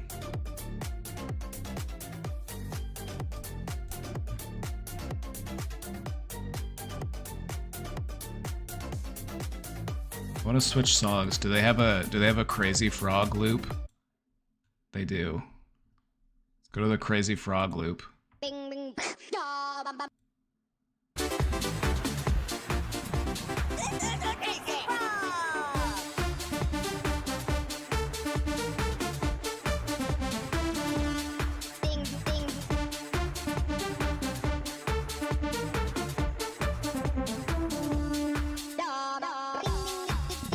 Okay, that got old very quickly. That got old very quickly.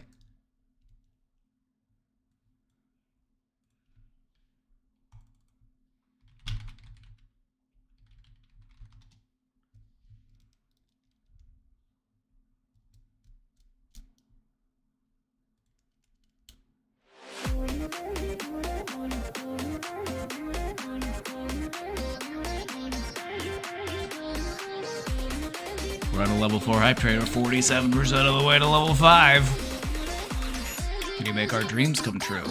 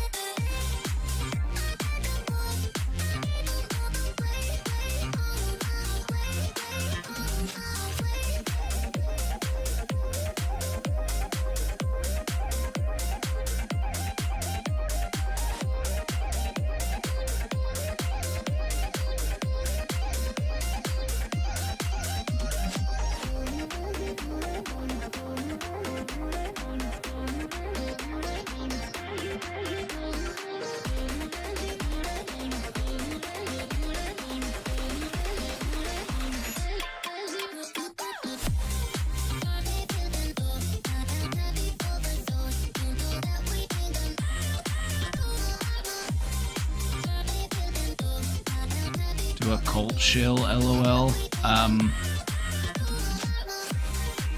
Alright, Brainiacs, it's time to prove your loyalty to the cause. So subscribe now or you will never ascend to the next level of brainliness.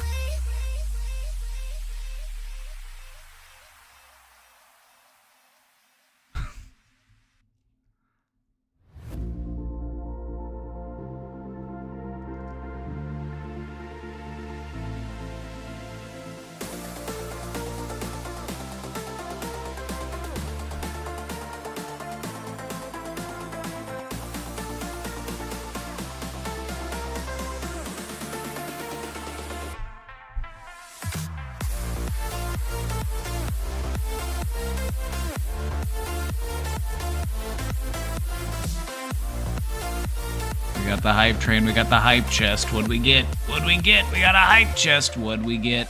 I want to see it. Where's my present? Where is it? I want to see it. Where's my gift? Because I got ads served me. Should have subscribed while you had the chance. Subscribers get to sit on this rock, but if you aren't subscribed, You have to go back to that rock back there. You have to go on the other side of that rock. We don't even want to look at you.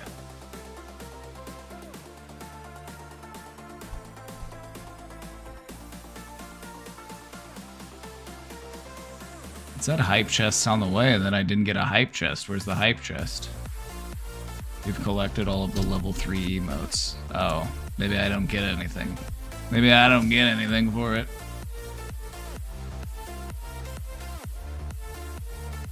I'm one of the beautiful people. It's true, the subscribers here are the most beautiful we've ever seen.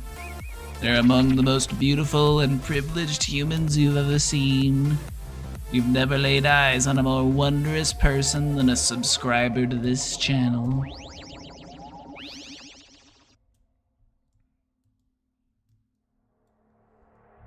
Remora, thank you for gifting that sub, and Jontology, thank you for the Prime sub.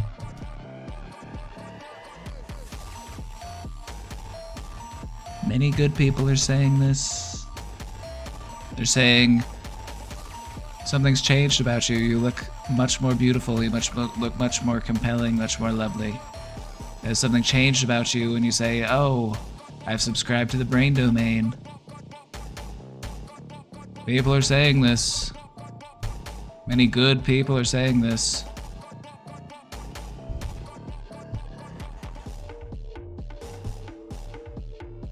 Together we will ascend to the highest dimensions.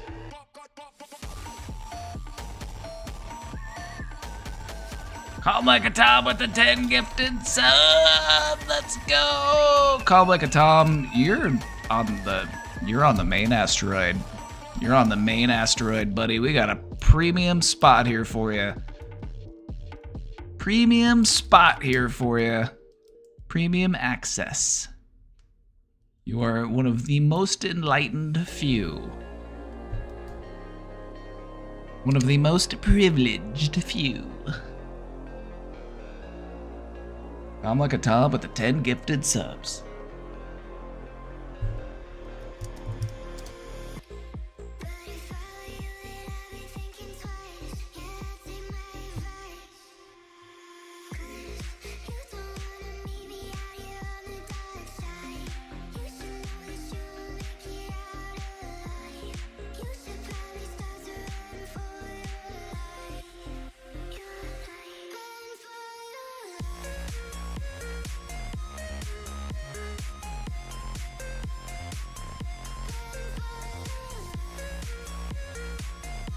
So many big, beautiful brains here. If you want to make your brain more big and more beautiful, it's simple. You just have to subscribe to this channel. For an immediate embiggening of your brain, you'll be thinking like you've never thought before. A new level of enlightenment will open up to you, and the path forward will be clear.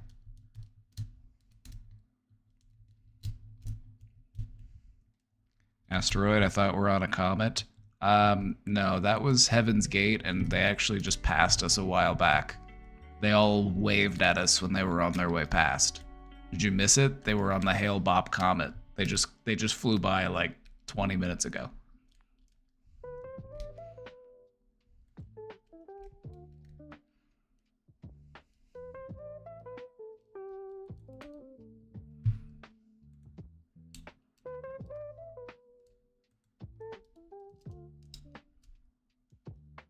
I'm not staring at you unblinkingly. That's why I wear the glasses, because I don't want to creep you out, but I haven't blinked this entire time.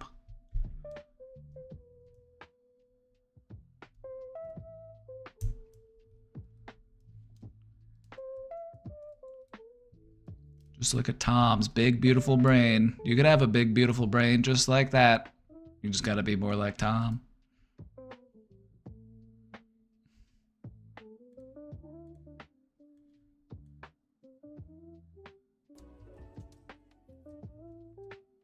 I need you to come with me. We're going to space. Are you ready? Get your Nikes. Get your tracksuits. We're hopping on that comet. We're out of here.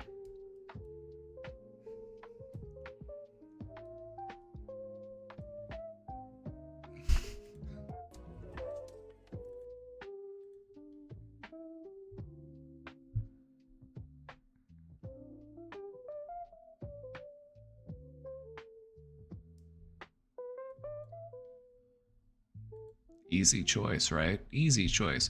By the way, I think I need a better microphone. This microphone's okay, but could be better.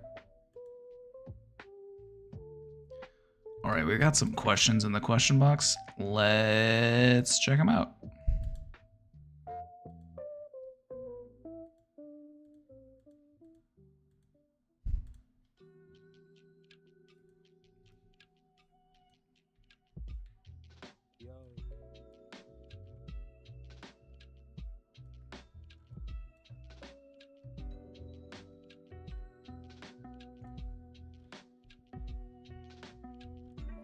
I've been struggling with responding to people reaching out to me for open job positions.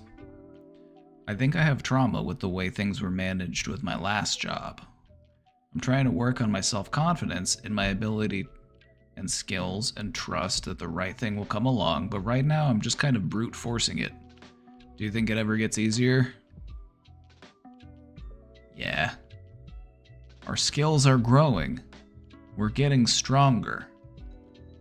But in this, we're also finding new challenges for ourselves and we're pushing our skills to a higher level. And so sometimes it doesn't feel like things are getting easier. We're just challenging ourselves even more.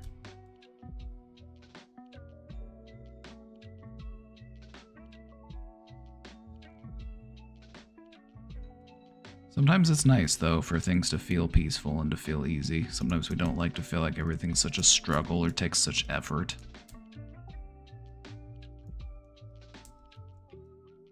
So what do you think it would take to make it easier for you? What sort of changes need to be made?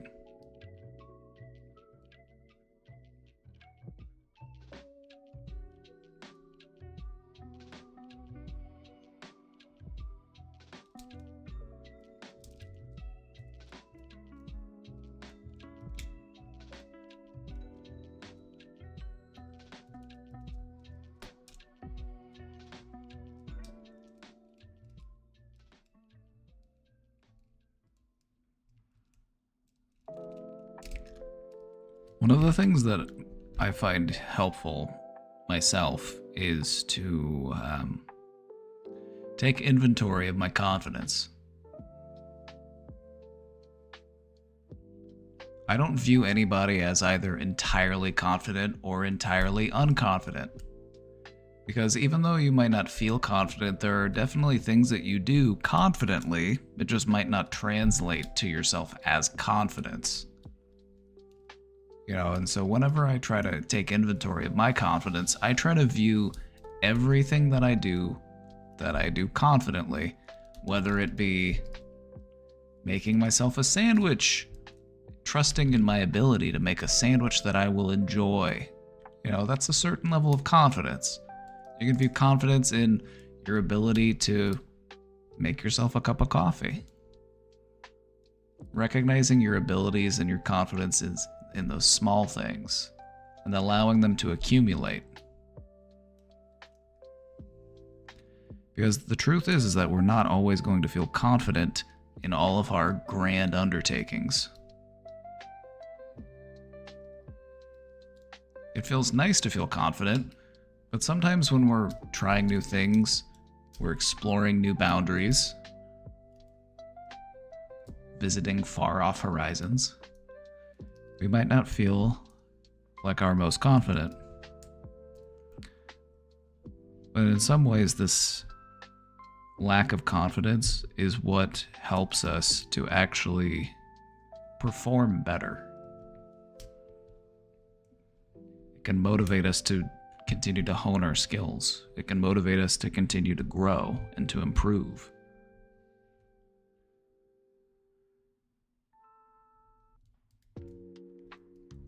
I would say a helpful thing to try is a little bit of visualization.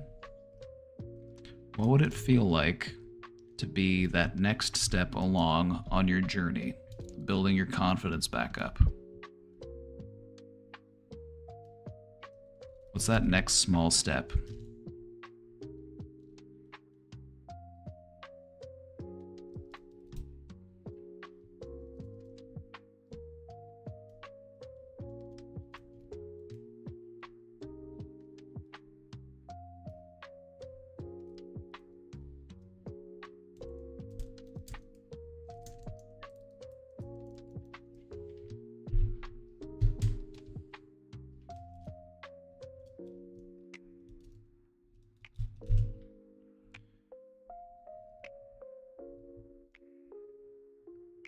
You know, sometimes when I look out into the universe and it's full of mysteries and unsolved questions, and I just think, you know, if I can't trust in myself, can I really trust in anything?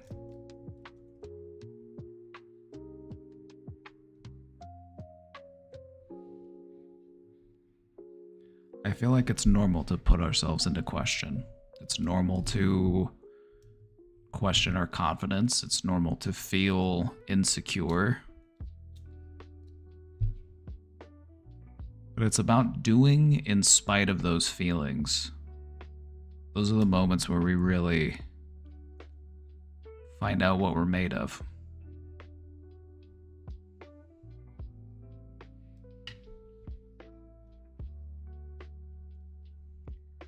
The only time you can be brave is when you're frightened. And I think continuing to try, even if it feels like you're just brute forcing it right now, that means something. You haven't given up.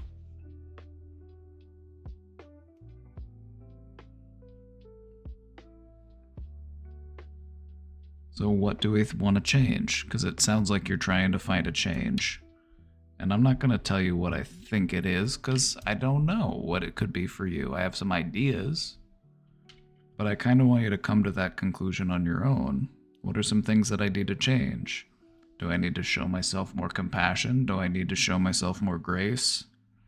Do I need to become my own biggest fan? Do I need to cheer myself on more? Do I need to lift myself up instead of beating myself down? What might it be? What sort of changes are you looking to make?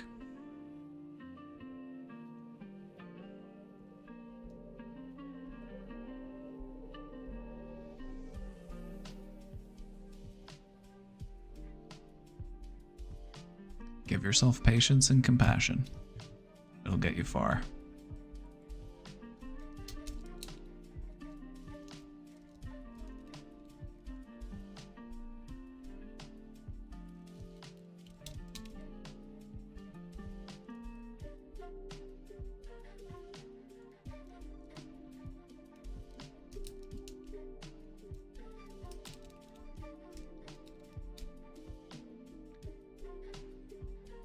It just has me thinking about confidence in general.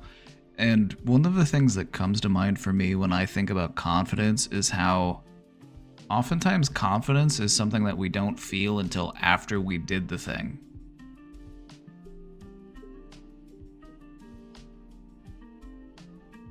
Like, we had it within us to accomplish our goal. We had it within us to do whatever it was that we weren't feeling confident about. And then after we do it, that's normally when we do start to feel that confidence. Well, not always. Sometimes we look back on our own achievements and we say, oh, that was just luck. I was just at the right place at the right time. Or we look at these other external factors and we say, well, that's why it happened. It wasn't actually because of me. I was just lucky.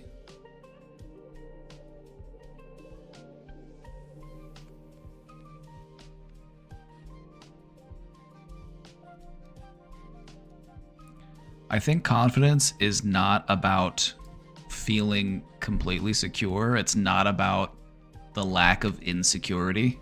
Confidence is about acting in spite of insecurity. It's about trying anyway, even though you might not succeed.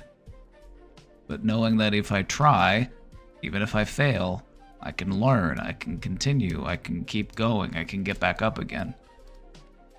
That's what confidence feels more like to me.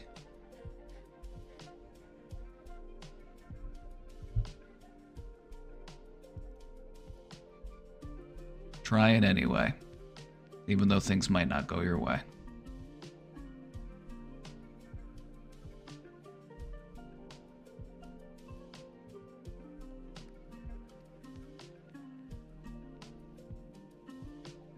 There could be 100 people in a room, and 99 of them don't believe you.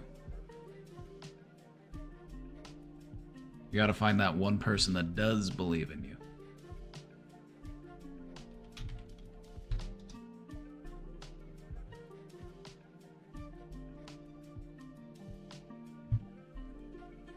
There can be 100 people in the room and 99 don't believe in you. But I had this one incredible talent with me.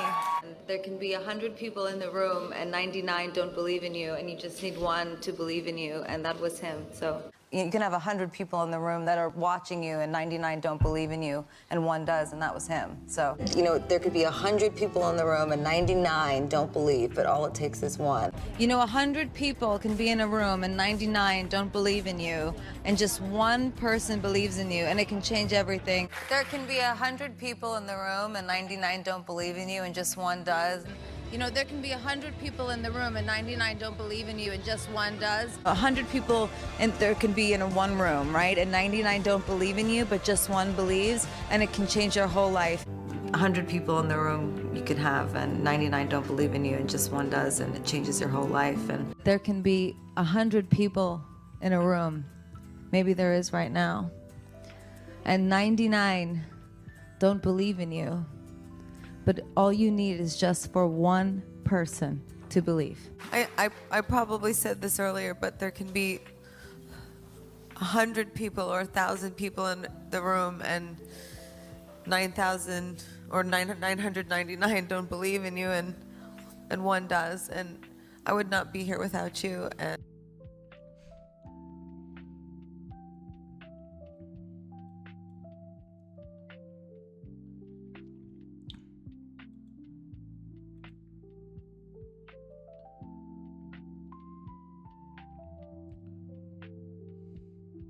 There could be 100 people in a room, and 100 of them don't believe in you.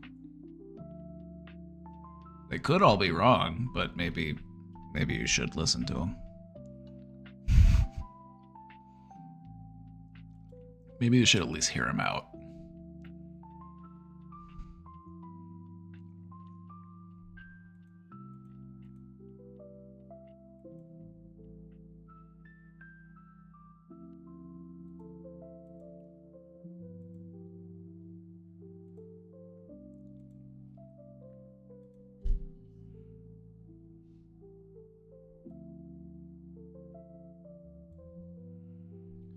The thing that used to motivate me and gets me out of bed no longer works. I feel like being dead or alive doesn't matter, it's just the same. The fact that I am even writing this is surprising for me.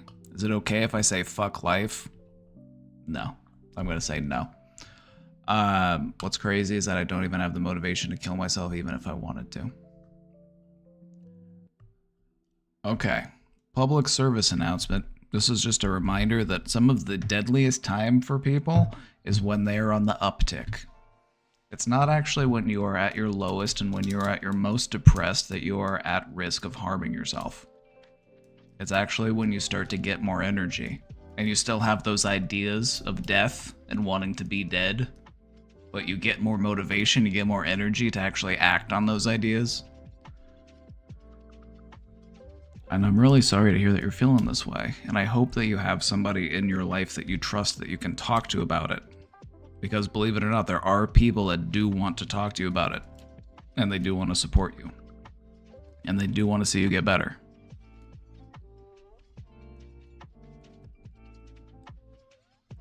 There's a part of you that reached out and wrote this, and it surprised you. Listen more closely to that part of you. That's the part of you that's still hanging on. That's the part of you that's still fighting. And that's the part of you that you want to really hold on to. Because that's the part of you that's going to get you through.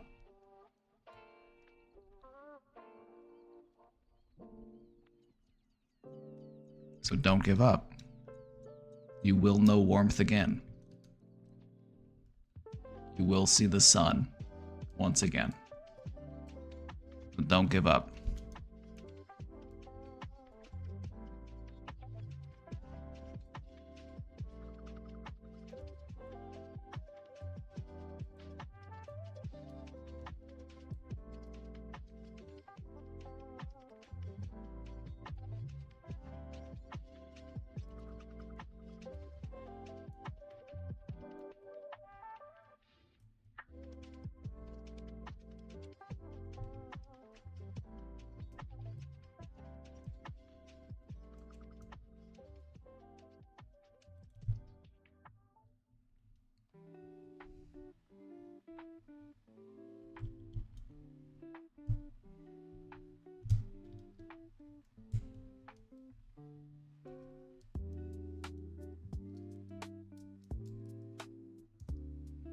Hey, gay.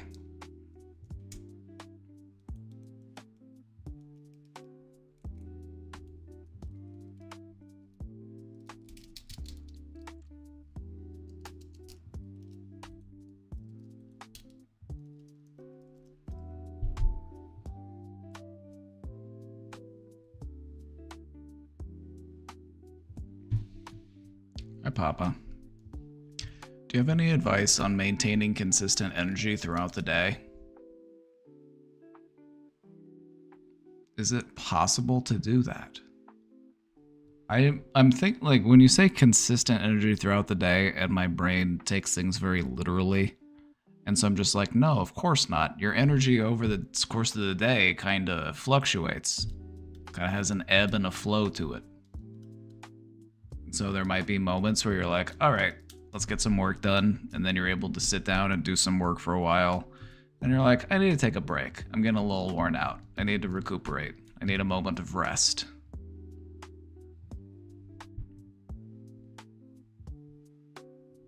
And so...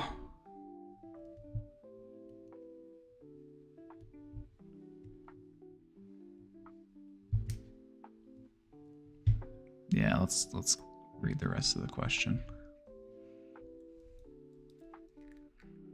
But no, I'm taking it very literally, and I'm just like, I think what we're looking for is more energy, more consistent energy. A few months ago, I would be dragging my feet, and I'm sure having depressive symptoms didn't help. I took your advice to start exercising, taking care of myself, and putting some goals forward. Now I'm starting a new hobby, but I find myself running out of steam in the middle of the day or getting bored and starting to doom scroll. I'm happy that I'm challenging myself, but sometimes I still feel lost and have no direction. Meditation helps, but I think I need to implement it more before it starts becoming a habitual default to counteract the doom scrolling. You are on your way. You're actually on your way and you're headed in the right direction. Like if you're to look at your progress over a span of time, you are on an upward trend.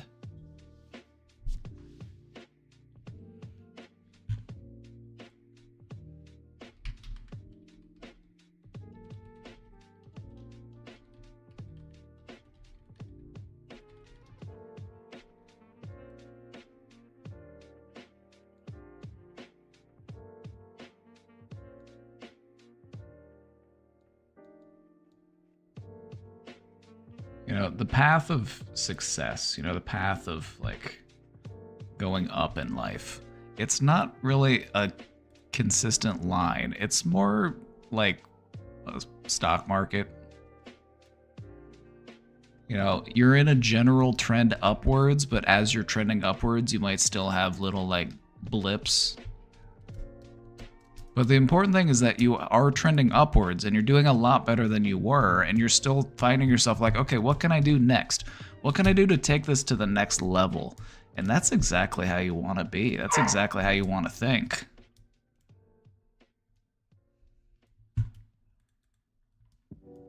Because you are making progress and you are headed in the right direction, and now you're trying to figure out, okay, what can I do to take this to the next level? I'm seeing some results. I'm making progress. This is good. Let's keep it going. If you need to take a break, take a break. If you need to take rest during the day, take rest during the day. That's okay. That's normal. That's fine. That's healthy. I would say show yourself some grace. Show yourself some compassion. You have an idea of what you want to be doing next? It's all right. You're working towards it. You're getting there. You hear this dog crying outside of my door? He's hungry, he wants dinner, and he's crying at me for it. So we're gonna wrap up here soon, and hopefully he doesn't bark too much.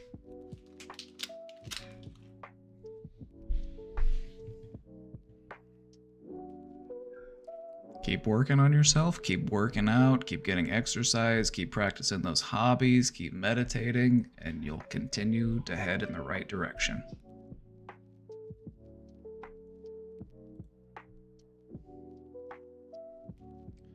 Tips on overcoming dread for things that are slated to happen extremely soon. solidarity, collectivism, talking to other people who also have a stake in our future and coming together. We want to turn frustration into action.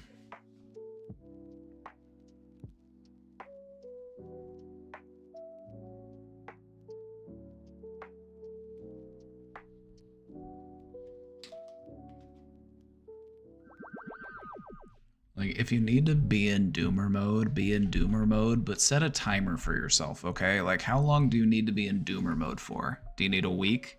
Do you need 2 weeks? Do you need a month? If you absolutely have to be in doomer mode, that's fine, but don't be in doomer mode indefinitely. Don't plan on being in doomer mode for the rest of time. So if you need to feel dread, if you need to be in doomer mode, be in doomer mode, but let us know when you're done because we need you. Because there are people out there who do want to make the world better. Find them. Communicate with them.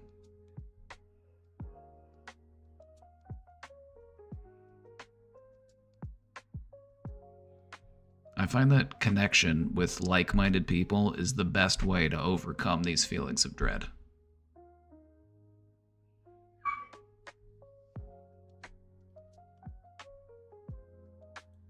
Atticus is telling me to hurry up.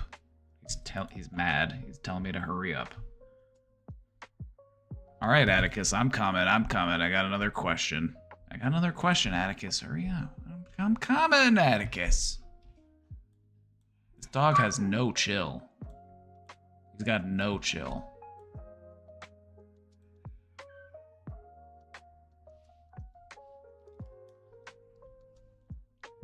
Papa Brain Esquire.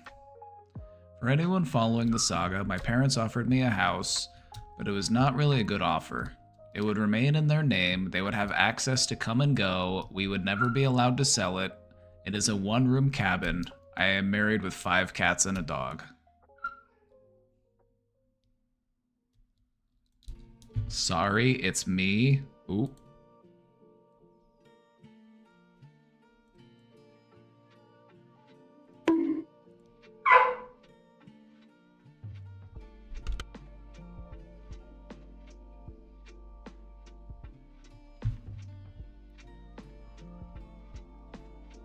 What's the point of even giving it to you at all if they're not actually giving it to you? They're just saying, hey, will you live here and keep it clean and make sure nobody breaks into it by occupying it? I'm just like, they basically just want you to house sit for them. They're not giving you anything. They're saying, hey, will you live in our house and house sit for us? And it's not even really a house. It's, like you said, it's a cabin. There's no room for 2 people, let alone 2 people, 5 cats, and a dog. They're saying they just want someone in it. Well, if they want someone in it that bad, then you've got terms. Sign that house over to me. My house now. Otherwise, you go live in it.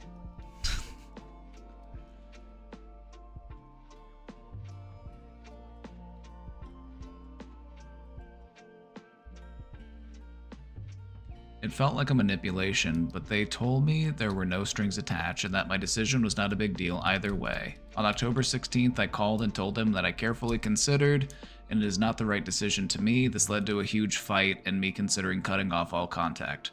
Oh. So it was a big deal.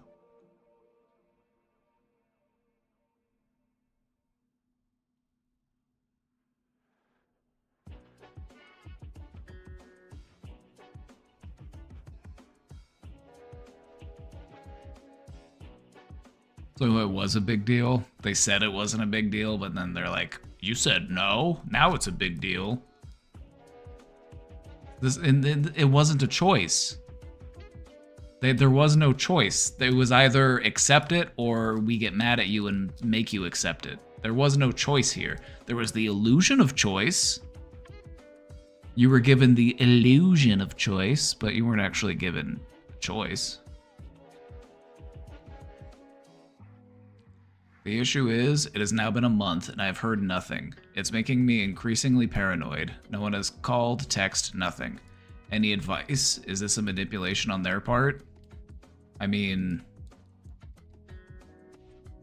do you miss talking to them? Like, do you miss having them in your life? Do you miss, getting yelled at and cursed at and called names? Like, do you miss all those things?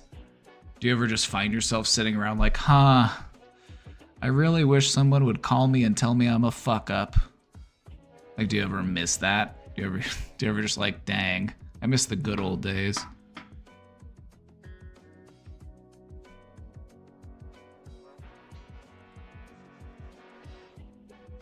Is this a manipulation on their part? Sounds like it. It kind of sounds like it. It's like, first off, they said it's your choice. We respect your choice either way. It's no big deal. And then when you said no, oh, now it actually is a big deal. So what they meant was, it's not a big deal so long as you do exactly what we want you to do. But we're not going to just tell you to do it. We're going to give you the illusion of choice, and we're going to make it seem like it's a decision that you can make. But in reality, it's not. We have an answer that we want from you. And if you don't give us the answer that we're looking for, we're going to throw a temper tantrum.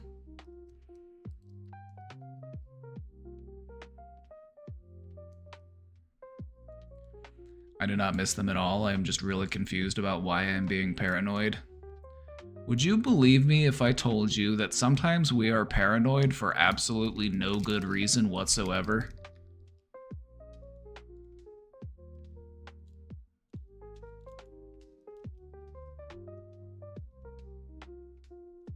Sometimes it's just our anxiety finding something to do. It's just our anxiety's way of having its own little hobby.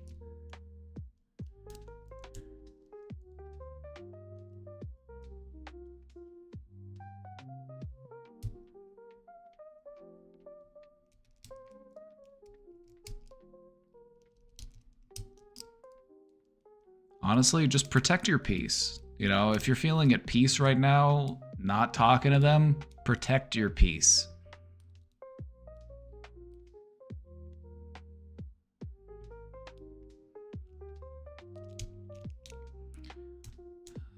Sometimes paranoia is a trauma response. Like maybe we lived a fearful life and we're just used to things happening. We're used to the other shoe coming down.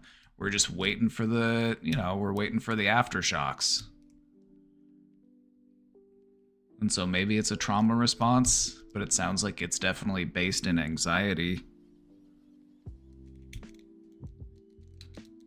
Here's the thing, if you've got nothing to worry about, tell yourself that. Acknowledge your feelings, validate your feelings, but also acknowledge that I don't have anything to worry about. I'm feeling paranoid right now, but I know that I have nothing to worry about. I'm safe, I'm comfortable, I'm at peace. Rewiring your brain.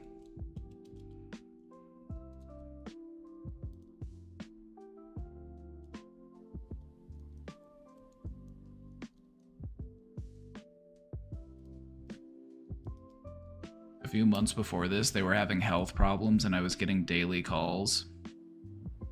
And I'm not gonna sit here and say that they weren't actually having health problems, because that could very well be true. But it wouldn't be the first case that I have heard of where somebody is embellishing their health problems as a way of continuing to contact you. And I'm not saying that's the case here. I'm not trying to imply that that's what's happening, but that does happen. Especially when you cut off manipulative people, they'll find a way to get back into your life. And they'll be like, oh, I'm sick. I'm having health issues, as a way of using guilt to make you establish contact with them. And I'm not saying that that's what's happening. But just since we're talking about manipulative behaviors, I just wanted to...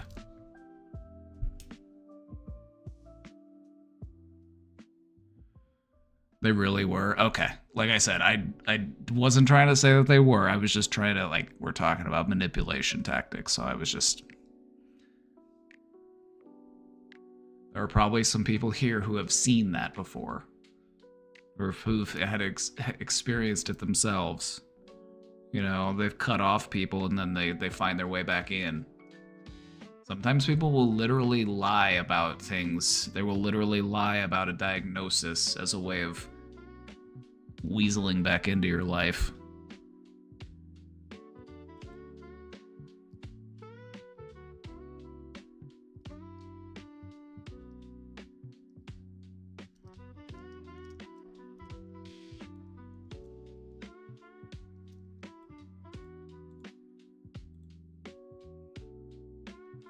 And the last submission in the question box is a link to this.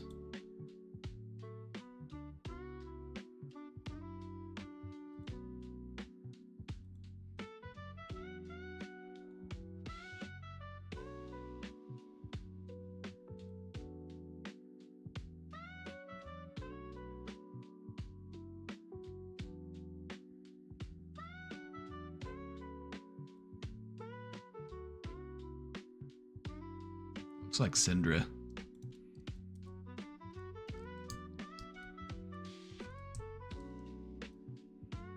Said they can't swim in the lake anymore either. I'm like, they're old and they want somebody to live at their house. They should just sign it over to you. Like, come on, like, what's the big deal?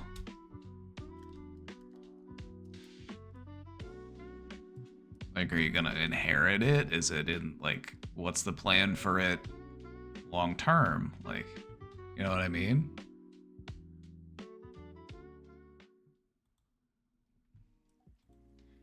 Meow. Well, everybody, that was quite a ride today, huh? Quite a ride today, huh?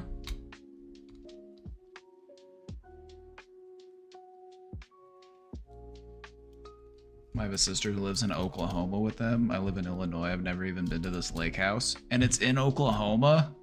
I wouldn't want it either.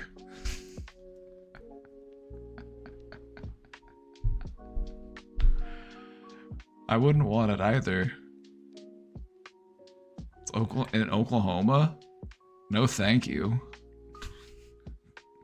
It could be free. It could be no strings attached. It could just be they'll sign it over to you and you could sell it if you want to. I still wouldn't want it. It's in Oklahoma.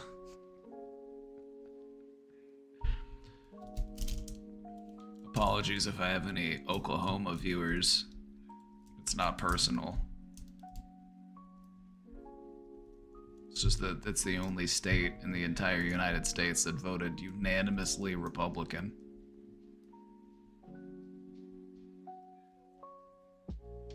They want us to leave Illinois, and I'm a pansexual disabled Cherokee, and my husband is a birthright citizen. Yeah, why would you ever go to Oklahoma? Oklahoma is literally the reddest state in the United States.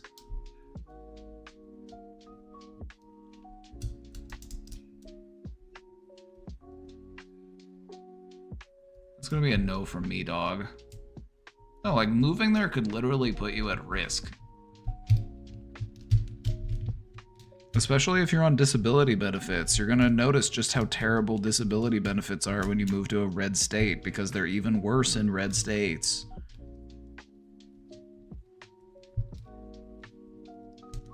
Also, the pain in the ass it is to move states and have to transfer your benefits over. Because Medicaid is paid out by the state, for example. And so if you move to a different state, you have to go apply for benefits in that state. And guess what? This state might view your disability differently than the state that you were approved for benefits in.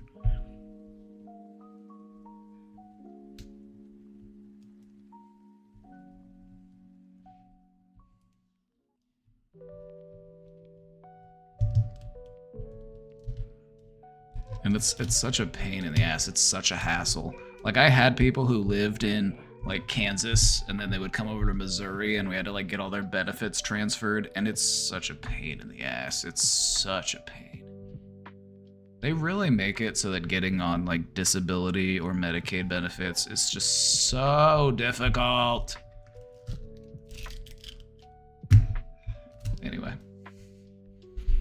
Anyway, that's going to be it for me today. I hope you all had a great day. Hope you all had an enjoyable presentation. Thank you all for being here. Thank you all for hanging out. Thank you for chatting. Thank you for subscribing. Thank you for those gifted subs. We'll be back again tomorrow. Until then, stay safe out there. Take good care of yourselves. And we'll see you next time. Bye-bye, everybody. Bye-bye.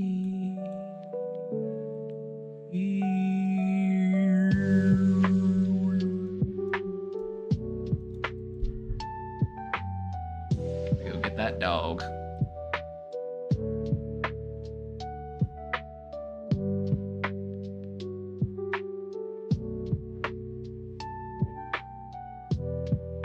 All right, Atticus, I'm coming.